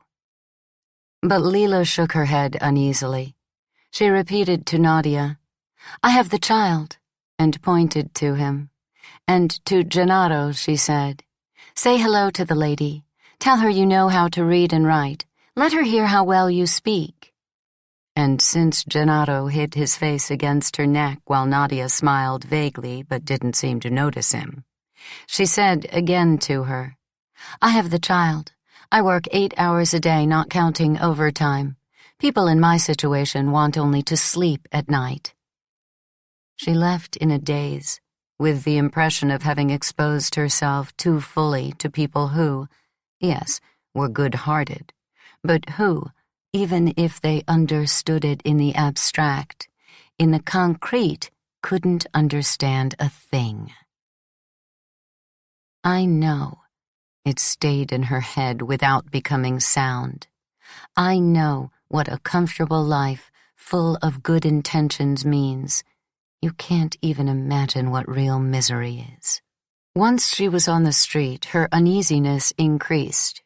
As they went toward the car, she felt that Pasquale and Enzo were sulking. She guessed that her speech had wounded them. Pasquale took her gently by the arm, closing a physical gap that before that moment he had never tried to close, and asked her, "You really work in those conditions?" She, irritated by the contact, pulled her arm away, protesting. "And how do you work, the two of you? How do you work?" They didn't answer. They worked hard, that was obvious. And at least Enzo in front of him, in the factory, women worn out by the work, by humiliations, by domestic obligations no less than Lila was. Yet now they were both angry because of the conditions she worked in. They couldn't tolerate it. You had to hide everything from men. They preferred not to know. They preferred to pretend that what happened at the hands of the boss miraculously didn't happen to the women important to them, and that, this was the idea they had grown up with, they had to protect her, even at the risk of being killed. In the face of that silence, Lila got even angrier. "Fuck off," she said. "You in the working class." They got in the car, exchanging only trite remarks all the way to San Giovanni a Teduccio. But when Pasquale left them at their house, he said to her seriously, "There's nothing to do. You're always the best." And then he left again for the neighborhood. Enzo, instead, with the child asleep in his arms, muttered darkly, "Why didn't you say anything? People in the factory put their hands on you?" They were tired. She decided to soothe him. She said, "With me they don't dare." 32. A few days later, the trouble began. Lila arrived at work early in the morning, worn out by her innumerable tasks and completely unprepared for what was about to happen. It was very cold. She'd had a cough for days. It felt like flu coming on. At the entrance, she saw a couple of kids. They must have decided to skip school. One of them greeted her with some familiarity and gave her not a flyer, as sometimes happened, but a pamphlet several pages long. She responded to his greeting, but she was bewildered. She had seen the boy at the committee meeting on Via dei Tribunali. Then she put the pamphlet in her coat pocket and passed Filippo, the guard, without deigning to look at him. So he shouted after her, "Not even a good morning, eh?" She worked extremely hard, as usual. At that time she was in the gutting section and forgot about the boy.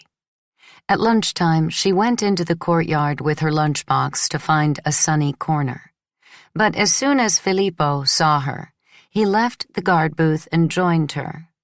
He was a man of about 50, short, heavy, full of the most disgusting obscenities, but also inclined to a sticky sentimentality. He had recently had his 6th child, and he easily became emotional, pulling out his wallet to show off a picture of the baby. Lila thought he had decided to show it to her as well, but no. The man pulled the pamphlet out of his jacket pocket and said to her, in an extremely aggressive tone, "Ceru, listen carefully to what I'm telling you. If you said to these shits the things that are written here, you've got yourself in deep trouble, you know?" She answered coldly, I don't know what the fuck you're talking about. Let me eat." Filippo, angrily throwing the pamphlet in her face, snapped. "You don't know, eh? Read it then. We were all happy and in harmony here, and only a whore like you could spread these things. I turn on the partial as I please? I put my hands on the girls? I, the father of a family? Look out, or Don Bruno will make you pay, and dearly, or by God I'll smash your face myself." He turned and went back to the guard booth. Lila calmly finished eating. Then she picked up the pamphlet.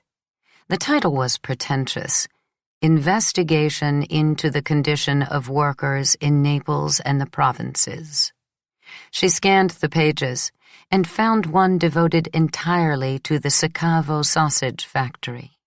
She read word for word everything that had come out of her mouth at the meeting on Via dei Tribunali.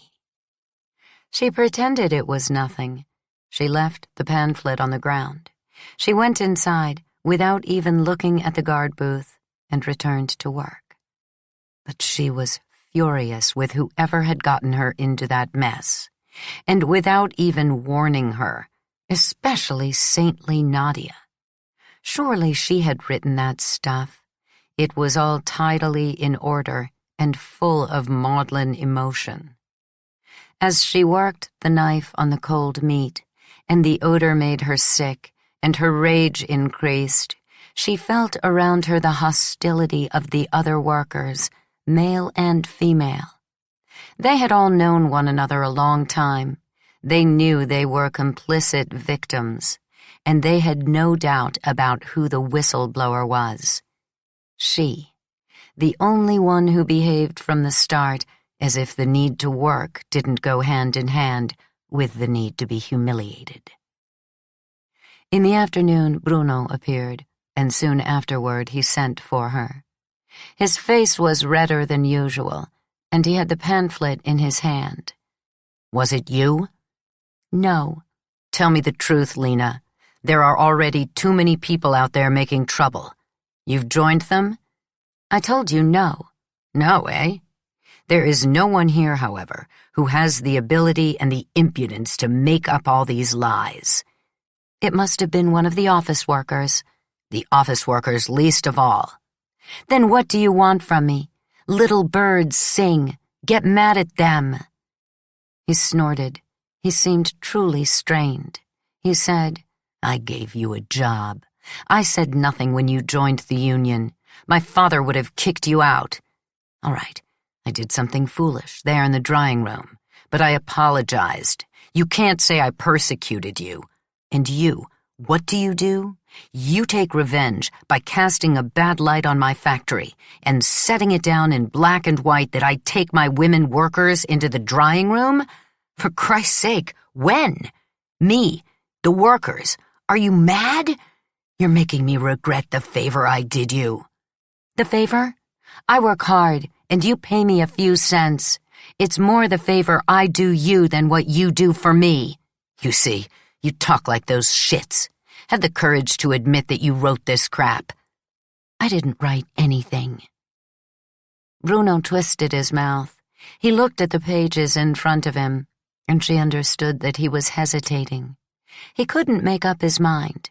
Move to a harsher tone, threaten her, fire her, retreat and try to find out if there were other initiatives like that being prepared.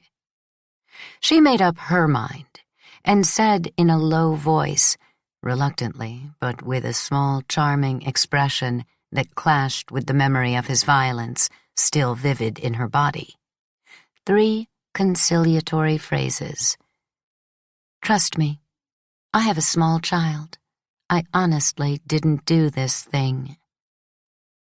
He nodded yes, but he also muttered, unhappily, "You know what you're forcing me to do?" "No, and I don't want to know."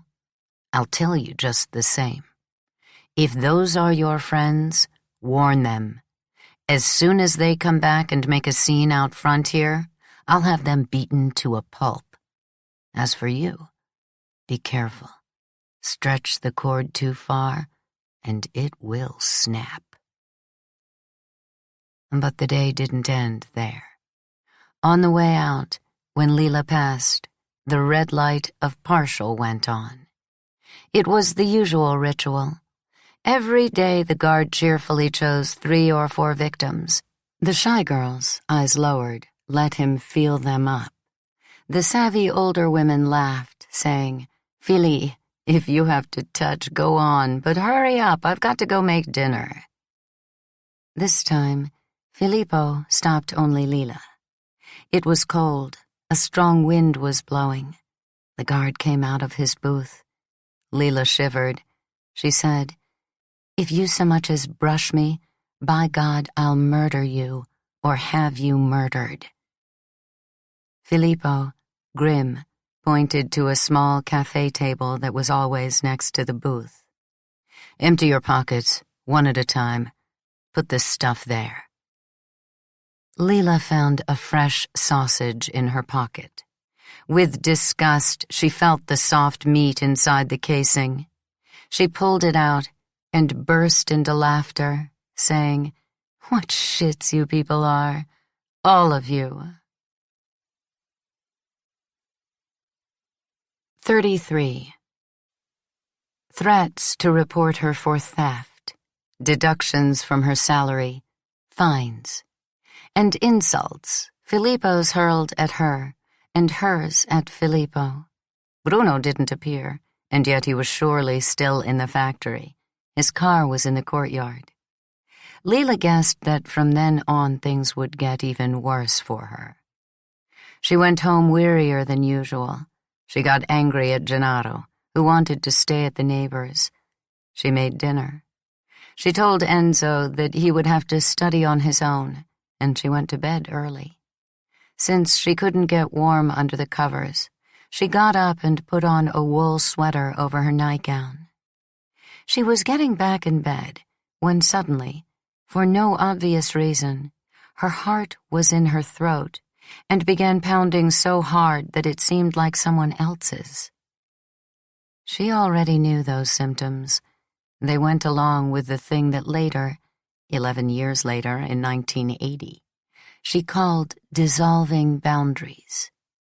But the signs had never manifested themselves so violently, and this was the first time it had happened when she was alone, without people around who for one reason or another set off that effect. Then she realized with a jolt of horror that she wasn't alone.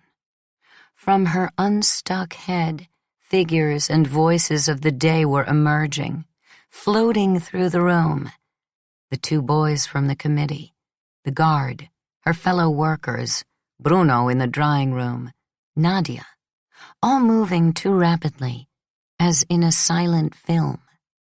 Even the flashes of red light from the partial came at very narrow intervals, and Filippo, who was tearing the sausage out of her hands and yelling threats. All a trick of the mind, except for Gennaro, in the cot beside her, with his regular breathing. There were no real persons or sounds in the room. But that didn't soothe her. In fact, it magnified the fear.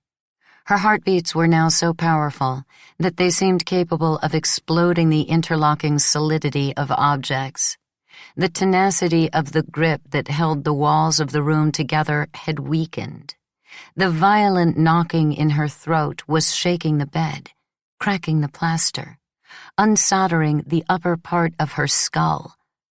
Maybe it would shatter the child. Yes, it would shatter him like a plastic puppet, splitting open his chest and stomach and head to reveal his insides. "I have to get him away," she thought. "The closer he is to me, the more likely he'll break." But she remembered another baby that she had pushed out, the baby that had never taken shape in her womb, Stefano's child. "I pushed him out, or at least that's what Pinuccio and Gigliola said behind my back. And maybe I really did. I expelled him deliberately. Why hasn't anything so far really gone well for me? And why should I keep the things that haven't worked?" The beating showed no sign of diminishing. The figures of smoke pursued her with the sound of their voices. She got out of bed again and sat on the edge. She was soaked with a sticky sweat. It felt like frozen oil. She placed her bare feet against Gennaro's bed, pushed it gently, to move it away, but not too far. If she kept him next to her, she was afraid of breaking him. If she pushed him too far away, she was afraid of losing him. She went into the kitchen, taking small steps and leaning on the furniture, the walls, but repeatedly looking behind her out of fear that the floor would cave in and swallow up Gennaro.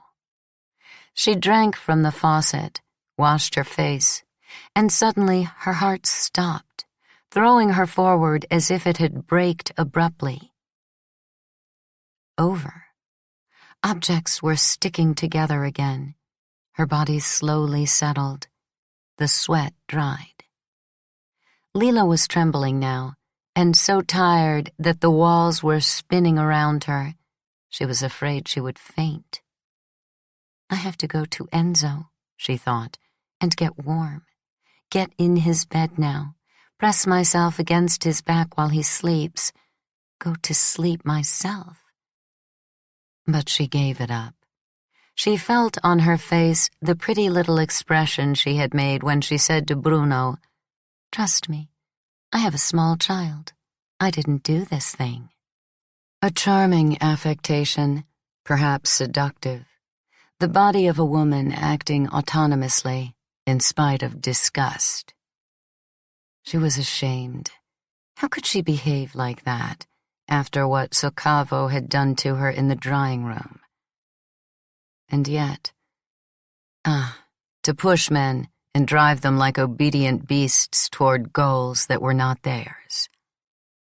No, enough. In the past, she had done it for different reasons, almost without realizing it, with Stefano, with Nino, with the Solaras, maybe even with Enzo. Now she didn't want to anymore.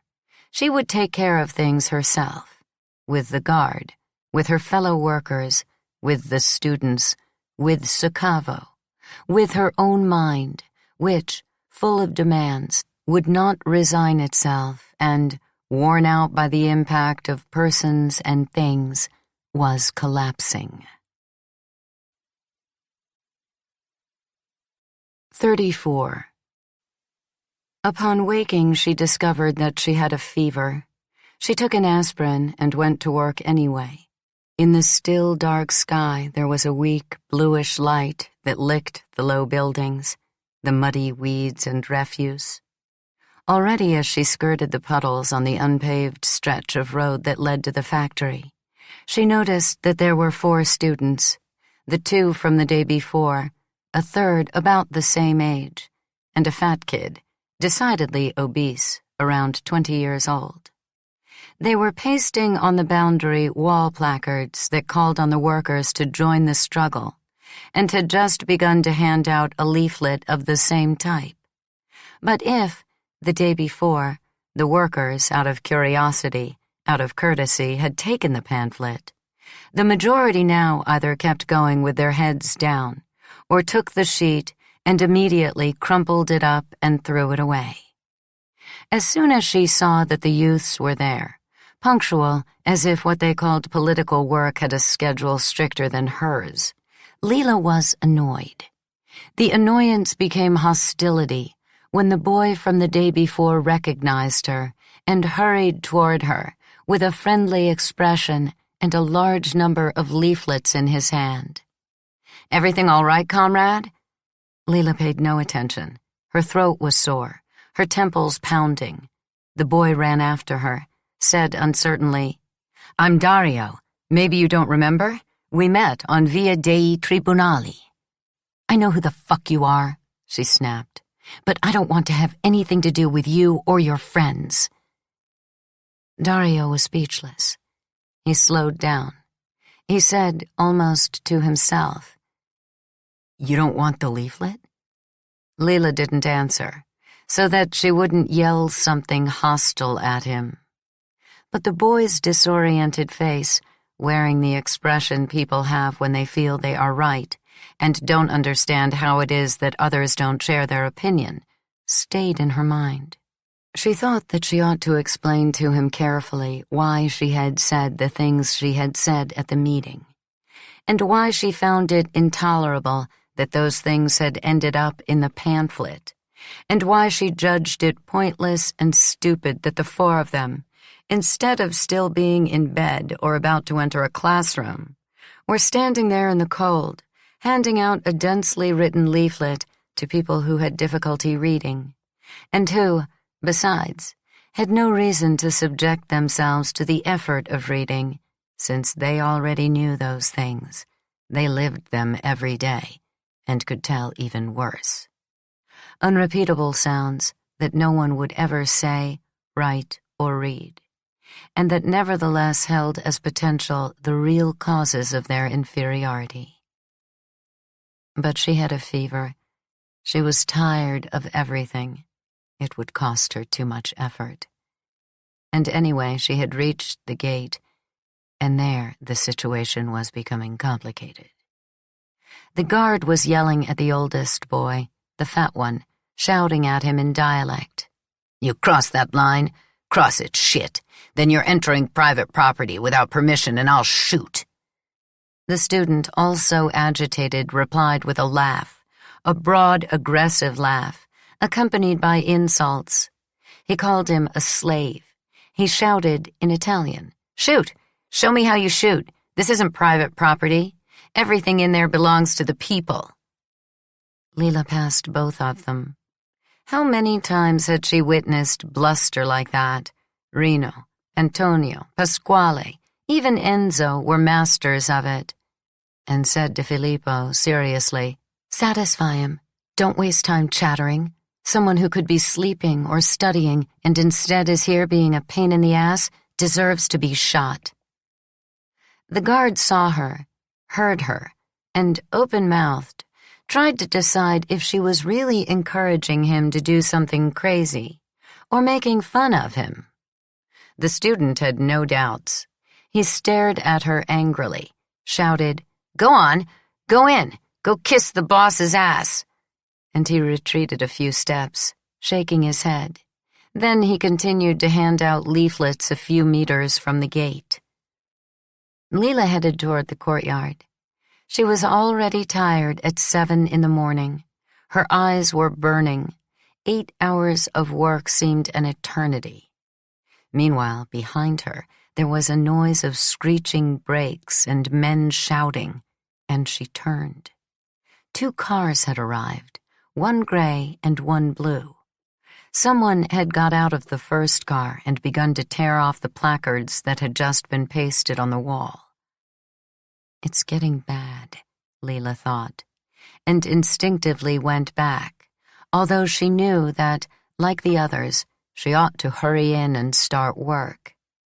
She took a few steps, enough to identify the youth at the wheel of the gray car.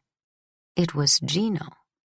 She saw him open the door and, tall, muscular as he had become, get out of the car holding a stick.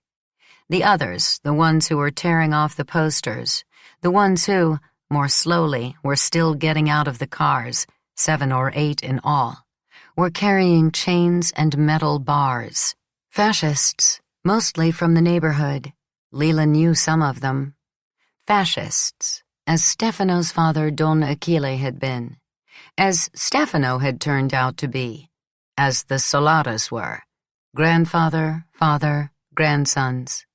Even if at times they acted like monarchists, at times Christian Democrats, as it suited them. She had hated them ever since, as a girl, she had imagined every detail of their obscenities, since she had discovered that there was no way to be free of them, to clear everything away. The connection between past and present had never really broken down.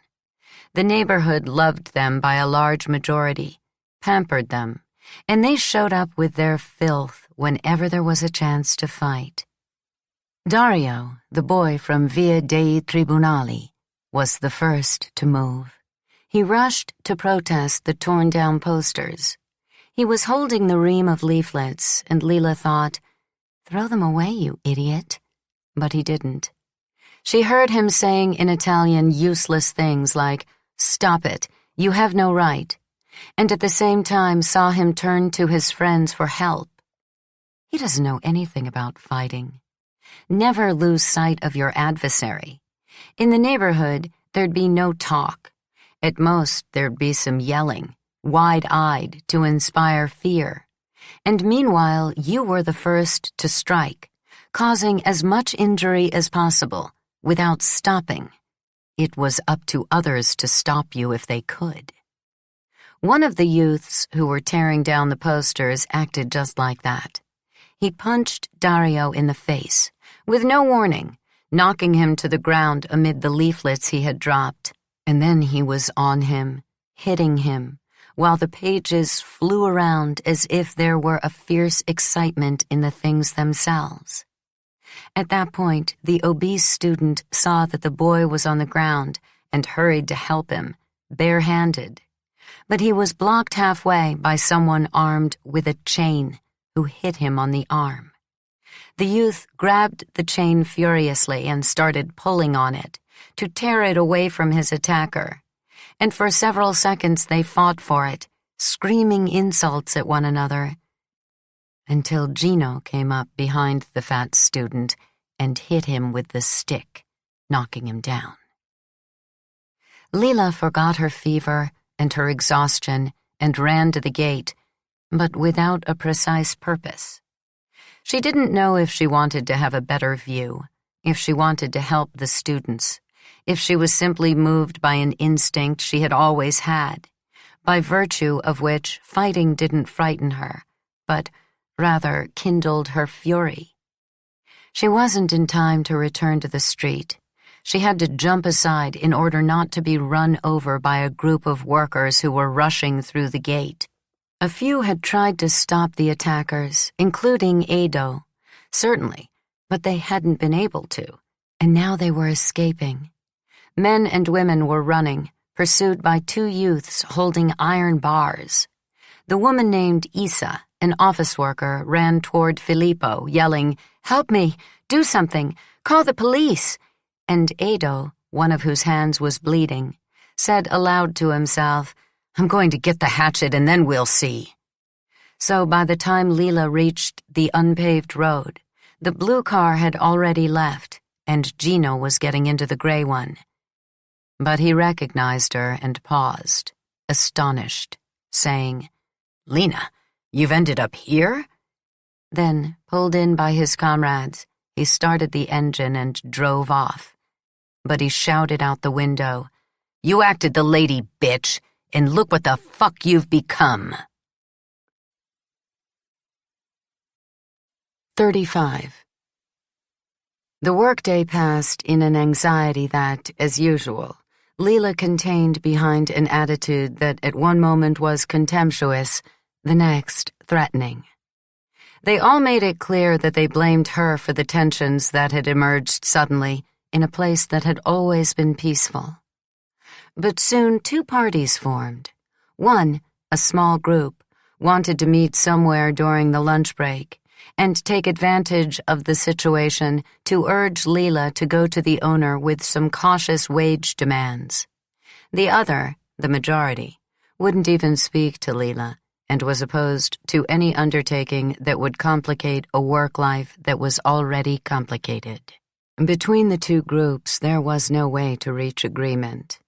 In fact, Edo, who belonged to the first party and was worried about the injury to his hand, went so far as to say to someone who belonged to the second, "If my hand gets infected, if they cut it off, I'm coming to your house. I'll pour a can of gasoline on it and set you and your family on fire."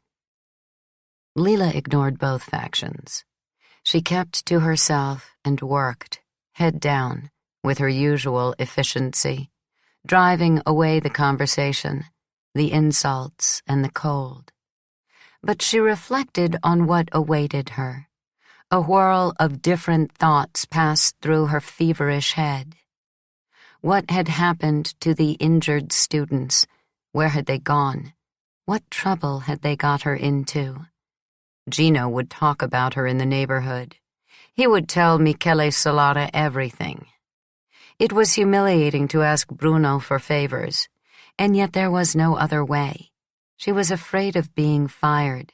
She was afraid of losing a salary that, even though it was miserable, allowed her to love Enzo without considering him fundamental to her survival and that of Gennaro. Then she remembered the terrible night. What had happened to her? Should she go to a doctor? And if the doctor found some illness, how would she manage with work and the child? Careful. Don't get agitated. She needed to put things in order.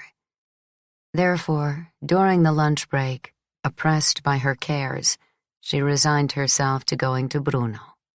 She wanted to tell him about the nasty trick of the sausage, about Gino's fascists, reiterate that it wasn't her fault.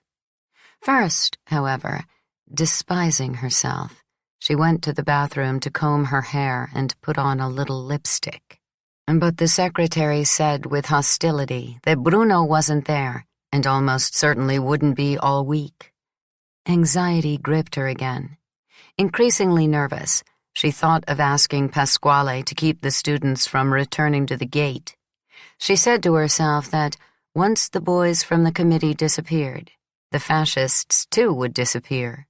The factory would settle back into its old ways. But how to find Peluso? She didn't know where he worked. She didn't want to look for him in the neighborhood. She was afraid of running into her mother, her father, and especially her brother, with whom she didn't want to fight. So, exhausted, she added up all her troubles and decided to turn directly to Nadia. At the end of her shift, she hurried home, left a note for Enzo to prepare dinner, bundled Gennaro up carefully in coat and hat, and set off, bus after bus, to Corso Vittorio Emanuele. The sky was pastel-colored, with not even a puff of a cloud, but the late afternoon light was fading, and a strong wind was blowing in the violet air. She remembered the house in detail, the entrance, all of it, and the humiliation of the past intensified the bitterness of the present. How brittle the past was, continually crumbling, falling on her. From that house where she had gone with me to a party that had made her suffer, Nadia, Nino's old girlfriend, had tumbled out to make her suffer even more. But she wasn't one to stay quiet. She walked up the hill, dragging Gennaro. She wanted to say to that girl, "You and the others are making trouble for my son. For you it's only an amusement. Nothing terrible will happen to you. For me, for him, no, it's a serious thing. So either do something to fix it, or I'll bash your face in." That was what she intended to say, and she coughed, and her rage mounted. She couldn't wait to explode. She found the street door open. She climbed the stairs. She remembered herself and me and Stefano, who had taken us to the party. The clothes, the shoes, every word that we had said to each other on the way and on the way back. She rang. Professor Galliani herself opened the door, just as she remembered her, polite, orderly, just like her house. In comparison, Lila felt dirty, because of the odor of raw meat that clung to her, the cold that clogged her chest, the fever that confused her feelings, the child whose whining in dialect irritated her. She asked abruptly, "Is Nadia here?" "No, she's out." "When will she be back?" "I'm sorry, I don't know. In 10 minutes? In an hour? She does as she likes."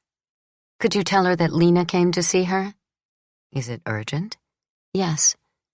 "Do you want to tell me?" Tell her what? Lila gave a start. She looked past the professor. She glimpsed the ancient nobility of furniture and lamps, the book-filled library that had captivated her, the precious paintings on the walls. She thought, this is the world that Nino aspired to before he got mixed up with me. She thought, what do I know of this other Naples? Nothing. I'll never live there, and neither will Gennaro. Let it be destroyed then. Let fire and ashes come. Let the lava reach the top of the hills.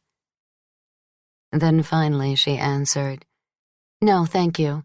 I have to talk to Nadia. And she was about to leave. It had been a fruitless journey. But she liked the hostile attitude with which the professor had spoken of her daughter, and she explained in a suddenly frivolous tone, do you know that years ago I was in this house at a party? I don't know what I expected, but I was bored. I couldn't wait to leave. 36. Professor Galliani, too, must have seen something she liked, maybe a frankness verging on rudeness. When Lila mentioned our friendship, the professor seemed pleased. She exclaimed, ah yes, Greco. We never see her anymore. Success has gone to her head. Then she led mother and son to the living room, where she had left her grandson playing. A blonde child whom she almost ordered, Marco, say hello to our new friend. Lila, in turn, pushed her son forward. She said, go on, Gennaro, play with Marco. And she sat in an old, comfortable green armchair, still talking about the party years ago. The professor was sorry she had no recollection of it, but Lila remembered everything. She said that it had been one of the worst nights of her life. She spoke of how out of place she had felt. She described in sarcastic tones the conversations she had listened to without understanding anything. I was very ignorant, she exclaimed, with an excessive gaiety, and today, even more than I was then. Professor Galliani listened and was impressed by her sincerity, by her unsettling tone, by the intense Italian of her sentences, by her skillfully controlled irony. She must have felt in Lila, I imagine, that elusive quality that seduced and at the same time alarmed, a siren power. It could happen to anyone. It happened to her. And the conversation broke off only when Gennaro slapped Marco, insulting him in dialect and grabbing a small green car. Lila got up quickly and, seizing her son by the arm, forcefully slapped the hand that had hit the other child. And although Professor Galliani said weakly, let it go, they're children, she rebuked him harshly, insisting that he return the toy. Marco was crying, but Gennaro didn't shed a tear. Instead, he threw the toy at him with contempt. Lila hit him again, hard, on the head. We're going, she said nervously. No, stay a little longer. Lila sat down again. He's not always like that. He's a very handsome child. Right, Gennaro? You're a good boy. He isn't good. He isn't at all good. But he's clever. Even though he's little, he can read and write all the letters, capitals and small. What do you say, Jenna? Do you want to show the professor how you read? She picked up a magazine from a beautiful glass table, pointed to a word at random on the cover, and said, Go on, read. Gennaro refused. Lila gave him a pat on the shoulder, repeated in a threatening tone, Read, Jenna. The child reluctantly deciphered D-E-S-T. Then he broke off, staring angrily at Marco's little car. Marco hugged it to his chest, gave a small smile, and read confidently, Destinazione. Lila was disappointed. She darkened. She looked at Galliani's grandson with annoyance. He reads well, because I devote a lot of time to him. His parents are always out. How old is he? 3.5. He seems older. Yes, he's sturdy. How old is your son? He's 5, Lila admitted reluctantly. The professor caressed Gennaro. She said to him, Mama made you read a difficult word, but you're a clever boy. I can see that you know how to read. Just then there was a commotion. The door to the stairs opened and closed. The sound of footsteps scurrying through the house, male voices, female voices. Here are my children, Professor Galliani said, and called out, Nadia! But it wasn't Nadia who came into the room. Instead, a thin, very pale, very blonde girl, with eyes of a blue so blue that it looked fake, burst in noisily. The girl opened wide her arms and cried to Marco, Who's going to give his mama a kiss? The child ran to her, and she embraced him, kissed him, followed by Armando, Professor Galliani's son. Lila remembered him, too, immediately, and looked at him as he practically tore Marco from his mother's arms, crying, Immediately, at least 30 kisses for Papa.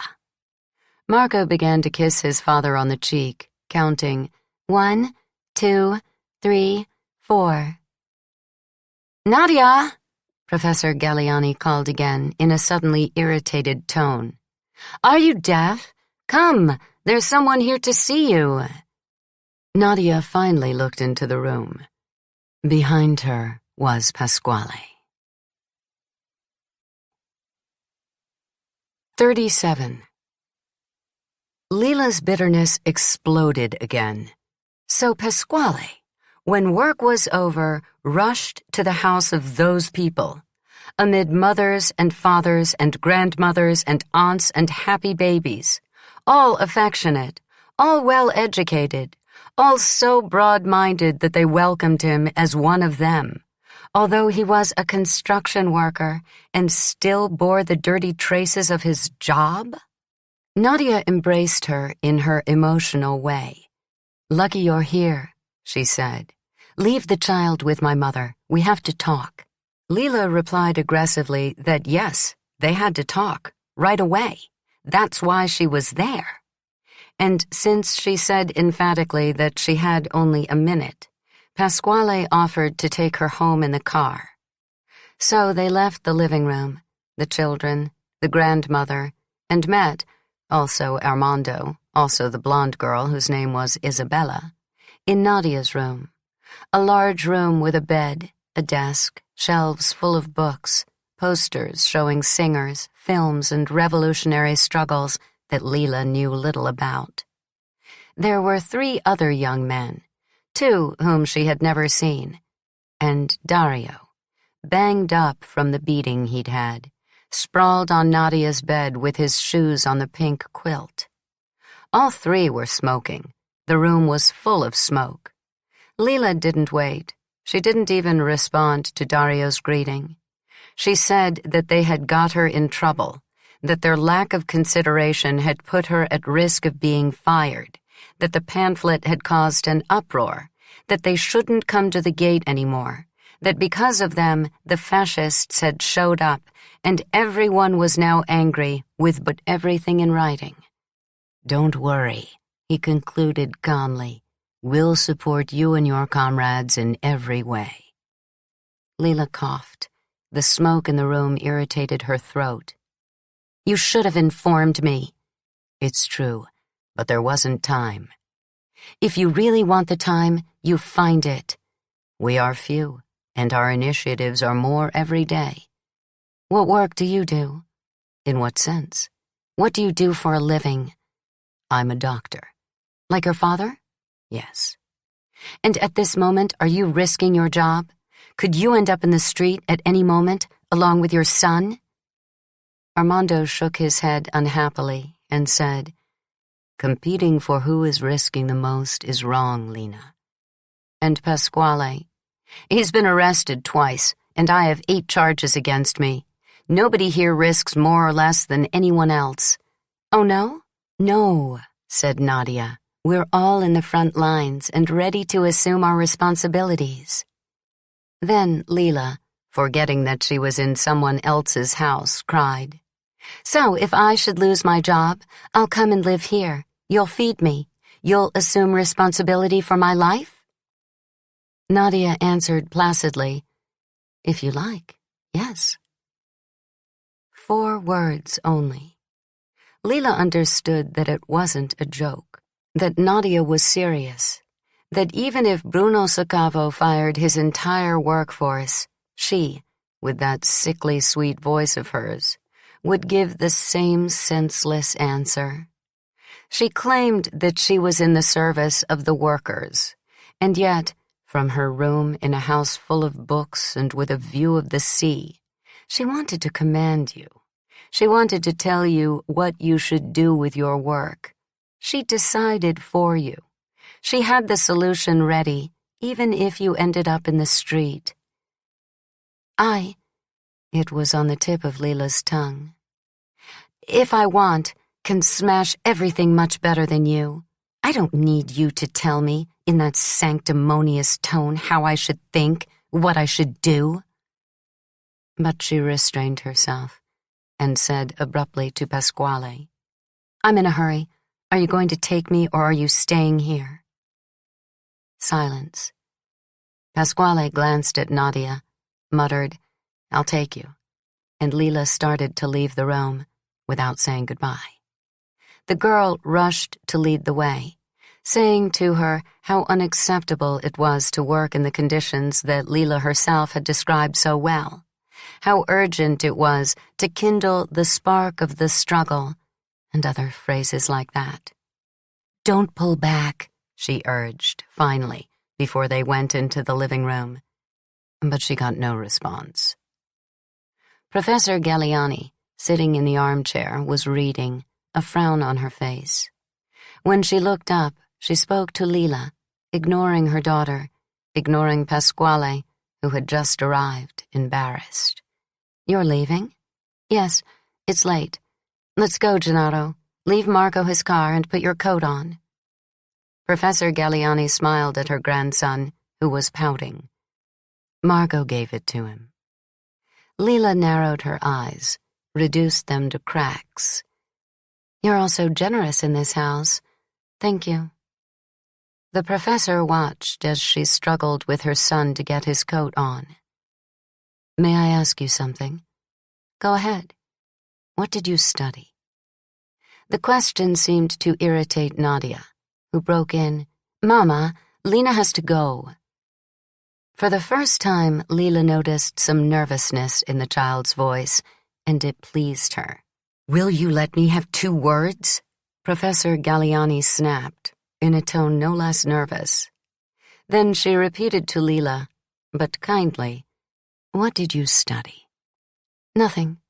To hear you speak and shout, it doesn't seem so. It's true. I stopped after 5th grade. Why? I didn't have the ability. How did you know? Greco had it. I didn't. Professor Galliani shook her head in a sign of disagreement and said, If you had studied, you would have been as successful as Greco. How can you say that? It's my job. You professors insist so much on education because that's how you earn a living. But studying is of no use. It doesn't even improve you. In fact, it makes you even more wicked. Has Elena become more wicked? No, not her. Why not? Lila stuck the wool cap on her son's head. We made a pact when we were children. I'm the wicked one. 38. In the car, she got mad at Pasquale. Have you become the servant of those people? And he let her vent. Only when it seemed to him that she had come to the end of her recriminations did he start off with his political formulas. The condition of workers in the South, the condition of slavery in which they lived, the permanent blackmail, the weakness, if not absence of unions, the need to force situations and reach the point of struggle. "Lena," he said in dialect, his tone heartfelt, "you're afraid of losing the few cents they give you, and you're right. Gennaro has to grow up. But I know that you are a true comrade. I know that you understand. Here, we workers have never ever been within the regular wage scales. We're outside all the rules. We're less than zero. So it's blasphemy to say, leave me alone, I have my own problems, and I want to mind my own business. Each of us, in the places assigned to us, has to do what he can." Lila was exhausted. Fortunately, Gennaro was sleeping on the back seat, with the little car clutched in his right hand. Pasquale's speech came to her in waves. Every so often, the beautiful apartment on Corso Vittorio Emanuele came into her mind, along with the professor and Armando and Isabella and Nino, who had gone off to find a wife somewhere of Nadia's type, and Marco, who was 3 and could read much better than her son. What a useless struggle to make Gennaro become smart. The child was already losing. He was being pulled back, and she couldn't hold on to him. When they reached the house, and she saw that she had to invite Pasquale in, she said, "I don't know what Enzo's made. He's a terrible cook. Maybe you don't feel like it," and hoped he would leave. But he answered, "I'll stay 10 minutes, then go." So she touched his arm with her fingertips and murmured, "Don't tell him anything." "Anything about what?" "About the fascists. If he knows, he'll go and beat up Gino tonight." "Do you love him?" "I don't want to hurt him." "Ah, that's the way it is. Remember that Enzo knows better than you and me what needs to be done." "Yes, but don't say anything to him just the same." Pasquale agreed with a scowl. He picked up Gennaro, who wouldn't wake up, and carried him up the stairs, followed by Lila, who was mumbling unhappily. "What a day. I'm dead tired. You and your friends have got me in huge trouble." They told Enzo that they had gone to Nadia's house for a meeting, and Pasquale gave him no chance to ask questions. He talked without stopping until midnight. He said that Naples, like the whole world, was churning with new life. He praised Armando, who, good doctor that he was, instead of thinking of his career, treated the poor for nothing. He took care of the children in the quartiere, and with Nadia and Isabella was involved in countless projects that served the people, a nursery school, a clinic. He said that no one was alone any longer. Comrades helped comrades. The city was going through a wonderful time. "You too," he said, "shouldn't stay shut up here in the house. You should go out. We should be together more." And finally he announced that he was finished with the Communist Party. Too many ugly things, too many compromises, national and international. He couldn't stand that dreariness anymore. Enzo was deeply disturbed by his decision. They argued about it for a long time. The party is the party. No, yes, no. Enough with the politics of stabilization. We need to attack the institutional structures of the system. Lila quickly became bored, and she went to put Gennaro to bed. He was sleepy, whining as he ate his supper, and didn't return. But she stayed awake even when Pasquale left, and the evidence of Enzo's presence in the house had been extinguished. She took her temperature. It was 100. She recalled the moment when Gennaro had struggled to read. What sort of word had she put in front of him? Destination. Certainly it was a word that Gennaro had never heard. It's not enough to know the alphabet, she thought. There are so many difficulties.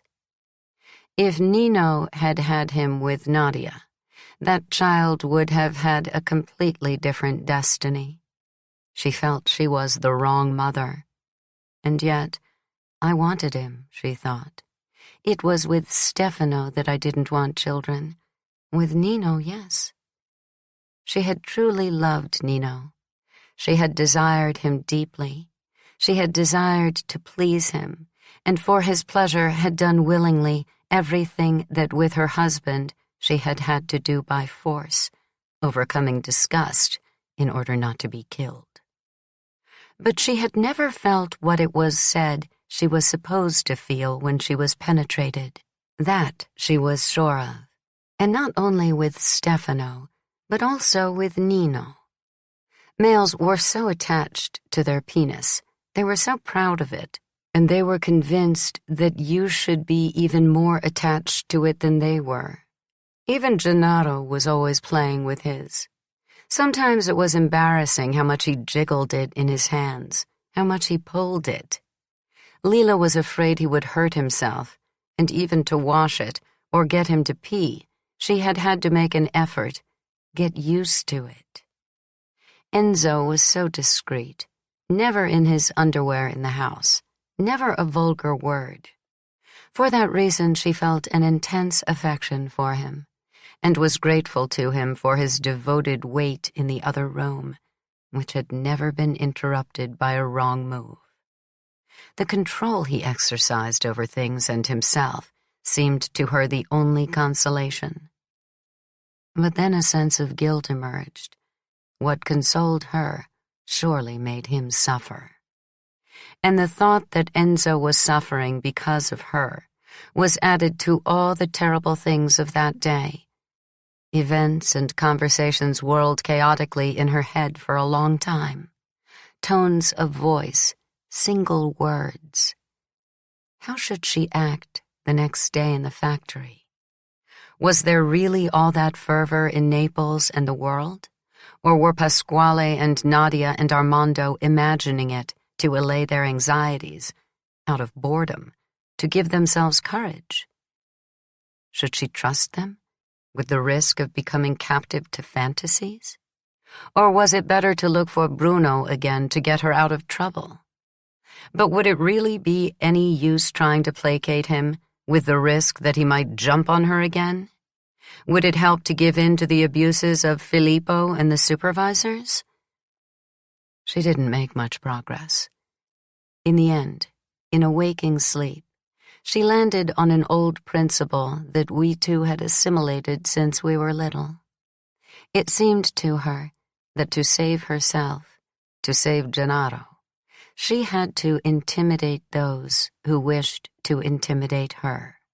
She had to inspire fear in those who wished to make her fear.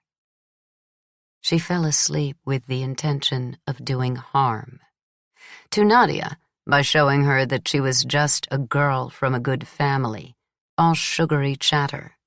To Sacavo, by ruining the pleasure he got in sniffing salamis and women in the drawing room. 39. She woke at 5 in the morning, in a sweat. She no longer had a fever. At the factory gate, she found not the students, but the fascists. Same automobiles, same faces as the day before. They were shouting slogans, handing out leaflets. Lila felt that more violence was planned, and she walked with her head down, hands in pockets, hoping to get into the factory before the fighting started. But Gino appeared in front of her. "You still know how to read?" he asked in dialect, holding out a leaflet. Keeping her hands in her pockets, she replied, "I do, yes, but when did you learn?" Then she tried to go by, in vain. Gino obstructed her. He jammed the leaflet into her pocket with a gesture so violent that he scratched her hand with his nail. Lila crumpled it up calmly. "It's not even good for wiping your ass," she said, and threw it away. "Pick it up," the pharmacist's son ordered her, grabbing her by the arm. "Pick it up now and you listen to me. Yesterday afternoon, I asked that cuckold, your husband, for permission to beat you up, and he said yes." Lila looked him straight in the eye. You went to my husband for permission to beat me up? Let go of my arm right now, you shit." At that moment, Ado arrived, and instead of pretending not to notice, as was to be expected, he stopped. "Is he bothering you, Cheru?" It was an instant. Gino punched him in the face. Ado ended up on the ground. Lila's heart jumped to her throat, and everything began to speed up. She picked up a rock and, gripping it solidly, struck the pharmacist's son right in the chest. There was a long moment. While Gino shoved her back against a light pole, while Ado tried to get up, another car appeared on the unpaved road, raising dust. Lila recognized Pasquale's broken-down car. "Here," she thought. "Armando listened to me. Maybe Nadia, too. They're well-brought-up people. But Pasquale couldn't resist. He's coming to make war." In fact, the doors opened, and 5 men got out, including him. They were men from the construction sites, carrying knotty clubs, and they began hitting the fascists with a methodical ferocity. They didn't get angry. They planted a single, precise blow intended to knock down the adversary. Lila immediately saw that Pasquale was heading toward Gino, and since Gino was still a few steps away from her, she grabbed one of his arms with both hands and said, laughing, "You'd better go, or they'll kill you." But he didn't go. Rather, he pushed her away again and rushed at Pasquale. Lila helped Ado get up and tried to drag him into the courtyard, but it was difficult. He was heavy, and he was writhing, shouting insults, bleeding. He calmed down a little, only when he saw Pasquale hit Gino with his stick and knock him to the ground. The confusion increased. Debris the men picked up along the side of the street flew like bullets. Men were spitting and screaming insults. Pasquale, leaving Gino unconscious, had rushed into the courtyard, with a man wearing only an undershirt and loose blue pants streaked with cement. Both were now bludgeoning Filippo's booth. He was locked inside, terrorized. Shouting obscenities, they smashed the windows, while the wail of a police siren grew louder. Lila noticed yet again the anxious pleasure of violence. "Yes," she thought, "you have to strike fear into those who wish to strike fear into you. There is no other way. Blow for blow. What you take from me, I take back. What you do to me, I do to you." But while Pasquale and his people were getting back in the car, while the fascists did the same, carrying off Gino bodily, while the police siren got closer, she felt, terrified, that her heart was becoming like the too tightly wound spring of a toy, and she knew that she had to find a place to sit down as soon as possible. Once she was inside, she collapsed in the hallway, her back against the wall, and tried to calm down. Teresa, the large woman in her 40s who worked in the gutting room, was looking after Ado, wiping the blood off his face, and she teased Lila. "First you pull off his ear, then you help him? You should have left him outside." "He helped me, and I helped him." Teresa turned to Ado, incredulous. "You helped her?" He stammered. "I didn't like to see a stranger beating her up. I want to do it myself." The woman said, "Did you see how Filippo shat himself?" "Serves him right," Ado muttered. "Too bad all they broke was the booth." Teresa turned to Lila and asked her, with a hint of malice, "Did you call the communists? Tell the truth." Is she joking? Lila wondered. Or is she a spy who will go running to the owner? "No," she answered, "but I know who called the fascists." "Who?" "Soccavo." 40. Pasquale appeared that evening after dinner with a grim expression, and invited Enzo to a meeting at the San Giovanni a Tiduccio section. Lila, alone with him for a few minutes, said, "That was a shitty thing to do this morning." "I do what's necessary." "Did your friends agree with you?" "Who are my friends?"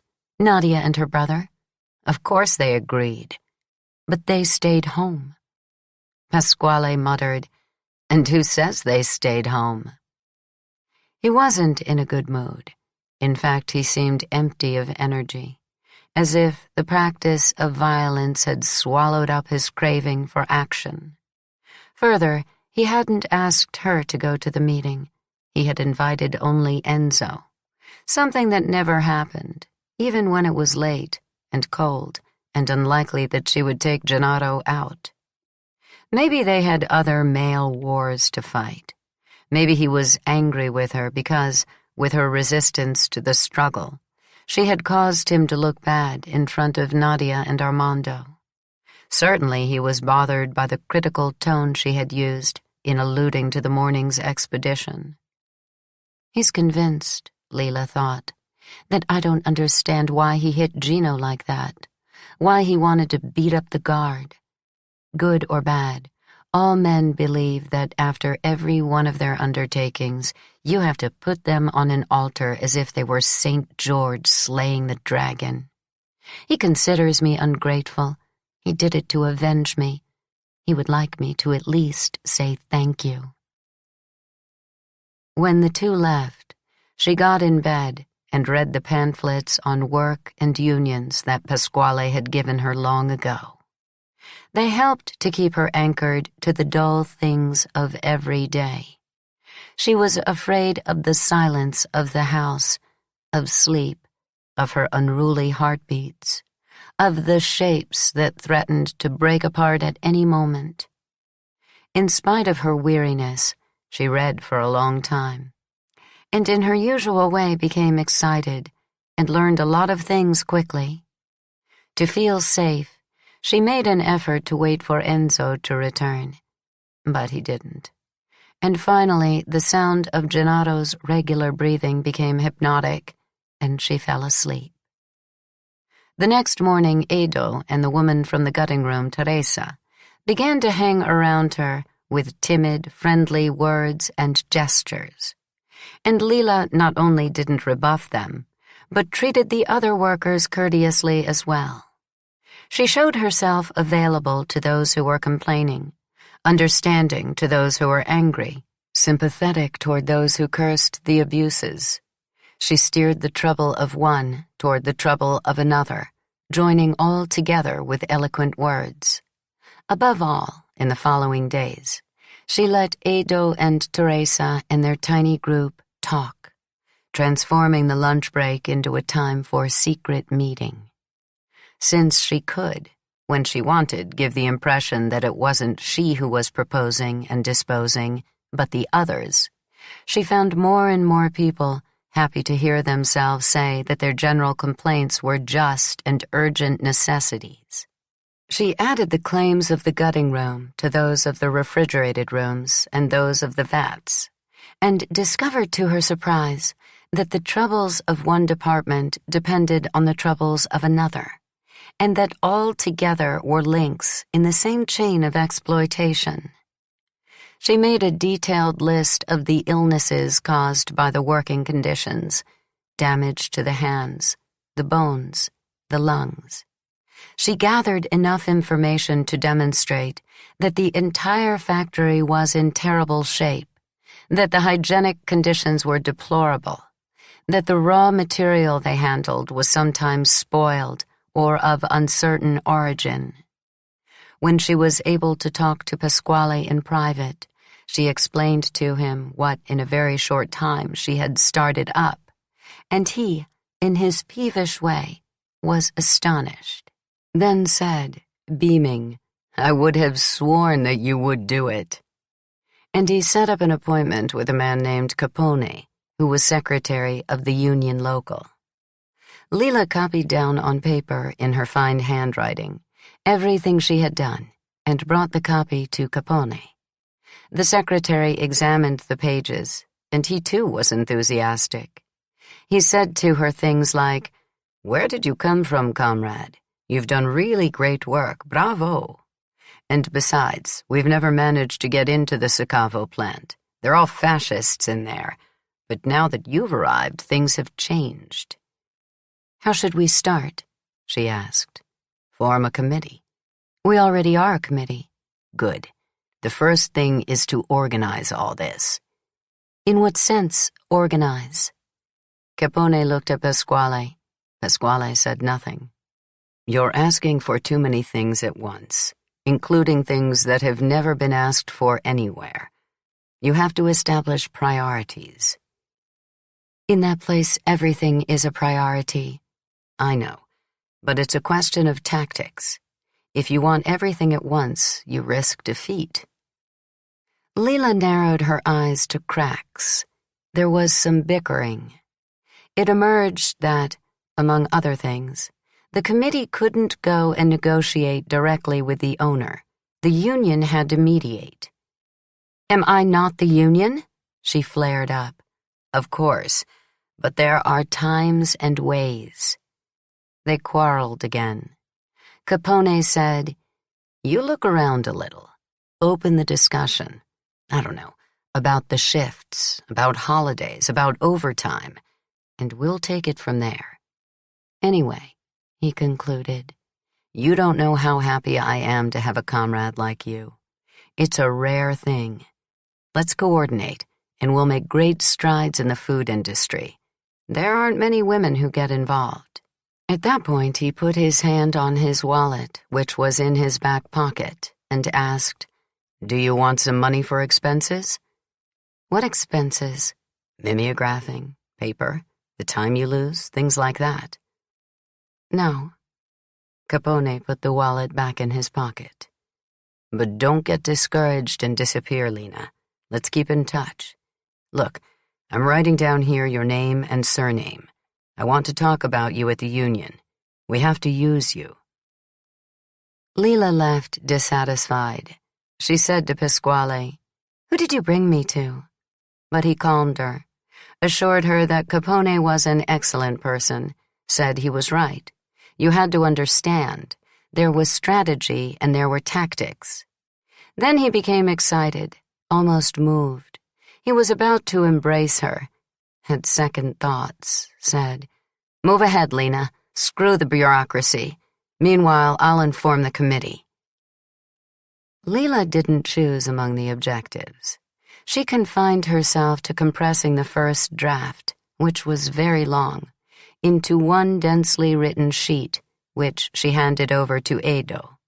A list of requests that had to do with the organization of the work, the pace, the general condition of the factory, the quality of the product, the permanent risk of being injured or sick, the wretched compensations, wage increases. At that point, the problem arose of who was to carry that list to Bruno.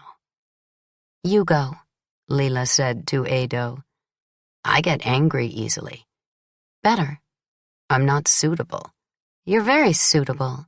"No, you go. You're a member of the union. And then you're a good speaker.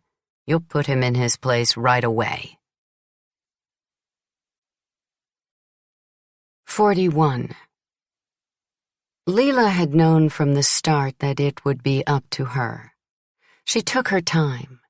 She left Gennaro at the neighbors and went with Pasquale to a meeting of the committee on Via dei Tribunali, called to discuss also the Sacavo situation.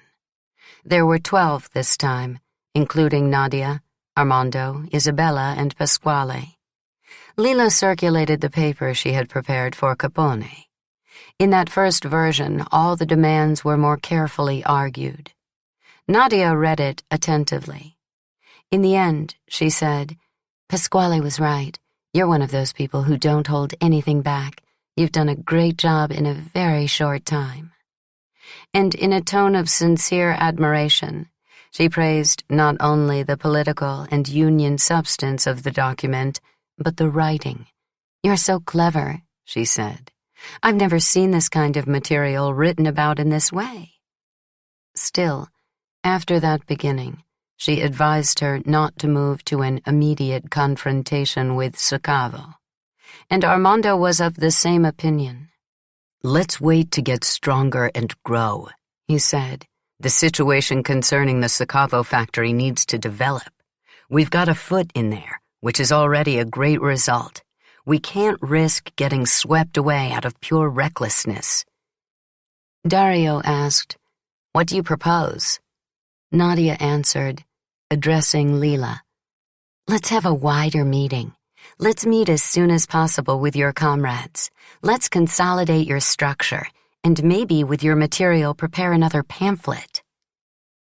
Lila, in the face of that sudden cautiousness, felt a great aggressive satisfaction. She said mockingly, "So, in your view, I've done this work and am putting my job at risk to allow all of you to have a bigger meeting and another pamphlet?" But she was unable to enjoy that feeling of revenge. Suddenly Nadia, who was right opposite her, began to vibrate like a window loose in its frame, and dissolved. For no evident reason, Lila's throat tightened, and the slightest gestures of those present, even a blink, accelerated. She closed her eyes, leaned against the back of the broken chair she was sitting on, felt she was suffocating. "Is something wrong?" asked Armando. Pasquale became upset.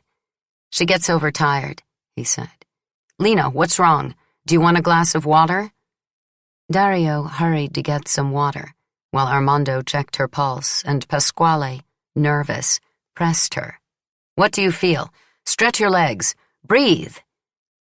Lila whispered that she was fine, and abruptly pulled her wrist away from Armando, saying she wanted to be left in peace for a minute. But when Dario returned with the water, she drank a small mouthful, murmured it was nothing, just a little flu. "Do you have a fever?" Armando asked calmly.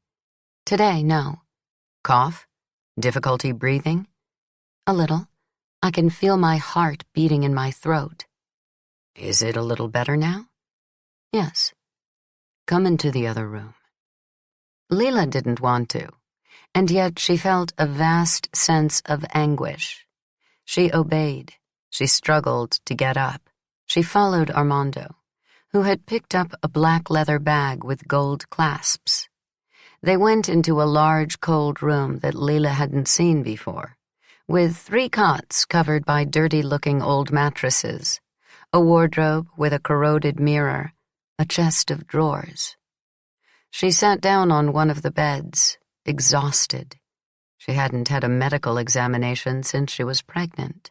When Armando asked about her symptoms, she mentioned only the weight in her chest, but added, "It's nothing." He examined her in silence, and she immediately hated that silence. It seemed a treacherous silence. That detached, clean man, although he was asking questions, did not seem to trust the answers. He examined her as if only her body, aided by instruments and expertise, were a reliable mechanism. He listened to her chest.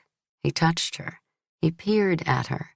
And meanwhile, he forced her to wait for a conclusive opinion on what was happening in her chest, in her stomach, in her throat, places apparently well known that now seemed completely unknown. Finally, Armando asked her, "Do you sleep well?" "Very well." "How much?" "It depends." "On what?" "On my thoughts." "Do you eat enough?" "When I feel like it." "Do you ever have difficulty breathing?" "No." "Pain in your chest?" "A weight, but light." "Cold sweats?" "No." "Have you ever fainted or felt like fainting?" "No." "Are you regular?" "In what?" "Menstruation?" "No." "When did you last have a period?" "I don't know." "You don't keep track?" "Should I keep track?" "It's better." "Do you use contraceptives?" "What do you mean?" "Condoms, coil, the pill?" "What pill?" "A new medicine. You take it and you can't get pregnant. Is that true? Absolutely true. Your husband has never used a condom?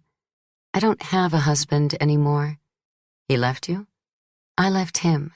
When you were together, did he use one? I don't even know how a condom is made. Do you have a regular sex life? What's the use of talking about these things? If you don't want to, we won't. I don't want to. Armando put his instruments back in the case, sat down on a half-broken chair, sighed. You should slow down, Lena. You've pushed your body too far. What does that mean? You're undernourished, anxious. You've seriously neglected yourself. And so? You have a little catarrh. I'll give you a syrup. And so? You should have a series of tests. Your liver is a little enlarged. I don't have time for tests. Give me some medicine. Armando shook his head discontentedly. Listen, he said. I understand that with you it's better not to beat around the bush. You have a murmur. What's that? A problem with the heart, and it could be something that's not benign. Lila made a grimace of anxiety. What do you mean? I might die? He smiled and said, No, only you should get checked by a cardiologist. Come see me in the hospital tomorrow, and I'll send you to someone good. Lila furrowed her brow, got up, said coldly, I have a lot to do tomorrow. I'm going to see Sakavo. 42. Pasquale's worried tone exasperated her. As he was driving home, he asked her, What did Armando say? How are you? Fine. I should eat more. You see, you don't take care of yourself. Lila burst out. Pasquale, you're not my father. You're not my brother. You're no one. Leave me alone, get it? I can't be worried about you? No. And be careful what you do and say, especially with Enzo. If you tell him I was ill, and it's not true, I was only dizzy, you risk ruining our friendship. Take 2 sick days and don't go to Sakavo. Capone advised you against it, and the committee advised against it. It's a matter of political expediency. I don't give a damn about political expediency. You're the one who got me in trouble, and now I'll do as I like. She didn't invite him to come in, and he went away angry. Once at home, Lila cuddled Gennaro, made dinner, waited for Enzo. Now it seemed to her that she was constantly short of breath. Since Enzo was late, she fed Gennaro. She was afraid it was one of those evenings when he was seeing women and would return in the middle of the night. When the child spilled a glass of water, the caresses stopped and she yelled at him as if he were an adult, in dialect. Will you hold still a moment? I'll hit you. Why do you want to ruin my life? Just then Enzo returned, and she tried to be nice. They ate, but Lila had the impression that the food was struggling to get to her stomach, that it was scratching her chest. As soon as Gennaro fell asleep, they turned to the installments of the Zurich course, but Enzo soon got tired and tried politely to go to bed. His attempts were vain. Lila kept going until it was late. She was afraid of shutting herself in her room. She feared that as soon as she was alone in the dark, the symptoms she hadn't admitted to Armando would appear, all together, and kill her. He asked her softly, Will you tell me what's wrong? Nothing. You come and go with Pasquale. Why? What secrets do you have? It's things to do with the union. He made me join, and now I have to take care of them. Enzo looked disheartened, and she asked, What's wrong?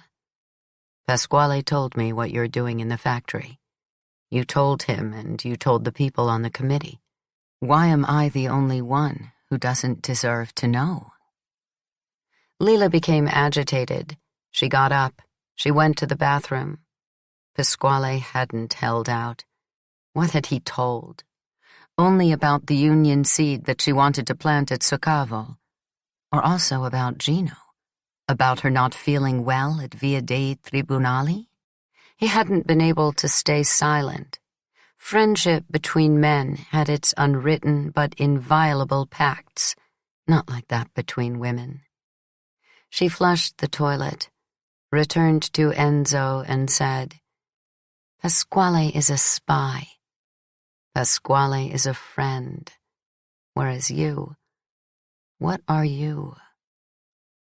His tone hurt. She gave in unexpectedly, suddenly. Her eyes filled with tears, and she tried in vain to push them back, humiliated by her own weakness. "I don't want to make more trouble for you than I already have," she sobbed. "I'm afraid you'll send me away." Then she blew her nose and added in a whisper, "Can I sleep with you?" Enzo stared at her in disbelief. "Sleep how?" "However you want." "And do you want it?" Lila gazed at the water pitcher in the middle of the table with its comical rooster's head. Gennaro liked it.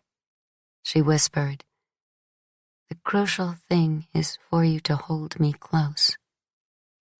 Enzo shook his head unhappily. "You don't want me." "I want you, but I don't feel anything." "You don't feel anything for me?" "What do you mean? I love you, and every night I wish you would call me and hold me close. But beyond that, I don't want anything." Enzo turned pale. His handsome face was contorted as if by an intolerable grief, and he observed, "I disgust you." "No, no, no. Let's do what you want, right away. I'm ready." He had a desolate smile and was silent for a while. Then he couldn't bear her anxiety. He muttered, "Let's go to bed." "Each in our own room?" "No, in my bed." Lila, relieved, went to get undressed. She put on her nightgown, went to him trembling with cold. He was already in bed. "I'll go here?" "All right." She slid under the covers, rested her head on his shoulder, put an arm around his chest. Enzo remained motionless. She felt immediately that he gave off a violent heat. "My feet are cold," she whispered. "Can I put them near yours?" "Yes." "Can I caress you a little?" "Leave me alone." Slowly the cold disappeared. The pain in her chest dissolved. She forgot the grip on her throat. She gave in to the respite of his warmth. "Can I sleep?" she asked, dazed by weariness. "Sleep." 43. At dawn, she started. Her body reminded her that she had to wake up. Immediately, the terrible thoughts arrived, all very clear. Her sick heart, Gennaro's regressions, the fascists from the neighborhood, Nadia's self-importance, Pasquale's untrustworthiness, the list of demands. Only afterward did she realize that she had slept with Enzo, but that he was no longer in the bed. She rose quickly, in time to hear the door closing. Had he arisen as soon as she fell asleep? Had he been awake all night? Had he slept in the other room with the child? Or had he fallen asleep with her, forgetting every desire? Certainly he had had breakfast alone, and had left the table set for her and Gennaro. He had gone to work, without a word, keeping his thoughts to himself. Lila, too, after taking her son to the neighbor, hurried to the factory. "So, did you make up your mind?" Edo asked, a little sulkily. "I'll make up my mind when I like," Lila answered, returning to her old tone of voice. "We're a committee. You have to inform us." "Did you circulate the list?" "Yes." "What do the others say?" "Silence means consent." "No," she said. "Silence means they're shitting in their pants." Capone was right.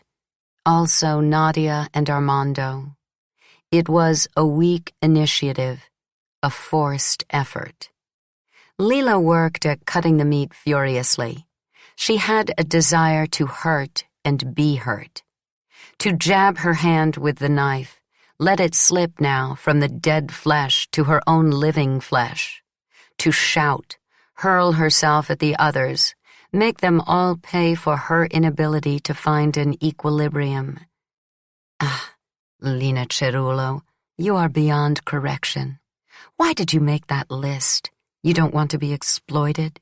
You want to improve your condition and the condition of these people? You're convinced that you and they, starting from here, from what you are now, will join the victorious march of the proletariat of the whole world? No way. March to become what? Now and forever workers? Workers who slave from morning to night but are empowered? Nonsense. Hot air to sweeten the pill of toil. You know that it's a terrible condition.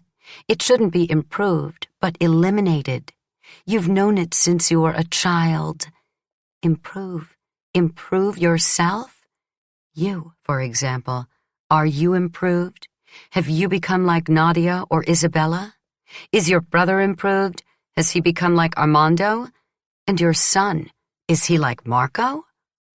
No. We remain us, and they are they. So why don't you resign yourself? Blame the mind that can't settle down, that is constantly seeking a way to function. Designing shoes, getting busy setting up a shoe factory, rewriting Nino's articles, tormenting him until he did as you said, using for your own purpose the installments from Zurich with Enzo, and now demonstrating to Nadia that if she is making the revolution, you are even more. The mind. Ah, yes, the evil is there. It's the mind's discontent that causes the body to get sick. I've had it with myself, with everything. I've even had it with Gennaro. His fate, if all goes well, is to end up in a place like this, crawling to some boss for another 5 lire. So, Cerullo, take up your responsibilities and do what you have always had in mind. Frighten Sacavo. Eliminate his habit of fucking the workers in the drying room. Show the student with the wolf face what you've prepared. That summer on Ischia, the drinks, the house in Forio, the luxurious bed where I was with Nino. The money came from this place, from this evil smell, from these days spent in disgust, from this poorly paid labor. What did I cut here? A revolting yellowish pulp spurted out. The world turns, but luckily, if it falls, it breaks. Right before the lunch break, she made up her mind. She said to Edo, "I'm going." But she didn't have time to take off her apron. The owner's secretary appeared in the gutting room to tell her, "Dottor Sacavo wants you urgently in the office." Lila thought that some spy had told Bruno what was coming. She stopped work, took the sheet of demands from the closet and went up. She knocked on the door of the office and went in. Bruno was not alone in the room. Sitting in a chair, cigarette in his mouth, was Michele Solata. 44. She had always known that Michele would sooner or later reappear in her life, but finding him in Bruno's office frightened her, like the spirits in the dark corners of the house of her childhood. What is he doing here? I have to get out of here. But Solara, seeing her, stood up, spread his arms wide, seemed genuinely moved. He said in Italian, "Lina, what a pleasure, how happy I am." He wanted to embrace her, and would have if she hadn't stopped him with an unconscious gesture of revulsion. Michele stood for some instants with his arms outstretched. Therefore, in confusion, with one hand he caressed his cheekbone, his neck. With the other he pointed to Lila, this time speaking in an artificial tone. "But really, I can't believe it. Right in the middle of the salamis, you were hiding Signora Carracci?" Lila turned to Bruno abruptly. "I'll come back later." "Sit down," he said darkly. "I prefer to stand." "Sit. You'll get tired." She shook her head, remained standing, and Michele gave Bruno a smile of understanding. "She's made like that. Resign yourself. She never obeys." To Lila, it seemed that Solara's voice had more power than in the past. He stressed the end of every word, as if he had been practicing his pronunciation. Maybe to save her strength, maybe just to contradict him, she changed her mind and sat down. Michele also changed position, but so that he was turned completely toward her, as if Bruno were no longer in the room. He observed her carefully, affectionately, and said, in a tone of regret, "Your hands are ruined. Too bad. As a girl, you had such nice ones."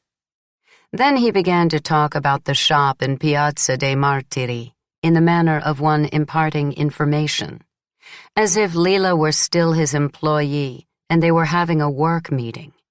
He mentioned new shelves, new light fixtures, and how he had had the bathroom door that opened onto the courtyard walled up again.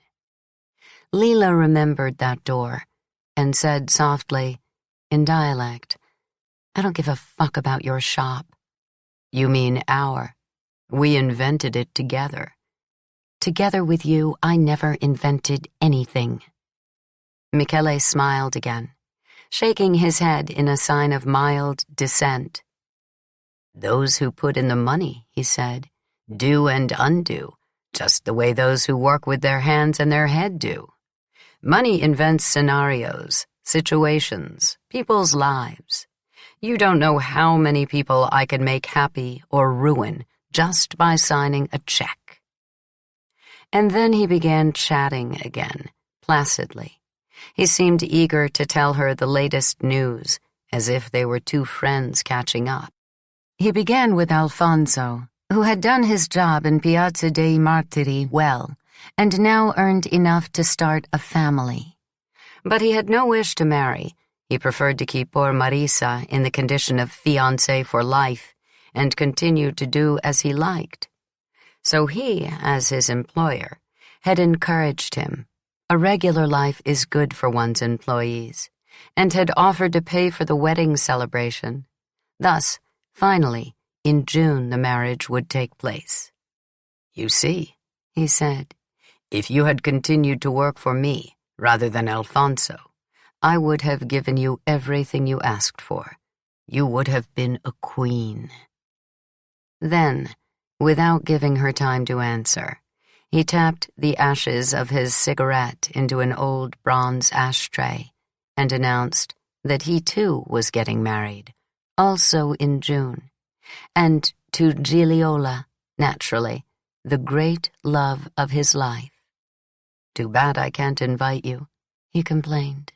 "I would have liked to, but I don't want to embarrass your husband." And he began to talk about Stefano, Ada, and their child, first saying nice things about all three, then pointing out that the two grocery stores weren't doing as well as they used to. As long as his father's money lasted, he explained, Carracci kept afloat, but commerce is a rough sea now. Stefano's been shipping water for quite some time. He can't manage things anymore. Competition, he said, had increased. New stores were constantly opening. Marcello himself, for example, had got it into his head to expand the late Don Carlo's old store and transform it into one of those places where you can get anything, from soap to light bulbs, mortadella and candy. And he had done it. The business was booming. It was called Everything for Everyone. You're saying that you and your brother have managed to ruin Stefano too? What do you mean ruin, Lena? We do our job and that's all. In fact, when we can help our friends, we help them happily. Guess who Marcello has working in the new store? I don't know. Your brother. You've reduced Reno to being your clerk? Well, you abandoned him, and that fellow is carrying all of them on his shoulders. Your father, your mother, a child, Pinuccia, who's pregnant again. What could he do? He turned to Marcello for help, and Marcello helped him. Doesn't that please you? Lila responded coldly. No, it doesn't please me. Nothing you do pleases me. Michele appeared dissatisfied, and he remembered Bruno. You see, as I was telling you, her problem is that she has a bad character. Bruno gave an embarrassed smile that was meant to be conspiratorial. It's true. Did she hurt you too? A little. You know that she was still a child when she held a shoemaker's knife to my brother's throat, and he was twice her size? And not as a joke, it was clear that she was ready to use it. Seriously? Yes, that girl has courage. She's determined. Lila clenched her fists tightly. She detested the weakness she felt in her body. The room was undulating. The bodies of the dead objects and the living people were expanding. She looked at Michele, who was extinguishing the cigarette in the ashtray. He was putting too much energy into it, as if he too, in spite of his placid tone, were giving vent to an uneasiness. Lila stared at his fingers, which went on squashing the butt. The nails were white. Once, she thought, he asked me to become his lover.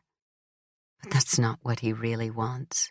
There's something else, something that doesn't have to do with sex, and that not even he can explain. He's obsessed. It's like a superstition.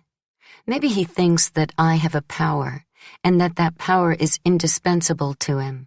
He wants it, but he can't get it, and it makes him suffer. It's a thing he can't take from me by force. Yes, maybe that's it. Otherwise he would have crushed me by now. But why me? What has he recognized in me that's useful to him?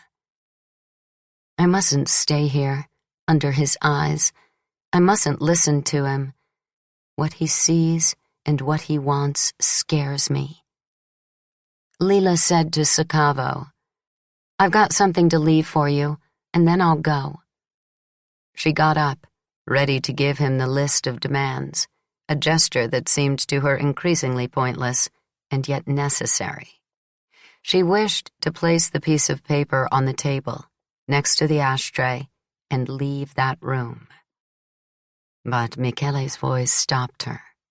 Now it was definitely affectionate, almost caressing, as if he had intuited that she was trying to get away from him and wanted to do everything possible to charm her and keep her. He continued speaking to Sacavo. You see, she really has a bad character. I'm speaking, but she doesn't give a damn. She pulls out a piece of paper, says she wants to leave. But you forgive her, because she has many good qualities that make up for her bad character. You think you hired a worker? It's not true. This woman is much, much more. If you let her, she'll change shit into gold for you. She's capable of reorganizing this whole enterprise, taking it to levels you can't even imagine. Why? Because she has the type of mind that normally no woman has, but also that not even we men have. I've had an eye on her since she was a child, and it's true. She designed shoes that I still sell today in Naples and outside, and I make a lot of money. And she renovated a shop in Piazza dei Martiri with such imagination that it became a salon for the rich people from Via Chiaia, from Posillipo, from the Vomero. And there are many, very many other things she could do. But she has a crazy streak. She thinks she can always do what she wants. Come, go, fix, break. You think I fired her? No. One day, as if it were nothing, she didn't come to work. Just like that. Vanished. And if you catch her again, she'll slip away again. She's an eel. This is her problem. Even though she's extremely intelligent, she can't understand what she can do and what she can't. That's because she hasn't yet found a real man. A real man puts the woman in her place. She's not capable of cooking. She learns. The house is dirty. She cleans it. A real man can make a woman do everything. For example, I met a woman a while ago who didn't know how to whistle. Well, we were together for 2 hours only. Hours of fire. And afterward, I said to her, "Now whistle." She, you won't believe it, whistled. If you know how to train a woman, good. If you don't know how to train her, forget about her. You'll get hurt. He uttered these last words in a very serious tone, as if they summed up an irrefutable commandment.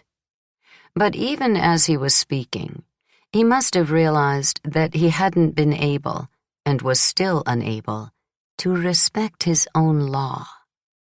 So suddenly his expression changed, his voice changed. He felt an urgent need to humiliate her. He turned toward Lila with a jolt of impatience and said emphatically, in a crescendo of obscenities in dialect, "But with her it's difficult. It's not so easy to kiss her off. And yet you see what she looks like. She has small eyes, small tits, a small ass. She's just a broomstick. With someone like that, what can you do? You can't even get it up. But an instant is enough. A single instant. You look at her, and you want to fuck her."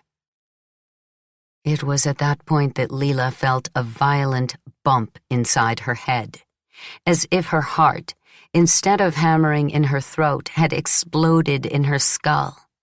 She yelled an insult at him no less obscene than the words he had uttered. She grabbed from the desk the bronze ashtray, spilling out butts and ashes, and tried to hit him. But the gesture, in spite of her fury, was slow, powerless. And even Bruno's voice, "Lena, please, what are you doing?" passed through her slowly. So maybe for that reason, Solata stopped her easily, and easily took away the ashtray, saying to her angrily, "You think you work for Dottor Soccavo? You think I'm no one here? You are mistaken. Dottor Soccavo has been in my mother's red book for quite some time, and that book is a lot more important than Mao's little book. So you don't work for him. You work for me. You work for me and only me. And so far I've let you. I wanted to see what the fuck you were driving at. You and that shit you sleep with. But from now on, remember that I have my eyes on you. And if I need you, you better come running. Got that?" Only then Bruno jumped to his feet nervously and exclaimed, "Leave her, Mike. You're going too far." Solata let go of Lila's wrist. Then he muttered, addressing Soccavo, again in Italian, "You're right. Sorry. But Signora Carracci has this ability. One way or another, she always compels you to go too far." Lena repressed her fury. She rubbed her wrist carefully. With the tip of her finger, she wiped off some ash that had fallen on it. Then she unfolded the piece of paper with the demands. She placed it in front of Bruno and as she was going to the door, she turned to Salata, saying, "I've known how to whistle since I was 5 years old." 45. When she came back down, her face very pale, Edo asked her how it went, but Lila didn't answer. She pushed him away with one hand and shut herself in the bathroom. She was afraid that Bruno would call her back. She was afraid of being forced to have a confrontation in Michele's presence. She was afraid of the unaccustomed fragility of her body. She couldn't get used to it. From the little window she spied on the courtyard and drew a sigh of relief when she saw Michele, tall, in a black leather jacket and dark pants, going bald at the temples, his handsome face carefully shaved, walk nervously to his car and leave. Then she returned to the gutting room, and Edo asked her again, "So?" "I did it. From now on the rest of you have to take care of it." "In what sense?" She couldn't answer. Bruno's secretary had appeared, breathless. The owner wanted her right away. She went like that saint who, although she still has her head on her shoulders, is carrying it in her hands, as if it had already been cut off. Bruno, as soon as he saw her, almost screamed. "You people want to have coffee in bed in the morning? What is this latest thing, Lena? Do you have any idea? Sit down and explain. I can't believe it." Lena explained to him, demand by demand, in the tone she used with Gennaro when he refused to understand. She said emphatically that he had better take that piece of paper seriously and deal with the various points in a constructive spirit, because if he behaved unreasonably, the office of the labor inspector would soon come down on him. Finally, she asked him what sort of trouble he'd got into to end up in the hands of dangerous people like the Saladas. At that point, Bruno lost control completely. His red complexion turned purple, his eyes grew bloodshot. He yelled that he would ruin her, that a few extra lire for the 4 dickheads she had set against him would be enough to settle everything. He shouted that for years his father had been bribing the inspector's office, and she was dreaming if she thought he was afraid of an inspection.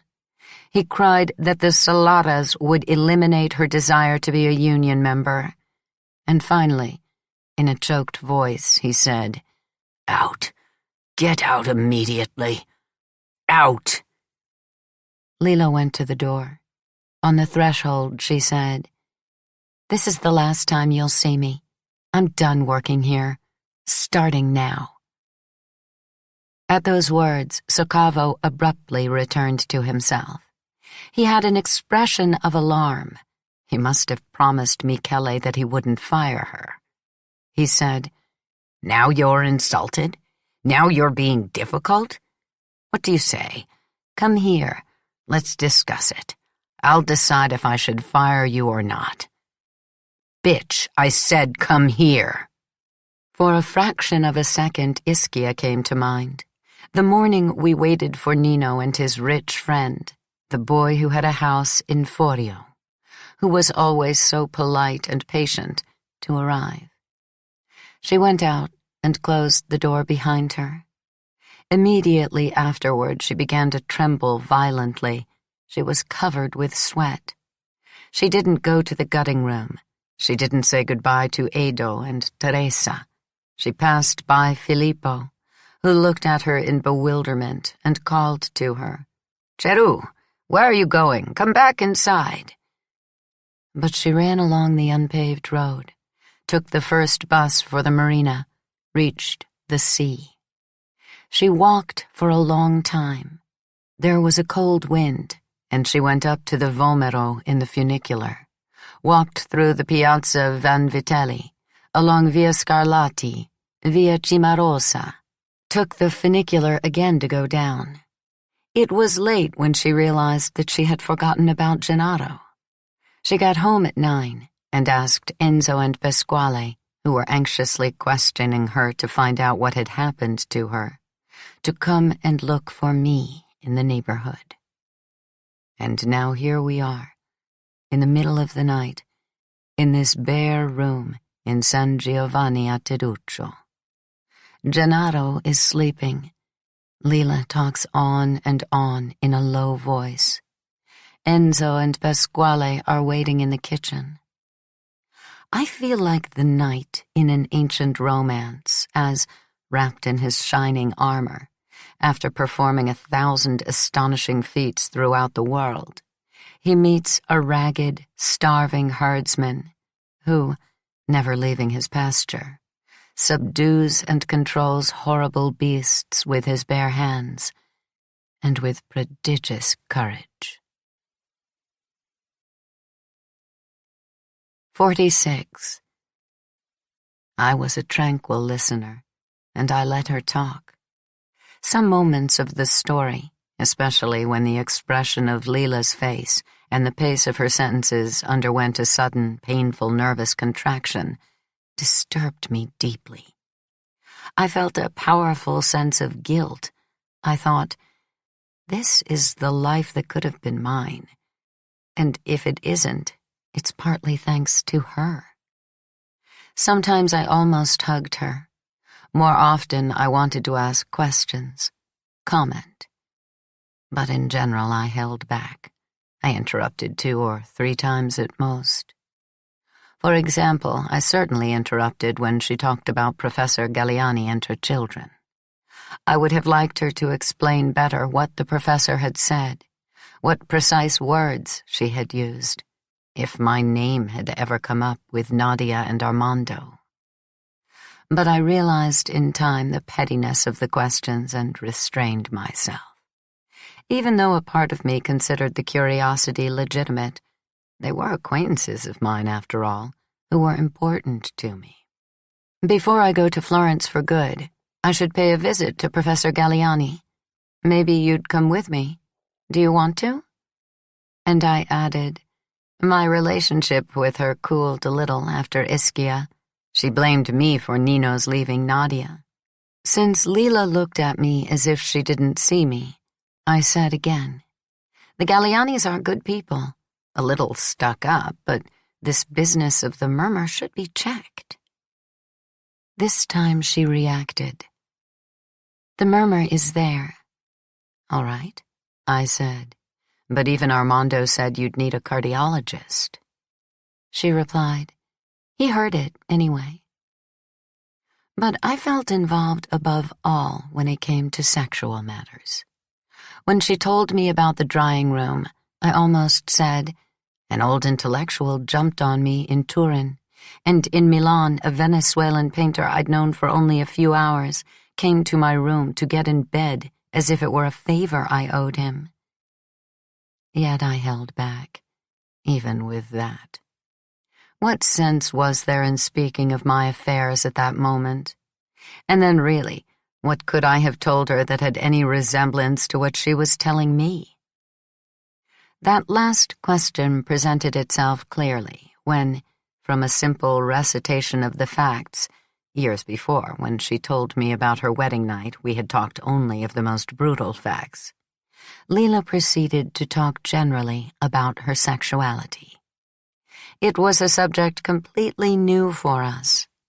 The coarse language of the environment we came from was useful for attack or self-defense, but, precisely because it was the language of violence, it hindered rather than encouraged intimate confidences. So I was embarrassed. I stared at the floor when she said, in the crude vocabulary of the neighborhood, that fucking had never given her the pleasure she had expected as a girl, that in fact she had almost never felt anything, that after Stefano, after Nino, to do it really annoyed her, so that she had been unable to accept inside herself even a man as gentle as Enzo.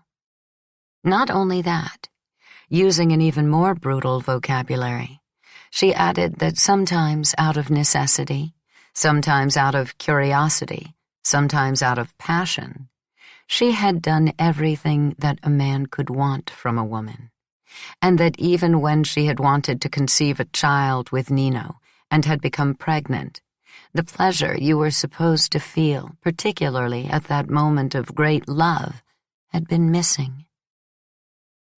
Before such frankness, I understood that I could not be silent, that I had to let her feel how close I was, that I had to react to her confidences with equal confidences.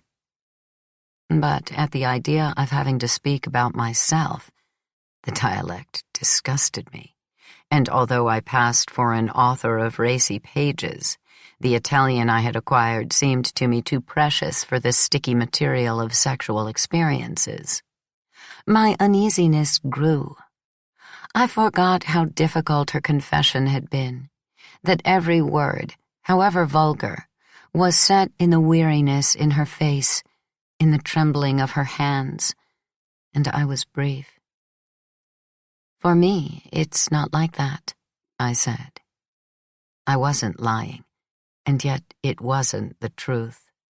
The truth was more complicated, and to give it a form I would have needed practiced words.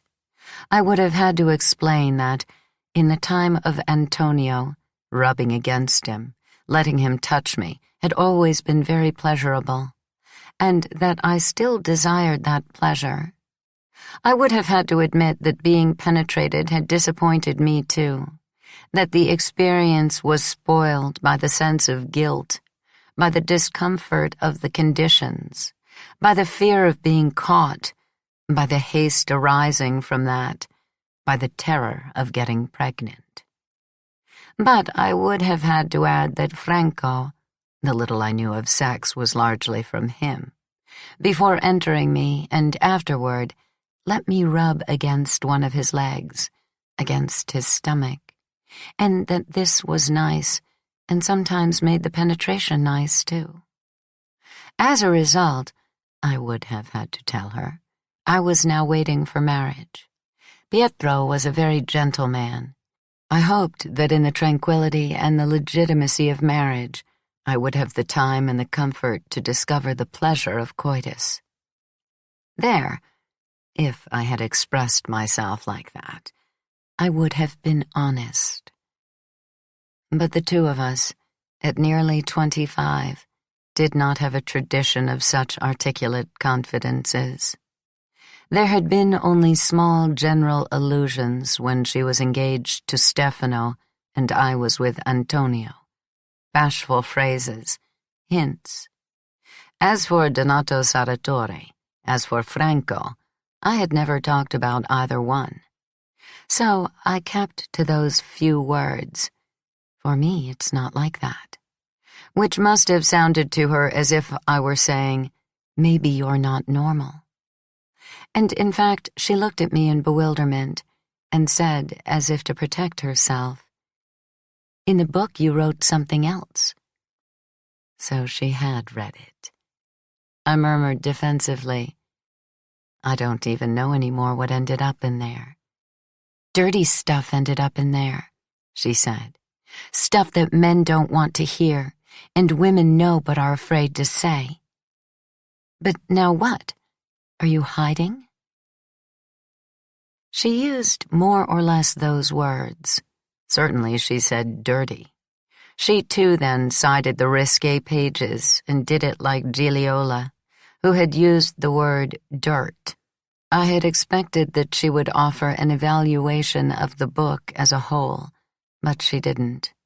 She used it only as a bridge to go back and repeat what she called several times, insistently, the bother of fucking. "That is in your novel," she exclaimed. "And if you told it, you know it. It's pointless for you to say, 'For me, it's not like that.'" And I mumbled, "Yes, maybe it's true, but I don't know."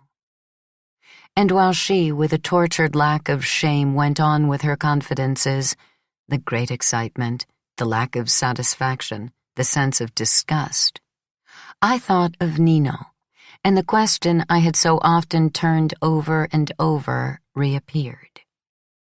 Was that long night full of tales a good moment to tell her I had seen him? Should I warn her that for Gennaro she couldn't count on Nino, that he already had another child, that he left children behind him heedlessly? Should I take advantage of that moment, of those admissions of his, to let her know that in Milan he had said an unpleasant thing about her? Lila is made badly even when it comes to sex? Should I go so far as to tell her that in those agitated confidences of hers, even in that way of reading the dirty pages of my book, now, while she was speaking, I seemed to find confirmation that Nino was, in essence, right? What in fact had Saratore's son intended, if not what she herself was admitting? Had he realized that for Lila being penetrated was only a duty, that she couldn't enjoy the union? He, I said to myself, is experienced.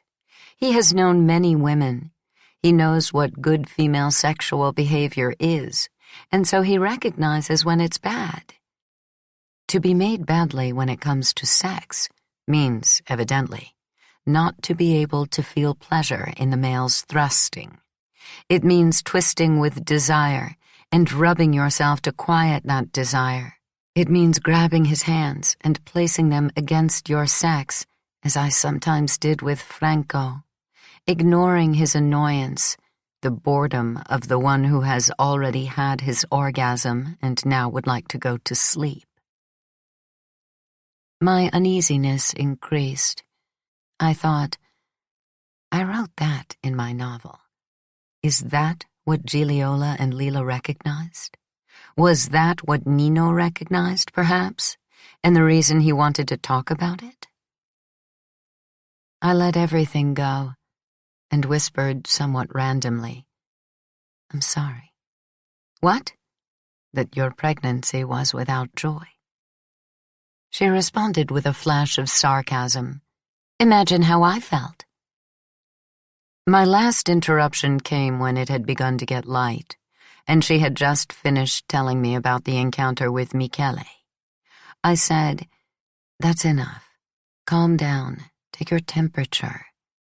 It was 101. I hugged her tight. I whispered, Now I'll take care of you, and until you're better, we'll stay together. And if I have to go to Florence, you and the child will come with me. She refused energetically. She made the final confession of that night. She said she had been wrong to follow Enzo to San Giovanni a Teduccio. She wanted to go back to the neighborhood. To the neighborhood? Yes, you're crazy. As soon as I feel better, I'll do it. I rebuked her. I told her it was a thought induced by the fever, that the neighborhood would exhaust her, that to set foot there was stupid. I can't wait to leave, I exclaimed. You're strong, she answered, to my astonishment. I have never been. The better and truer you feel, the farther away you go. If I merely pass through the tunnel of the Stradone, I'm scared. Remember when we tried to get to the sea but it started raining? Which of us wanted to keep going, and which of us made an about face? You or me?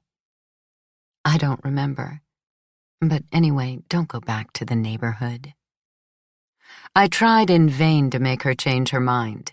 We discussed it for a long time. Go, she said finally. Talk to the two of them. They've been waiting for hours. They haven't closed their eyes and they have to go to work. What shall I tell them? Whatever you want. I pulled the covers up. I also covered Gennaro, who had been tossing in his sleep all night. I realized that Lila was already falling asleep. I whispered, I'll be back soon. She said, Remember what you promised. What? You've already forgotten? If something happens to me, you've got to take Gennaro. Nothing will happen to you." As I went out of the room, Lila started in her half-sleep.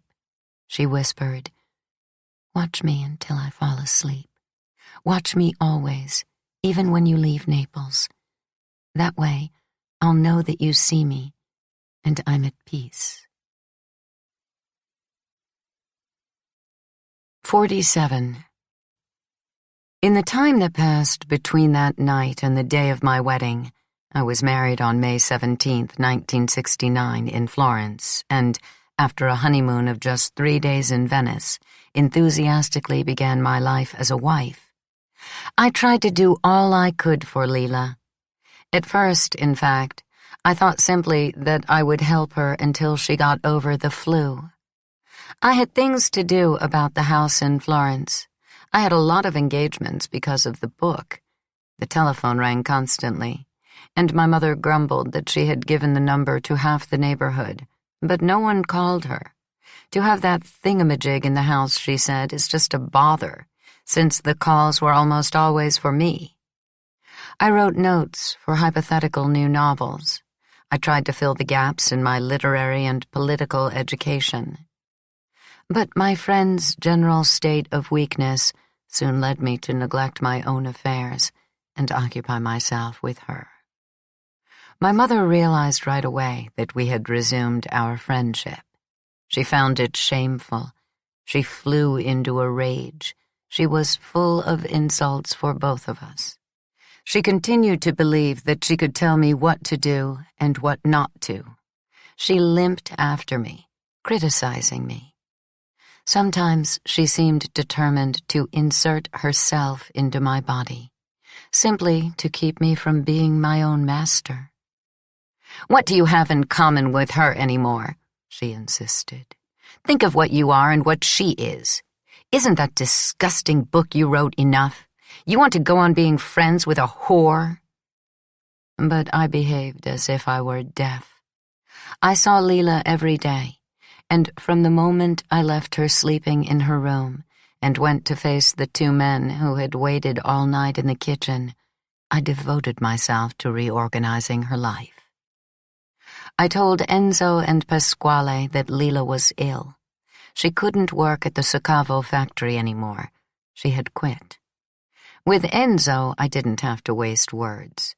He had understood for a while that she couldn't go on at the factory, that she had gotten into a difficult situation, that something inside her was giving in. Pasquale, instead, driving back to the neighborhood on the early morning streets, still free of traffic, objected. "Let's not overdo it," he said. "It's true that Lila has a hard life, but that's what happens to all the exploited of the world." Then, following a tendency he had had since he was a boy, he went on to speak about the peasants of the South, the workers of the North, the populations of Latin America, of northeastern Brazil, of Africa, about the Negroes, the Vietnamese, American imperialism. I soon stopped him, saying, "Pasquale, if Lena goes on as she has, she'll die." He wouldn't concede. He continued to object, and not because he didn't care about Lila, but because the struggle at Succavo seemed to him important. He considered our friend's role crucial, and deep down he was convinced that all those stories about a little flu came not so much from her as from me, a bourgeois intellectual more worried about a slight fever than about the nasty political consequences of a worker's defeat. Since he couldn't make up his mind to say these things to me explicitly, but spoke in sentence fragments, I summed it up for him with soothing clarity, to show him I had understood. That made him even more anxious, and as he left me at the gate, he said, "I have to go to work now, Lenu, but we'll talk about it again." As soon as I returned to the house in San Giovanni a Teduccio, I took Enzo aside and said, "Keep Pasquale away from Lena if you love her. She mustn't hear any talk of the factory." In that period, I always carried in my purse a book and a notebook. I read on the bus or when Lila was sleeping.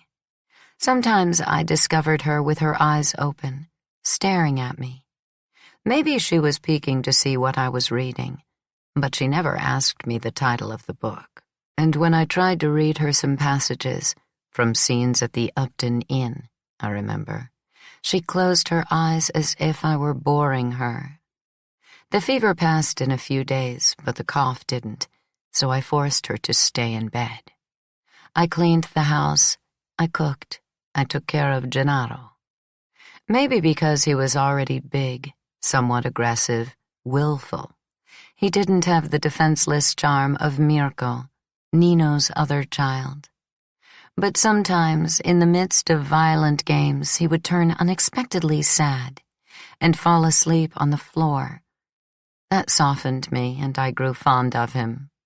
And when that became clear to him, he attached himself to me, keeping me from doing chores or reading.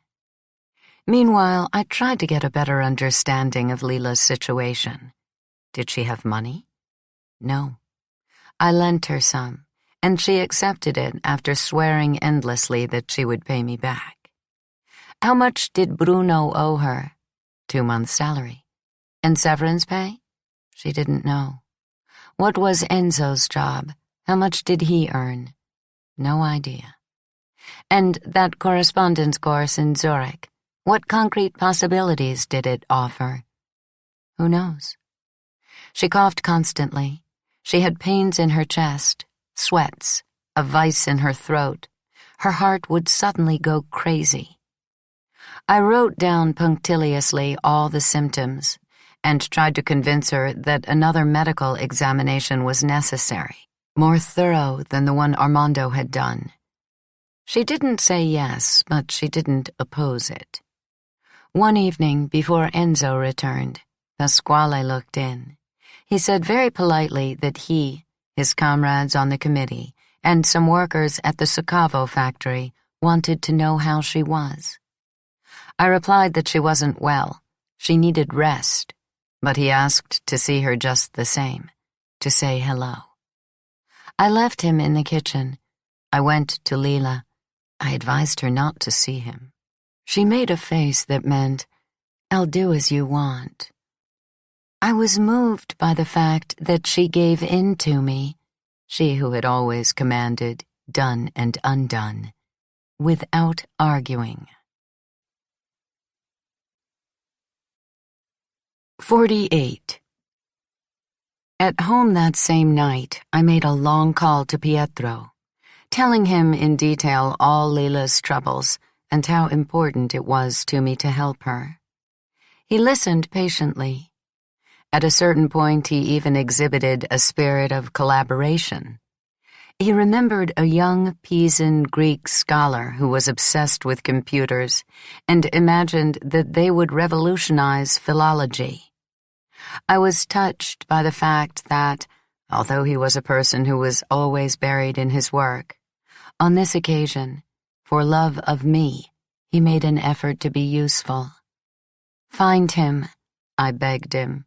"Tell him about Enzo. You never know, maybe some job prospects might turn up." He promised he would, and added that, if he remembered correctly, Maria Rosa had had a brief romance with a young Neapolitan lawyer. Maybe he could find him and ask if he could help. To do what? To get your friend's money back. I was excited. "Call Maria Rosa." "All right." I insisted.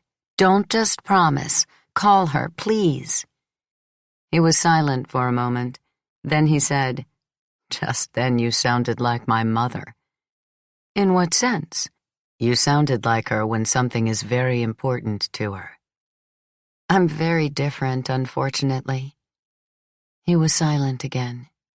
"You're different, fortunately. But in these types of things, there's no one like her. Tell her about that girl, and you'll see. She'll help you." I telephoned Adele.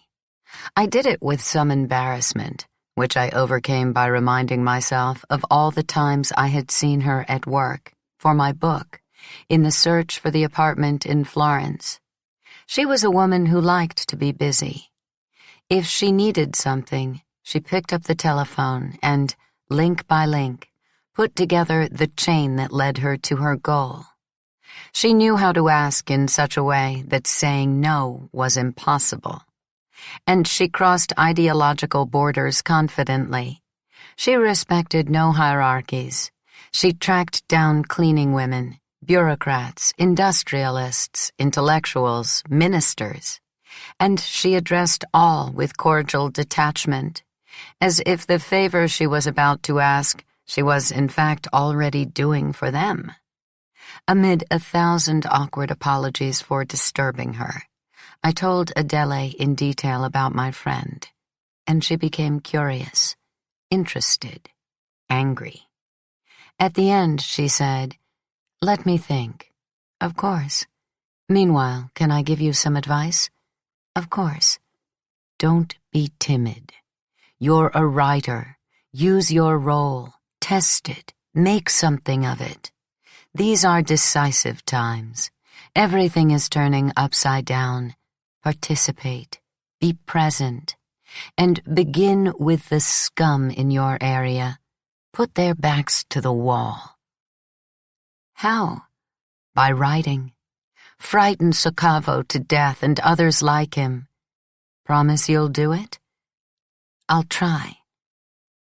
She gave me the name of an editor at l'Unità. 49. The telephone call to Pietro, and especially the one to my mother-in-law, released a feeling that until that moment I had kept at bay, that in fact I had repressed, but that was alive and ready to advance. It had to do with my changed status. It was likely that the Airotas, especially Guido, but perhaps Adele herself, considered me a girl who, although very eager, was far from the person they would have chosen for their son. It was just as likely that my origin, my dialectal cadence, my lack of sophistication in everything, had put the breadth of their views to a hard test. With just a slight exaggeration, I could hypothesize that even the publication of my book was part of an emergency plan intended to make me presentable in their world. But the fact remained, incontrovertible, that they had accepted me, that I was about to marry Pietro with their consent, that I was about to enter a protective family, a sort of well-fortified castle from which I could proceed without fear, or to which I could retreat if I were in danger. So it was urgent that I get used to that new membership, and above all, I had to be conscious of it. I was no longer a small match seller, almost down to the last match. I had won for myself a large supply of matches, and so, I suddenly understood, I could do for Lila much more than I had calculated on doing. It was with this perspective that I had my friend give me the documentation she had collected against Soccavo. She handed it over passively, without even asking what I wanted to do with it. I read with increasing absorption. How many terrible things she had been able to say precisely and effectively. How many intolerable experiences could be perceived behind the description of the factory. I turned the pages in my hands for a long time. Then suddenly, almost without coming to a decision, I looked in the telephone book. I called Soccavo. I subdued my voice to the right tone. I asked for Bruno. He was cordial. "What a pleasure to talk to you." I cold. He said, "You've done so many great things, Elena. I saw a picture of you in Roma. Bravo! What a wonderful time we had on Ischia." I answered that it was a pleasure to talk to him, too, but that Ischia was far away, and for better and worse we had all changed. And in his case, for example, I had heard some nasty rumors that I hoped were not true. He understood immediately and protested. He spoke harshly of Lila, of her ungratefulness, of the trouble she had caused him. I changed my tone. I said that I believed Lila more than him. "Take a pencil and paper," I said. "Write down my number. Got it? Now, give instructions for her to be paid, down to the last lira you owe her, and let me know when I can come and get the money. I wouldn't like to see your picture in the papers, too." I hung up before he could object, feeling proud of myself. I hadn't shown the least emotion. I had been curt. A few remarks in Italian. Polite first, then aloof. I hoped that Pietro was right.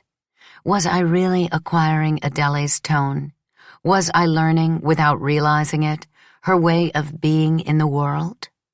I decided to find out whether I was capable, if I wanted, of carrying out the threat I had ended the phone call with. Agitated, as I had not been when I called Bruno, still the boring boy who had tried to kiss me on the beach of Citara, I dialed the number of the editorial offices of l'Unità. While the telephone rang, I hoped that the voice of my mother yelling at Elisa in dialect in the background wouldn't be heard. "My name is Elena Greco," I said to the switchboard operator. And I didn't have time to explain what I wanted before the woman exclaimed, "Elena Greco, the writer?" She had read my book and was full of compliments. I thanked her. I felt happy, strong.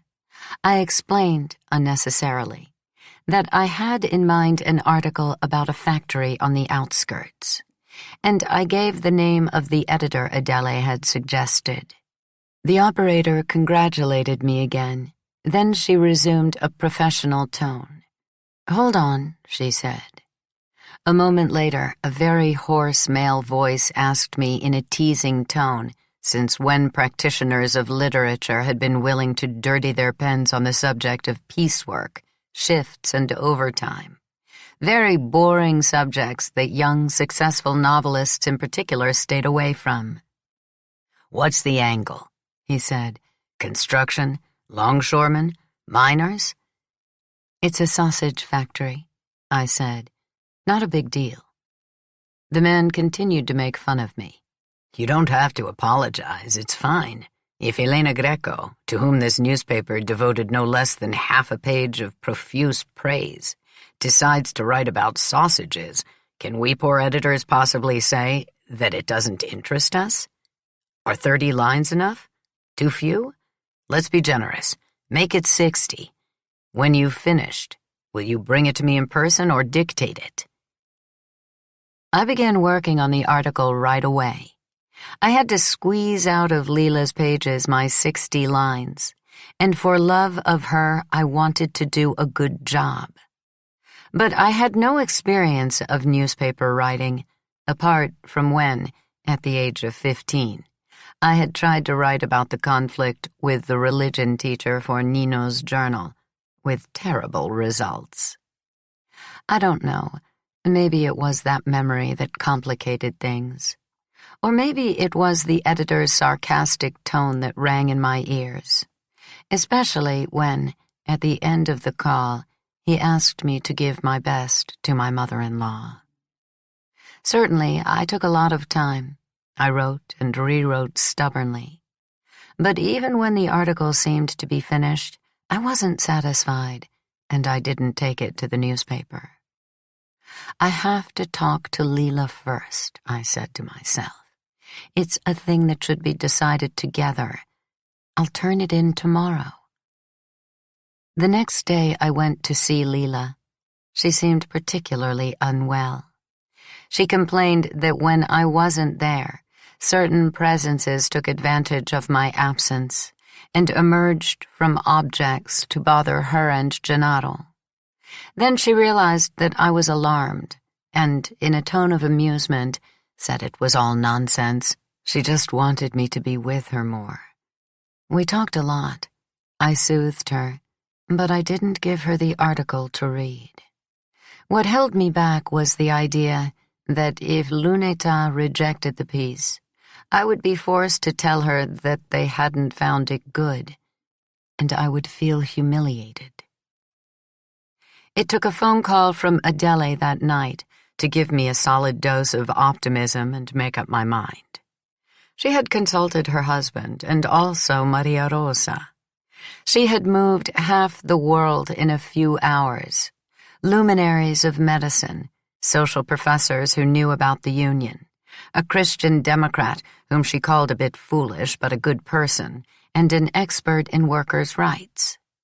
The result was that I had an appointment the next day with the best cardiologist in Naples, a friend of friends I wouldn't have to pay, and that the labor inspector would immediately pay a visit to the Sacavo factory, and that to get Lila's money, I could go to that friend of Maria Rosa's whom Pietro had mentioned, a young socialist lawyer who had an office in Piazza Nicola Amore and had already been informed. Happy? Yes. Did you write your article? Yes. You see, I was sure you wouldn't do it. In fact, it's ready. I'll take it to Luneta tomorrow. Good. I run the risk of underestimating you. It's a risk? Underestimating always is. How's it going with that poor little creature, my son? 50. From then on, everything became fluid, almost as if I possessed the art of making events flow like water from a spring. Even Pietro had worked for Lila. His colleague, the Greek scholar, turned out to be extremely talkative, but useful just the same. He knew someone in Bologna who really was a computer expert, the reliable source of his philological fantasies, and he had given him the number of an acquaintance in Naples, judged to be equally reliable. He gave me the name, address, and telephone number of the Neapolitan, and I thanked him warmly, commenting with affectionate irony on his forced entrepreneurship. I even sent him a kiss over the phone. I went to see Lila immediately. She had a cavernous cough. Her face was strained and pale, her gaze excessively watchful. But I was bringing good news and was happy.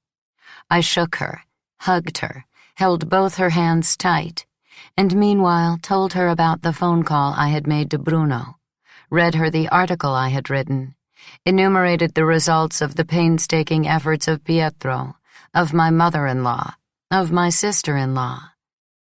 She listened as if I were speaking from far away, from another world into which I had ventured, and could hear clearly only half the things I was saying.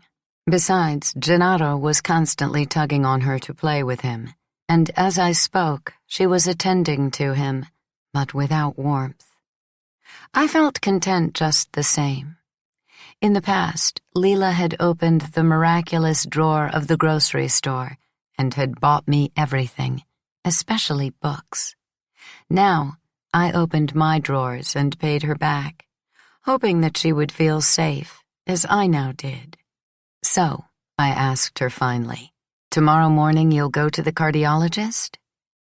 She reacted to my question in an incongruous way, saying with a small laugh, Nadia won't like this way of doing things, and her brother won't either. What way? I don't understand. Nothing. Lila, I said, please, what does Nadia have to do with it? Don't give her more importance than she already gives herself. And forget Armando, he's always been superficial. I surprised myself with those judgments. After all, I knew very little about Professor Galliani's children. And for a few seconds, I had the impression that Lila didn't recognize me, but saw before her a spirit who was exploiting her weakness. In fact, rather than criticizing Nadia and Armando, I only wanted her to understand that the hierarchies of power were different, that compared to the Airotas, the Gallianis didn't count, that people like Bruno Sacavo or that thug Michele counted even less, That, in other words, she should do as I said and not worry.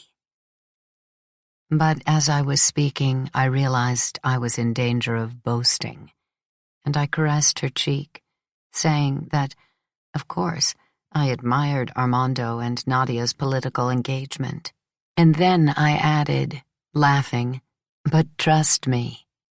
She muttered, "Okay, we'll go to the cardiologist." I persisted. "And for Enzo, what appointment should I make? What time? What day?" "Whenever you want, but after 5. As soon as I got home, I went back to the telephone. I called the lawyer. I explained Lila's situation in detail. I called the cardiologist. I confirmed the appointment. I telephoned the computer expert. He worked at the Department of Public Works. He said that the Zurich courses were useless, but that I could send Enzo to see him on such and such day at such an address. I called l'Unità. The editor said, "You're certainly taking your sweet time. Are you bringing me this article, or are we waiting for Christmas?"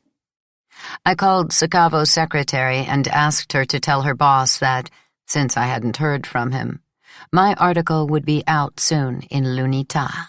That last phone call provoked an immediate, violent reaction. Sacavo called me 2 minutes later, and this time he wasn't friendly. He threatened me. I answered that, momentarily, he would have the inspector on his back, and a lawyer who would take care of Lila's interests. Then, that evening, pleasantly overexcited, I was proud of fighting against injustice, out of affection and conviction in spite of Pasquale and Franco, who thought they could still give me lessons. I hurried to l'Unità to deliver my article. The man I had talked to was middle-aged, short and fat, with small, lively eyes that permanently sparkled with a benevolent irony. He invited me to sit on a dilapidated chair, and he read the article carefully. "And this is 60 lines? To me it seems like 150. I reddened. I said softly, "I counted several times. It's 60. "Yes, but written by hand and in a script that couldn't be read with a magnifying glass. But the piece is very good, comrade. Find a typewriter somewhere and cut what you can." "Now?" "And when? For once I've got something people will actually look at if I put it on the page. And you want me to wait for doomsday?" 51. What energy I had in those days. We went to the cardiologist, a big-name professor who had a house and office on Via Crispi. I took great care with my appearance for the occasion. Although the doctor was from Naples, he was connected with Adele's world, and I didn't want to make a bad impression. I brushed my hair, wore a dress that she had given me, used a subtle perfume that resembled hers, put on light makeup.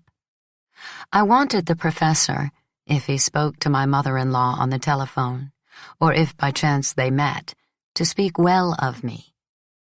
Lila instead looked as she did every day at home, careless of her appearance.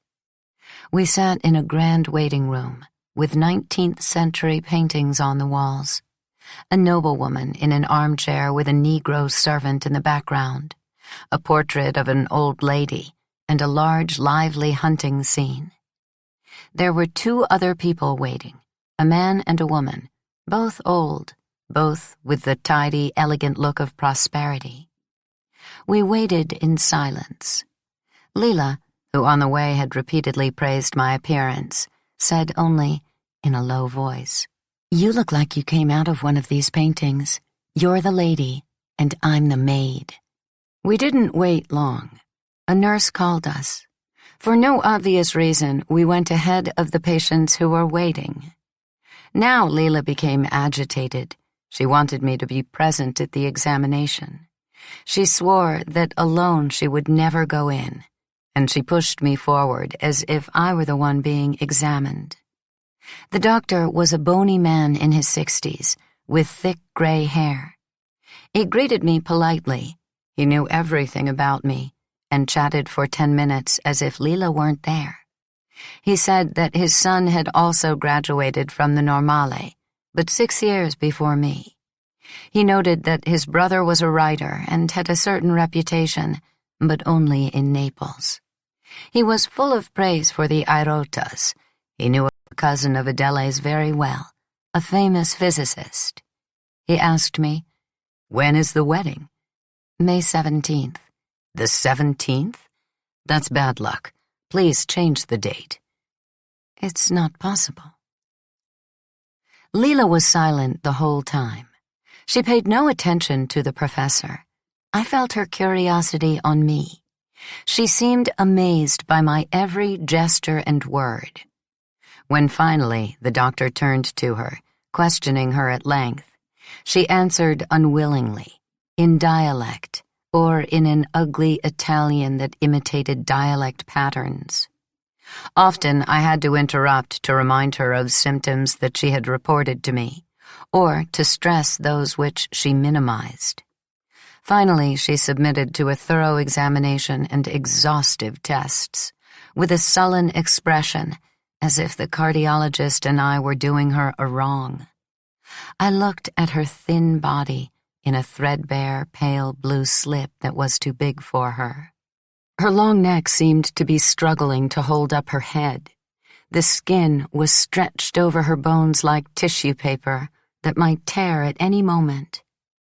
I realized that the thumb of her left hand every so often had a small reflexive twitch. It was a good half hour before the professor told her to get dressed. She kept her eyes on him as she did so. Now she seemed frightened. The cardiologist went to the desk, sat down, and finally announced that everything was in order. He hadn't found a murmur. "Signora," he said, "you have a perfect heart." But the effect of the verdict on Lila was apparently dubious. She didn't seem pleased. In fact, she seemed irritated. It was I who felt relieved, as if it were my heart, and it was I who showed signs of worry when the professor, again addressing me and not Lila, as if her lack of reaction had offended him, added, with a frown, that, however, given the general state of my friend, urgent measures were necessary. "The problem," he said, "isn't the cough. The signora has a cold, has had a slight flu, and I'll give her some cough syrup." The problem, according to him, was that she was exhausted, run down. Lila had to take better care of herself, eat regularly, have a tonic treatment, get at least 8 hours of sleep a night. "The majority of your friend's symptoms," he said, "will vanish when she regains her strength. In any case," he concluded, "I would advise a neurological examination." It was the penultimate word that roused Lila. She scowled, leaned forward, said in Italian, "Are you saying that I have a nervous illness?" The doctor looked at her in surprise, as if the patient he had just finished examining had been magically replaced by another person. "Not at all. I'm only advising an examination." "Did I say or do something I shouldn't have?" "No, madame. There's no need to worry. The examination serves only to get a clear picture of your situation." "A relative of mine," said Lila, "a cousin of my mother's, was unhappy. She'd been unhappy her whole life. In the summer, when I was little, I would hear her through the open window, shouting, laughing. Or I would see her on the street doing slightly crazy things. But it was unhappiness, so she never went to a neurologist. In fact, she never went to any doctor." "It would have been useful to go." "Nervous illnesses are for ladies." "Your mother's cousin isn't a lady?" "No." "And you?" "Even less so." "Do you feel unhappy?" "I'm very well." The doctor turned to me again, irritably. "Absolute rest. Have her do this treatment regularly. If you have some way of taking her to the country, it would be better." Lila burst out laughing. She returned to dialect. The last time I went to a doctor, he sent me to the beach, and it brought me a lot of grief. The professor pretended not to hear. He smiled at me as if to elicit a conspiratorial smile, gave me the name of a friend who was a neurologist, and telephoned himself so that the man would see us as soon as possible. It wasn't easy to drag Lila to a new doctor's office. She said she didn't have time to waste. She was already bored enough by the cardiologist. She had to get back to Gennaro. And above all, she didn't have money to throw away, nor did she want me to throw away mine. I assured her that the examination would be free, and in the end, reluctantly, she gave in. The neurologist was a small, lively man, completely bald, who had an office in an old building in Toledo, and displayed in his waiting room an orderly collection of philosophy books. He liked to hear himself talk, and he talked so much that, it seemed to me, he paid more attention to the thread of his own discourse than to the patient. He examined her and addressed me. He asked her questions and propounded to me his observations, taking no notice of the responses she gave. In the end, he concluded abstractedly that Lila's nervous system was in order, just like her cardiac muscle. But, he said, continuing to address me, my colleague is right, dear Dottoressa Greco. The body is weakened, and as a result, both the irascible and the concupiscible passions have taken advantage of it to get the upper hand over reason. Let's restore well-being to the body, and we'll restore health to the mind. Then he wrote out a prescription in indecipherable marks, but pronouncing aloud the names of the medicines, the doses. Then he moved on to advice. He advised, for relaxation, long walks, but avoiding the sea. Better, he said, the woods of Capodimonte or Camaldoli. He advised reading, but only during the day, never at night. He advised keeping the hands employed, even though a careful glance at Lila's would have been enough to realize that they had been too much employed. When he began to insist on the neurological benefits of crochet work, Lila became restless in her chair, and without waiting for the doctor to finish speaking, she asked him, following the course of her own secret thoughts, "As long as we're here, could you give me the pills that prevent you from having children?" The doctor frowned, and so I think did I. The request seemed out of place. "Are you married?" "I was. Not now." "In what sense not now?" "I'm separated." "You're still married?" "Well." "Have you had children?" "I have one." "One isn't much." "It's enough for me." "In your condition, pregnancy would help. There is no better medicine for a woman." "I know women who were destroyed by pregnancy. Better to have the pills." "For that problem of yours, you'll have to consult a gynecologist." "You only know about nerves. You don't know about pills?" The doctor was irritated. He chatted a little more, and then, in the doorway, gave me the address and telephone number of a doctor who worked in a clinic in Ponte di Tapia. "Go to her," he said, as if it were I who had asked for the contraceptives, and he said goodbye. On the way out, the secretary asked us to pay.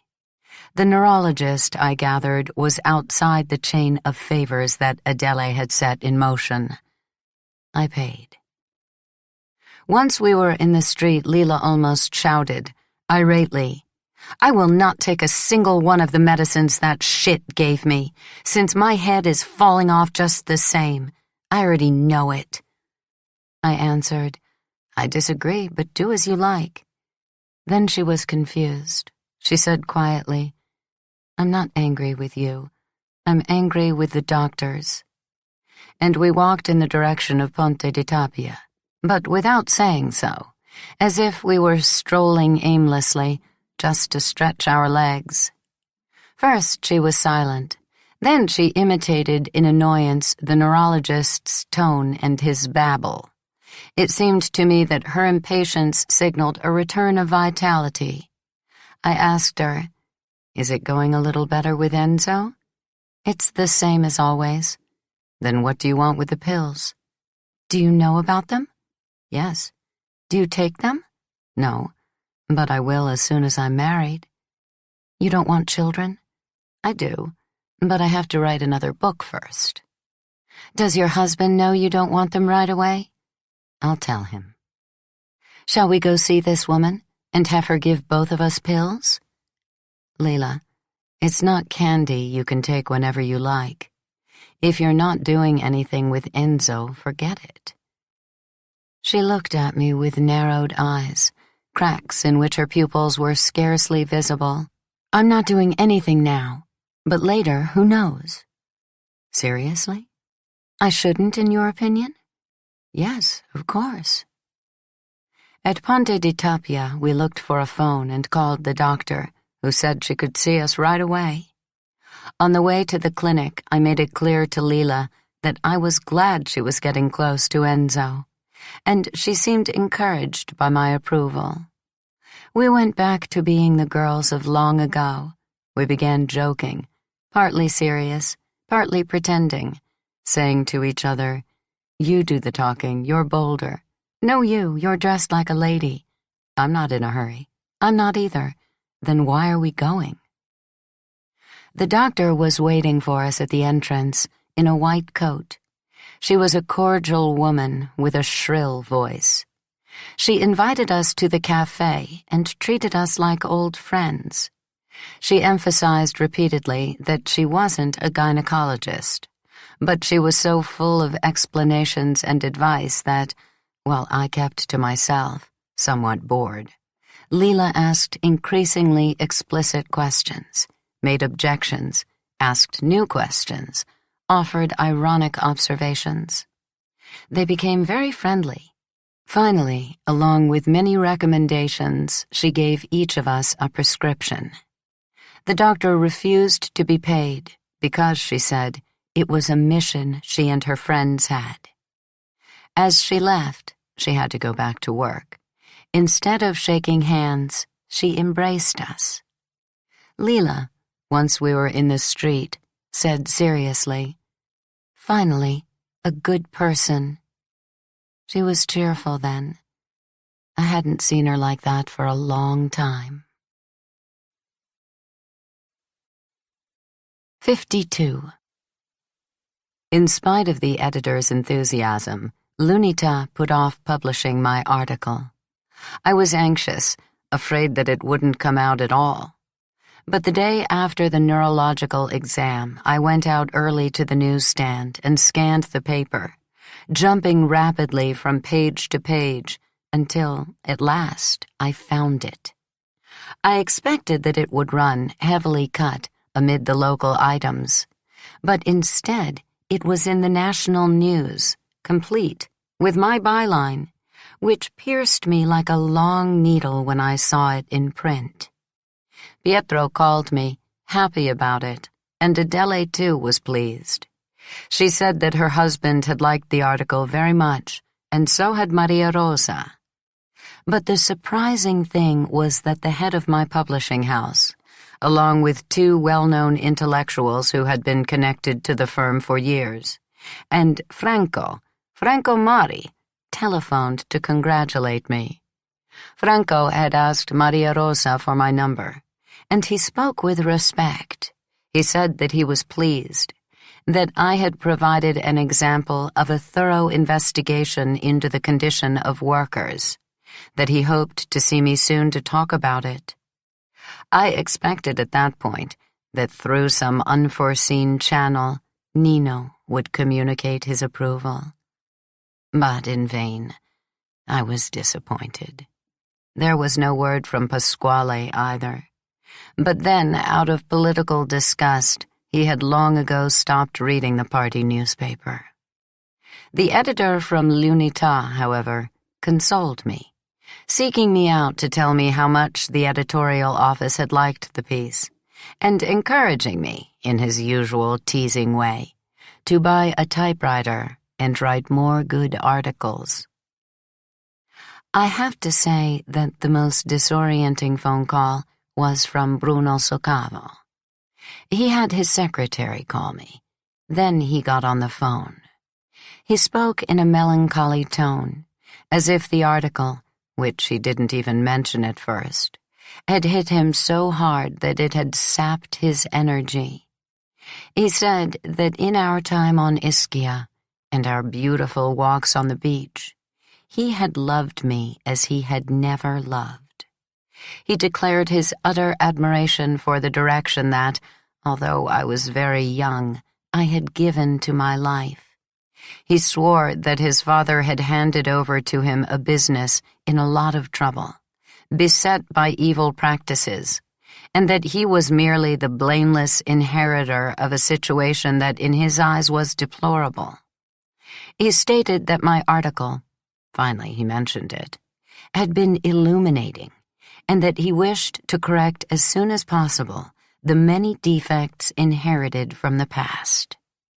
He was sorry about the misunderstanding with Lila and told me that the administration was arranging everything with my lawyer.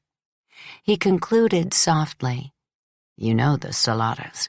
In this difficult situation, they're helping me give the Soccavo factory a new face."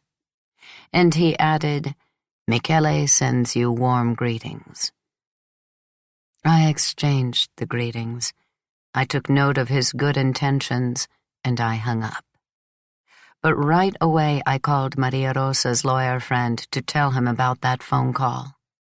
He confirmed that the money question had been resolved, and I met him a few days later in the office where he worked. He wasn't much older than me, well-dressed and likable, except for unpleasantly thin lips. He wanted to take me out for coffee. He was full of admiration for Guido Arota. He remembered Pietro well. He gave me the sum that Soccavo had paid for Lila. He urged me to be careful not to have my purse snatched. He described the chaos of students and union members and police he had found at the gates. He said that the labor inspector had also showed up at the factory, and yet he didn't seem satisfied. Only when we were saying goodbye, he asked me at the door, "You know the Saladas? They're from the neighborhood where I grew up." "You know that they are behind Soccavo?" "Yes." "And you're not worried?" "I don't understand." "I mean, the fact that you've known them forever and that you studied outside Naples. Maybe you can't see the situation clearly." "It's very clear." "In recent years, the Saladas have expanded. In this city, they're important." "And so?" He pressed his lips together, shook my hand. "And so nothing. We've got the money. Everything's in order. Say hello to Maria Rosa and Pietro. When's the wedding? Do you like Florence?" 53. I gave the money to Lila, who counted it twice with satisfaction, and wanted to give me back immediately the amount I had lent her. Enzo arrived soon afterward. He had just been to see the person who knew about computers. He seemed pleased, naturally within the bounds of his impassiveness, which, maybe even against his own wishes, choked off emotions and words. Lila and I struggled to get the information out of him, but finally a fairly clear picture emerged. The expert had been extremely kind. At first, he had repeated that the Zurich course was a waste of money, but then he had realized that Enzo, in spite of the uselessness of the course, was smart. He had told him that IBM was about to start producing a new computer in Italy, in the Vimercate factory, and that the Naples branch had an urgent need for operators, key-punch operators, programmer analysts. He had assured him that, As soon as the company started training courses, he would let Enzo know. He had written down all his information. "Did he seem serious?" Lila asked. Enzo, to give proof of the man's seriousness, nodded at me, said, "He knew all about Lenuccia's fiancé." "Meaning?" "He told me he's the son of an important person." Annoyance showed in Lila's face. She knew, obviously, that the appointment had been arranged by Pietro, and that the name Airota counted in the positive outcome of the meeting. But she seemed put out by the fact that Enzo should notice it. I thought she was bothered by the idea that he, too, owed me something, as if that debt, which between her and me could have no consequence, not even the subordination of gratitude, might instead be harmful to Enzo. I said quickly that the prestige of my father-in-law didn't count that much, that the computer expert had explained even to me that he would help only if Enzo was good. And Lila, making a slightly excessive gesture of approval, said emphatically, "He's really good."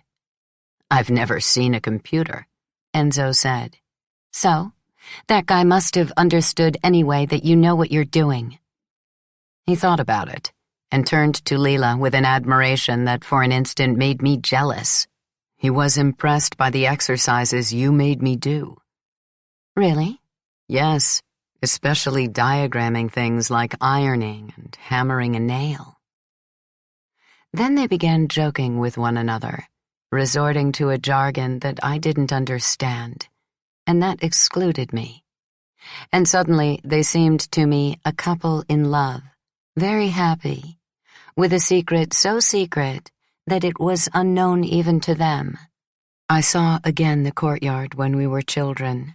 I saw her and Enzo competing to be first in arithmetic as the principal and Maestra Oliviero looked on.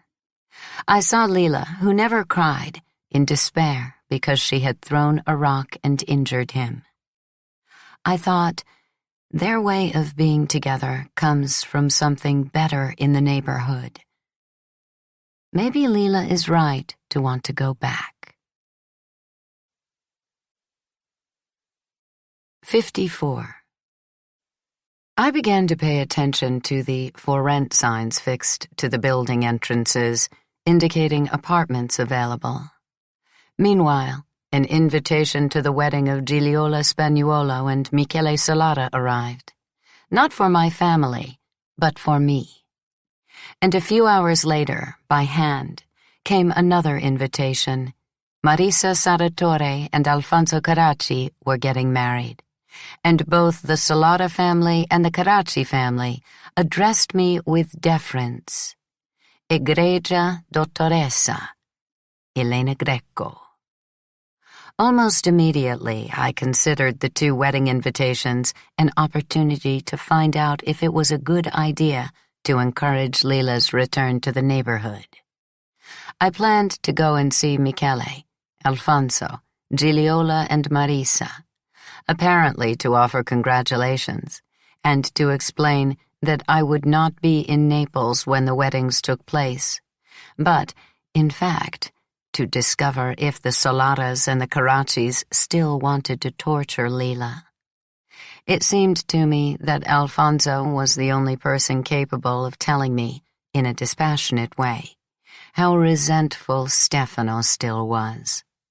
And with Michele, even though I hated him, perhaps above all because I hated him, I thought I could speak with composure about Lila's health problems, letting him know that, even though he thought he was a big shot and teased me as if I were still a little girl, I now had sufficient power to complicate his life and his affairs if he continued to persecute my friend.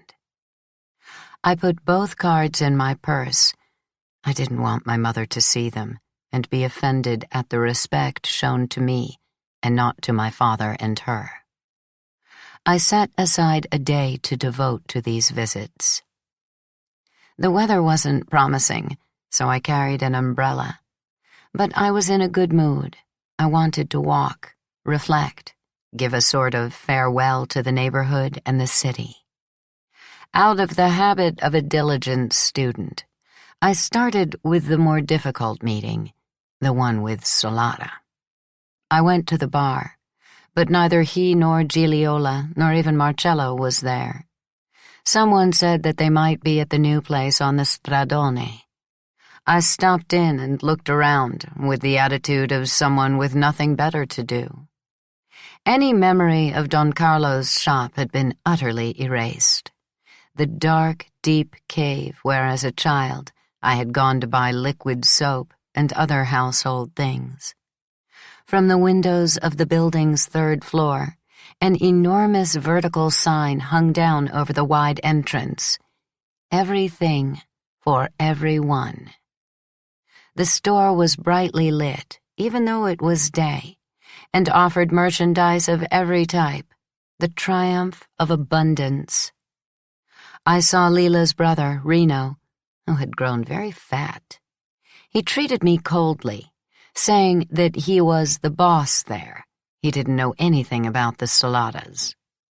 "If you're looking for Michele, go to his house," he said bitterly, and turned his back as if he had something urgent to do.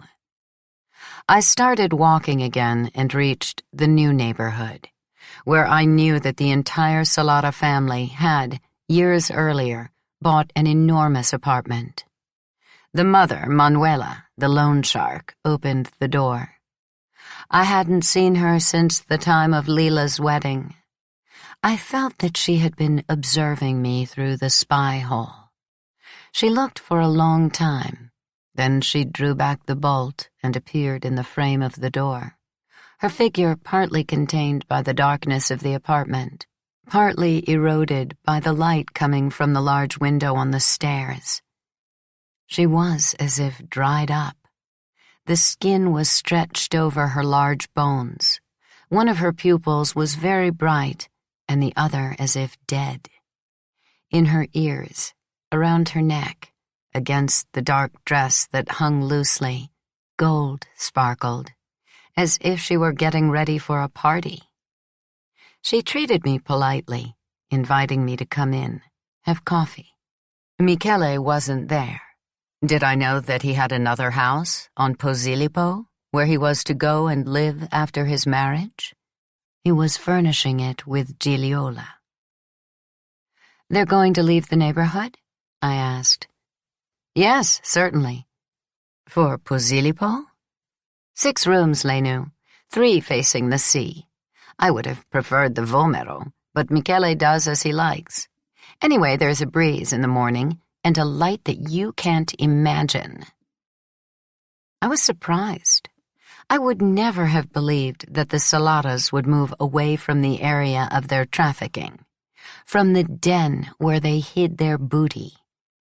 But here was Michele, the shrewdest, the greediest of the family, going to live somewhere else, up on the Posillipo, facing the sea and Vesuvio. The brothers' craving for greatness really had increased. The lawyer was right. But at the moment the fact cheered me. I was glad that Michele was leaving the neighborhood. I found that this favored Lila's possible return. 55. I asked Signora Manuela for the address, said goodbye, and crossed the city. First by subway to Mergellina, then on foot and by bus up Posillipo. I was curious. I now felt that I belonged to a legitimate power, universally admired, haloed by a high level of culture. And I wanted to see what garish guise was being given to the power I had had before my eyes since childhood. The vulgar pleasure of bullying, the unpunished practice of crime, the smiling tricks of obedience to the law, the display of profligacy, as embodied by the Solata brothers. But Michele escaped me again. On the top floor of a recent structure I found only Gigliola, who greeted me with obvious amazement and an equally obvious bitterness. I realized that as long as I had used her mother's telephone at all hours, I had been cordial. But ever since I'd had the phone installed at home, the entire Spagnuolo family had gone out of my life, and I'd scarcely noticed. And now, without warning, at noon, on a dark day that threatened rain, I showed up here, in Posillipo, bursting into the house of a bride where everything was still topsy-turvy. I was ashamed, and greeted her with artificial warmth so that she would forgive me. For a while, Gigliola remained sullen, and perhaps also alarmed. Then her need to boast prevailed. She wanted me to envy her. She wanted to feel in a tangible way that I considered her the most fortunate of us all.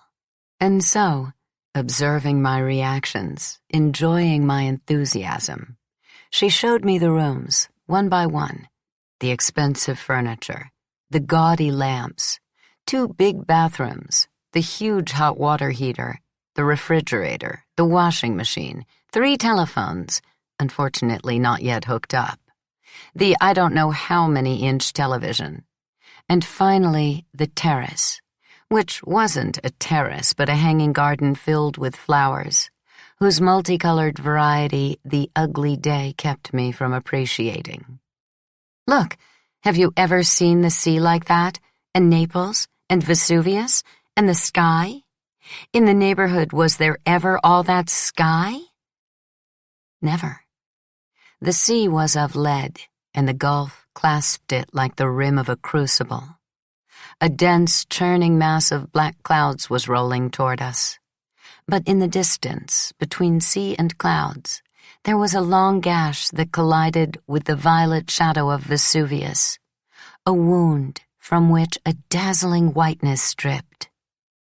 We stood looking at it for a long time, our clothes pasted to us by the wind. I was as if hypnotized by the beauty of Naples.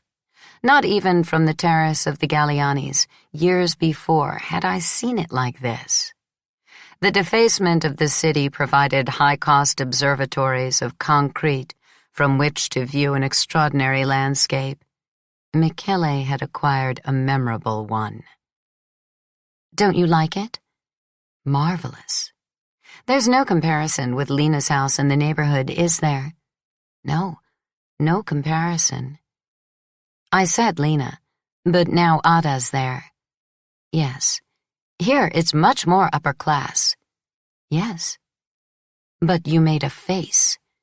No, I'm happy for you. To each his own.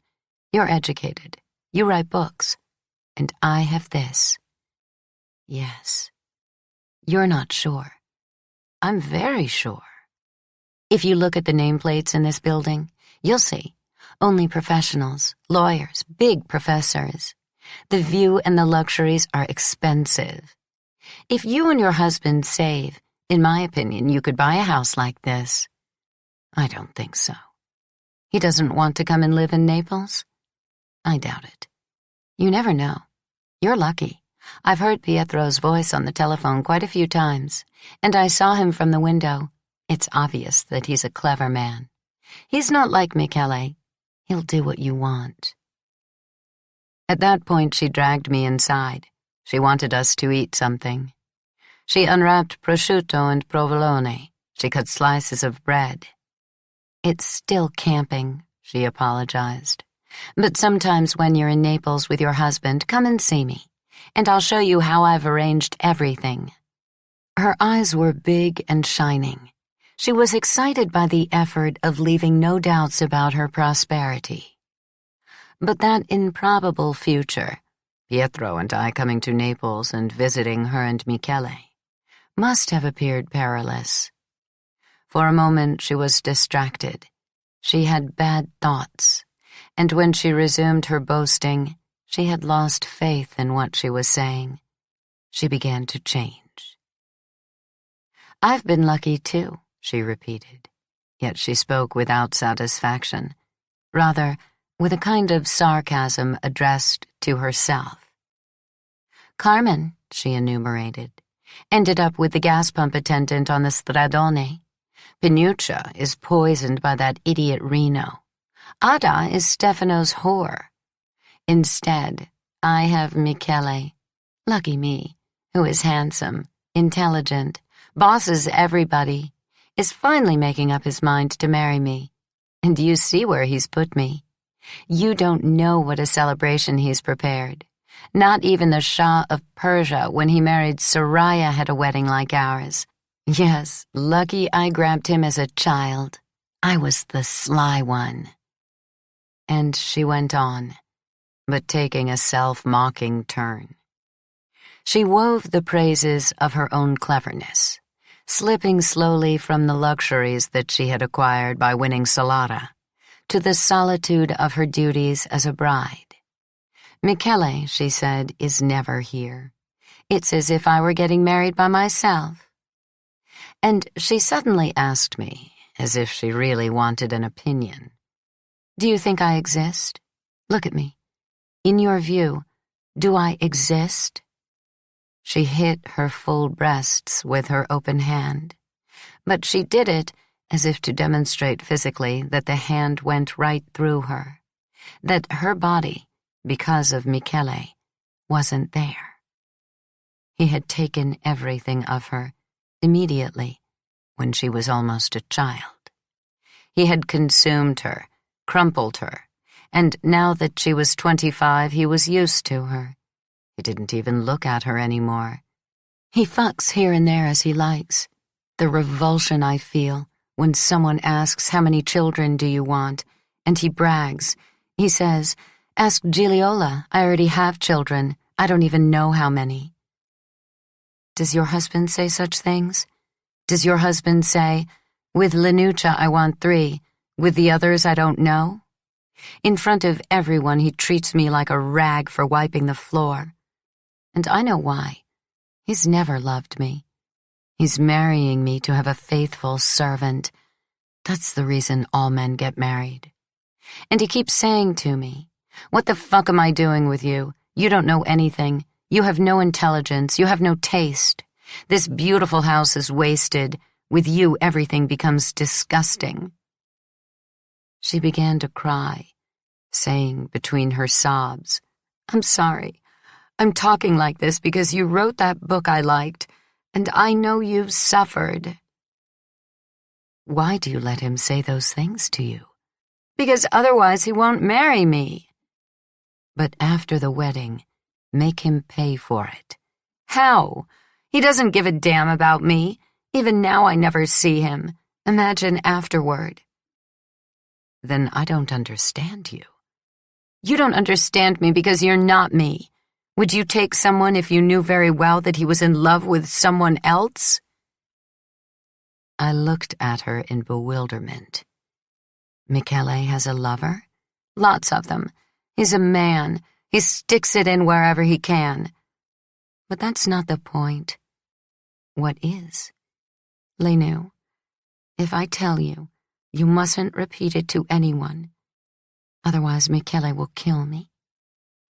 I promised, and I kept the promise. I write it here now only because she's dead. She said, "He loves Lena, and he loves her in a way he never loved me, in a way he'll never love anyone." Nonsense. You mustn't say it's nonsense, Lenu. Otherwise it's better that you go. It's true. He's loved Lena since the terrible day when she put the shoemaker's knife to Marcello's throat. I'm not making it up. He told me, and she told me things that disturbed me profoundly. She told me that not long before, in that very house, Michele had gotten drunk one night and told her how many women he had been with. The precise number, 122. Paying and free. "You're on that list," he said emphatically, "but you're certainly not among those who gave me the most pleasure. You know why? Because you're an idiot, and even to fuck well it takes a little intelligence. For example, you don't know how to give a blowjob, you're hopeless. And it's pointless to explain it to you. You can't do it. It's too obvious that it disgusts you. And he went on like that for a while, making speeches that became increasingly crude.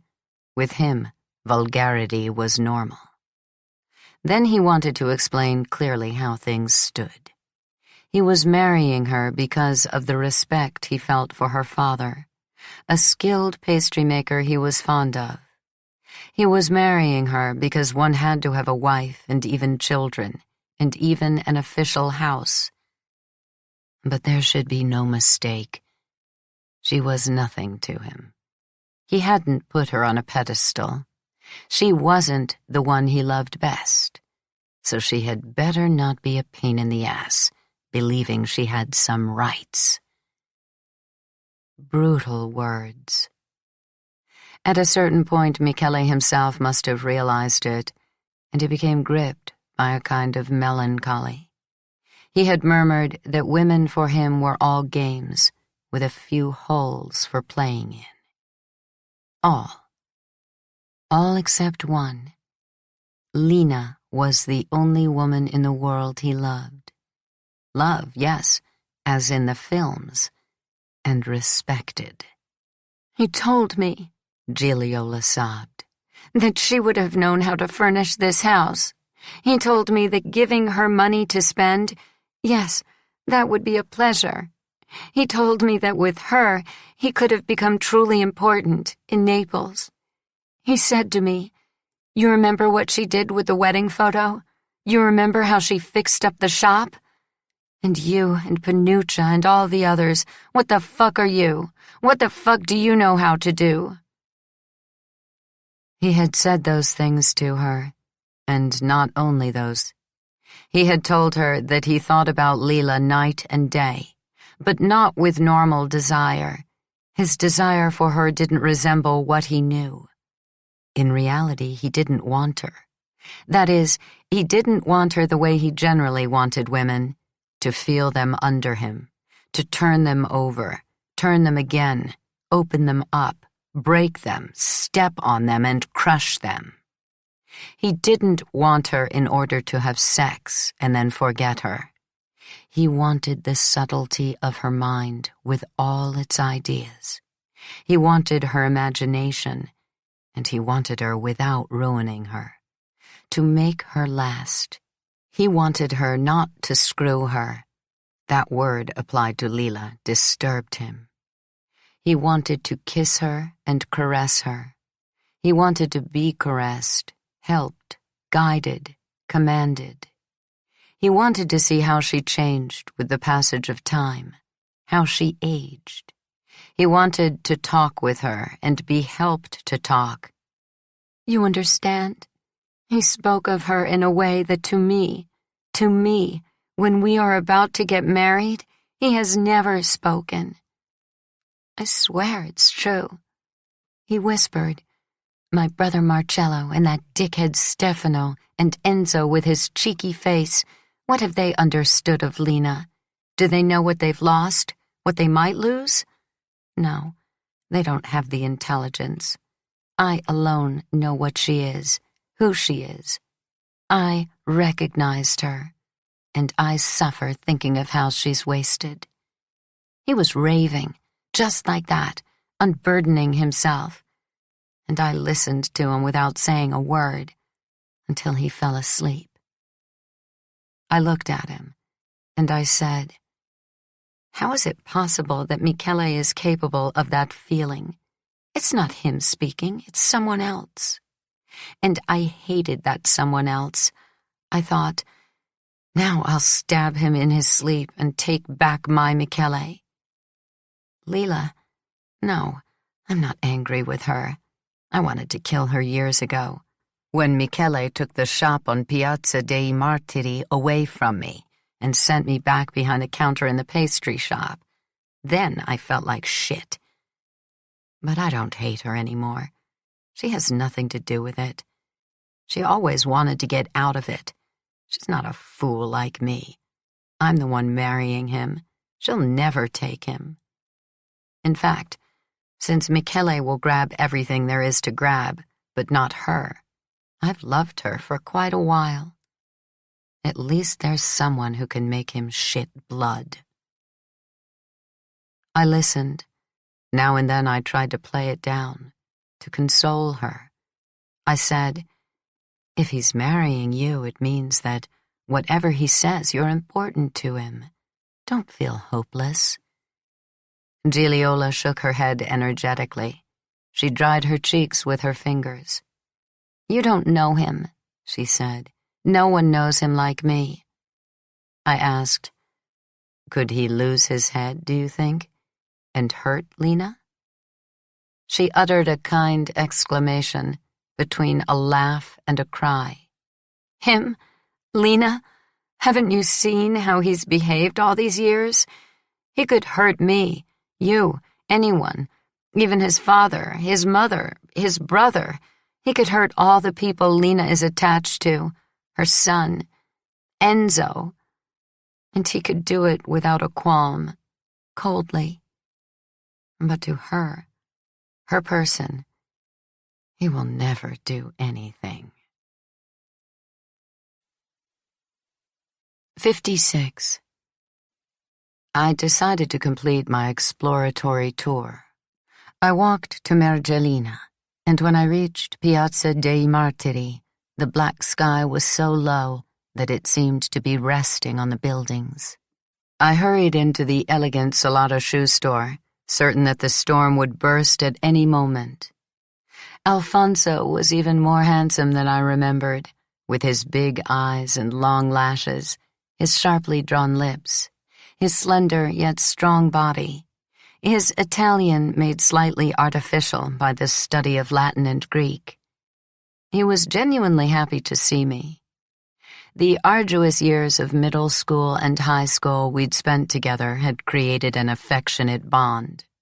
And even though we hadn't seen each other for a long time, we picked up again right away. We started joking.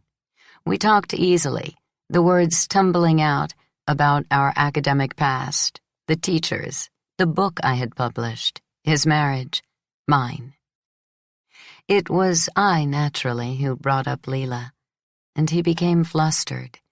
He didn't want to speak ill of her, or of his brother, or Ada. He said only, "It was predictable that it would end like this." "Why? You remember when I told you that Lena scared me?" "Yes." "It wasn't fear," I understood much later. "What was it?" "Estrangement and belonging. An effect of distance and closeness at the same time." "Meaning what?" "It's hard to say. You and I became friends immediately. You, I love. With her, that always seemed impossible.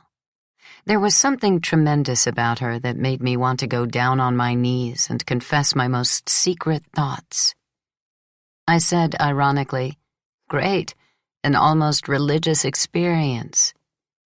He remained serious. "No, only an admission of inferiority. But when she helped me study, that was great, yes. She would read the textbook and immediately understand it. Then she'd summarize it for me in a simple way. There have been, and still are today, moments when I think, if I had been born a woman, I would have wanted to be like her. In fact, in the Carracci family, we were both alien bodies. Neither she nor I could endure, so her faults never mattered to me. I always felt on her side. Is Stefano still angry with her? I don't know. Even if he hates her, he has too many problems to be aware of it. Lena is the least of his troubles at the moment. The statement seemed sincere and, above all, well-founded. I put Lena aside. I went back instead to asking him about Marisa, the Sarratore family. Finally, Nino. He was vague about all of them, especially Nino, whom no one, by Donato's wishes, he said, had dared to invite to the intolerable wedding that was in store for him. "You're not happy to be getting married?" I ventured. He looked out the window. There was lightning and thunder, but still no rain. He said, I was fine the way I was. And Marisa? No, she wasn't fine. You wanted her to be your fiancé for life? I don't know. So finally you've satisfied her. She went to Michele. I looked at him uncertainly. In what sense? He laughed, a nervous laugh. She went to see him. She set him against me. I was sitting on a pouf. He was standing against the light.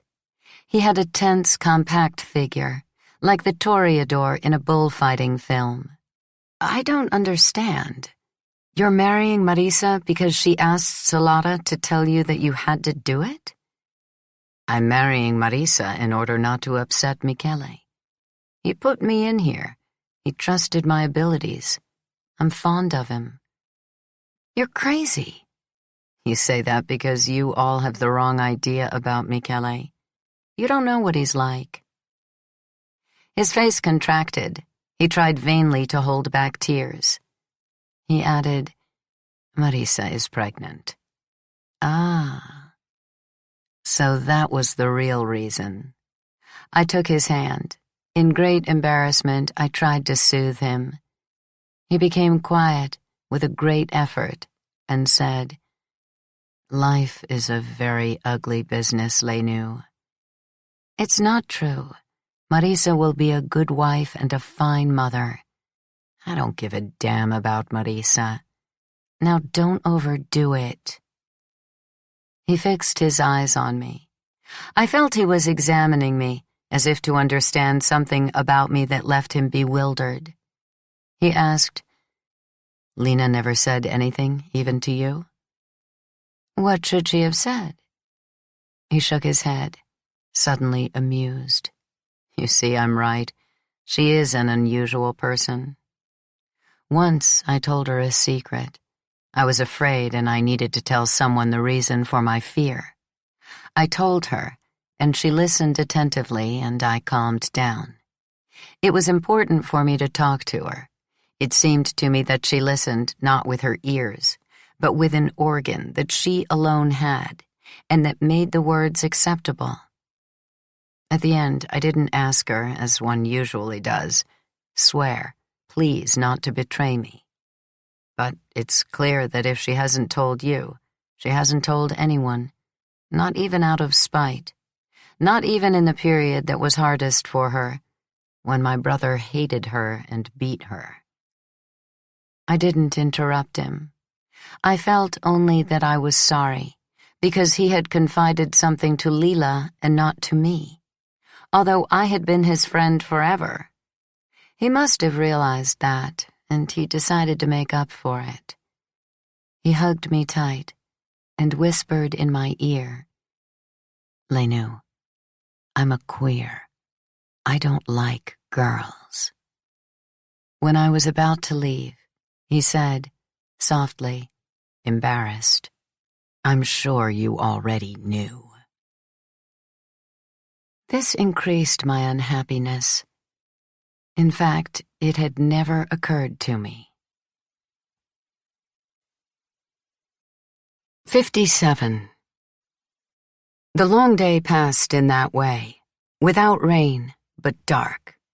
And then began a reversal that rapidly changed a phase of apparent growth in the relationship between Lila and me, into a desire to cut it off and return to taking care of my own life.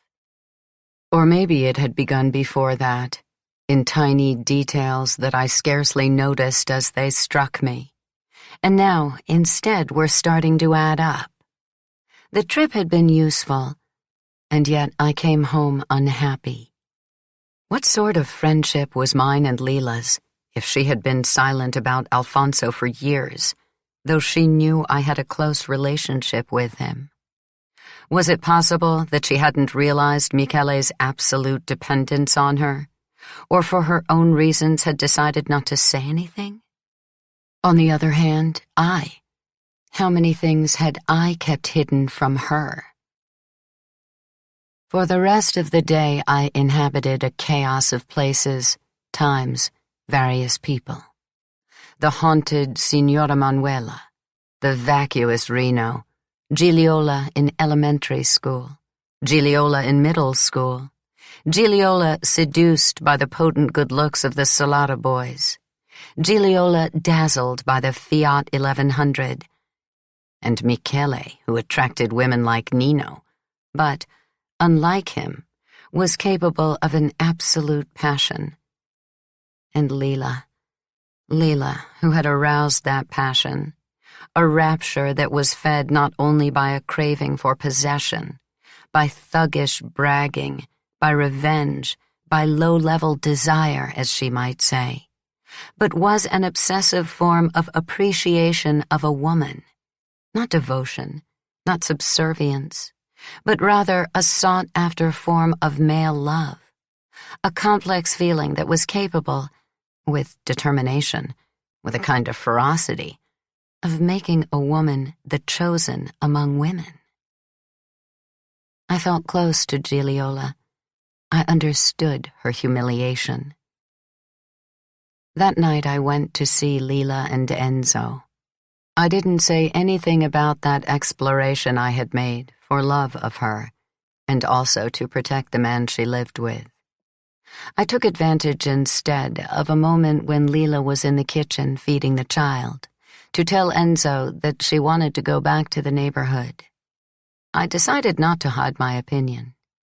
I said it didn't seem like a good idea to me, but that anything that could help stabilize her, she was healthy, she had only to regain some equilibrium, or that she considered such, should be encouraged. All the more since time had passed and, as far as I knew, in the neighborhood they wouldn't be worse off than in San Giovanni a Teduccio. Enzo shrugged. I have nothing against it. I'll have to get up earlier in the morning, return a little later in the evening. I saw that Don Carlo's old apartment is for rent. The children have gone to Caserta, and the widow wants to join them. What's the rent? I told him. In the neighborhood, the rents were lower than in San Giovanni a Teduccio. All right, Enzo agreed. You realize you'll have some problems anyway. There are problems here, too. The irritations will increase, and also the claims. We'll see. You'll stay with her? As long as she wants, yes. We joined Lila in the kitchen. She had just had a fight with Gennaro. Now that the child spent more time with his mother and less with the neighbor, he was disoriented.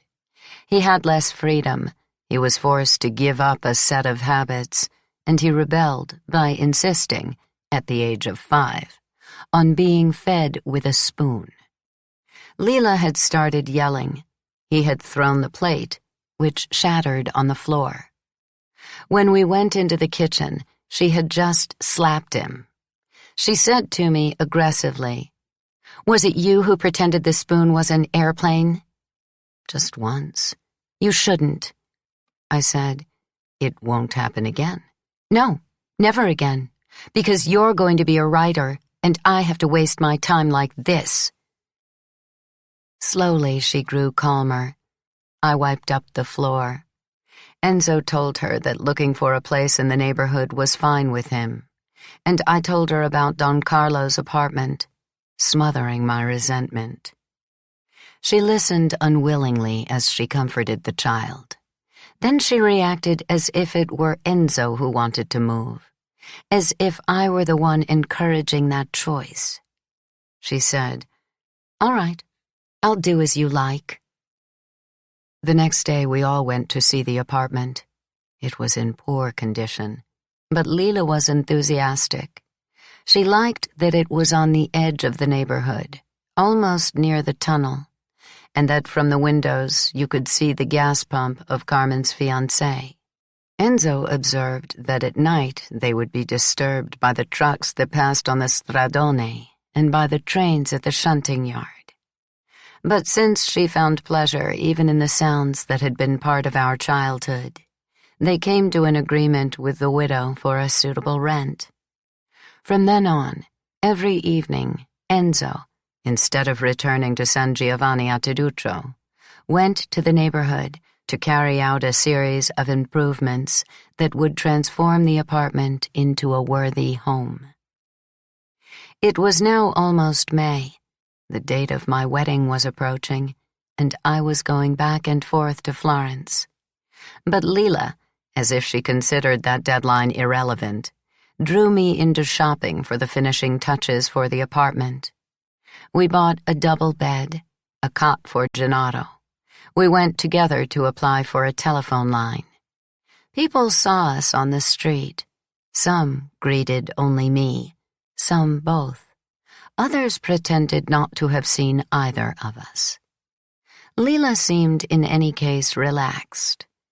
Once we ran into Ada. She was alone. She nodded cordially and kept going as if she were in a hurry. Once we met Maria, Stefano's mother. Lila and I greeted her. She turned her head. Once Stefano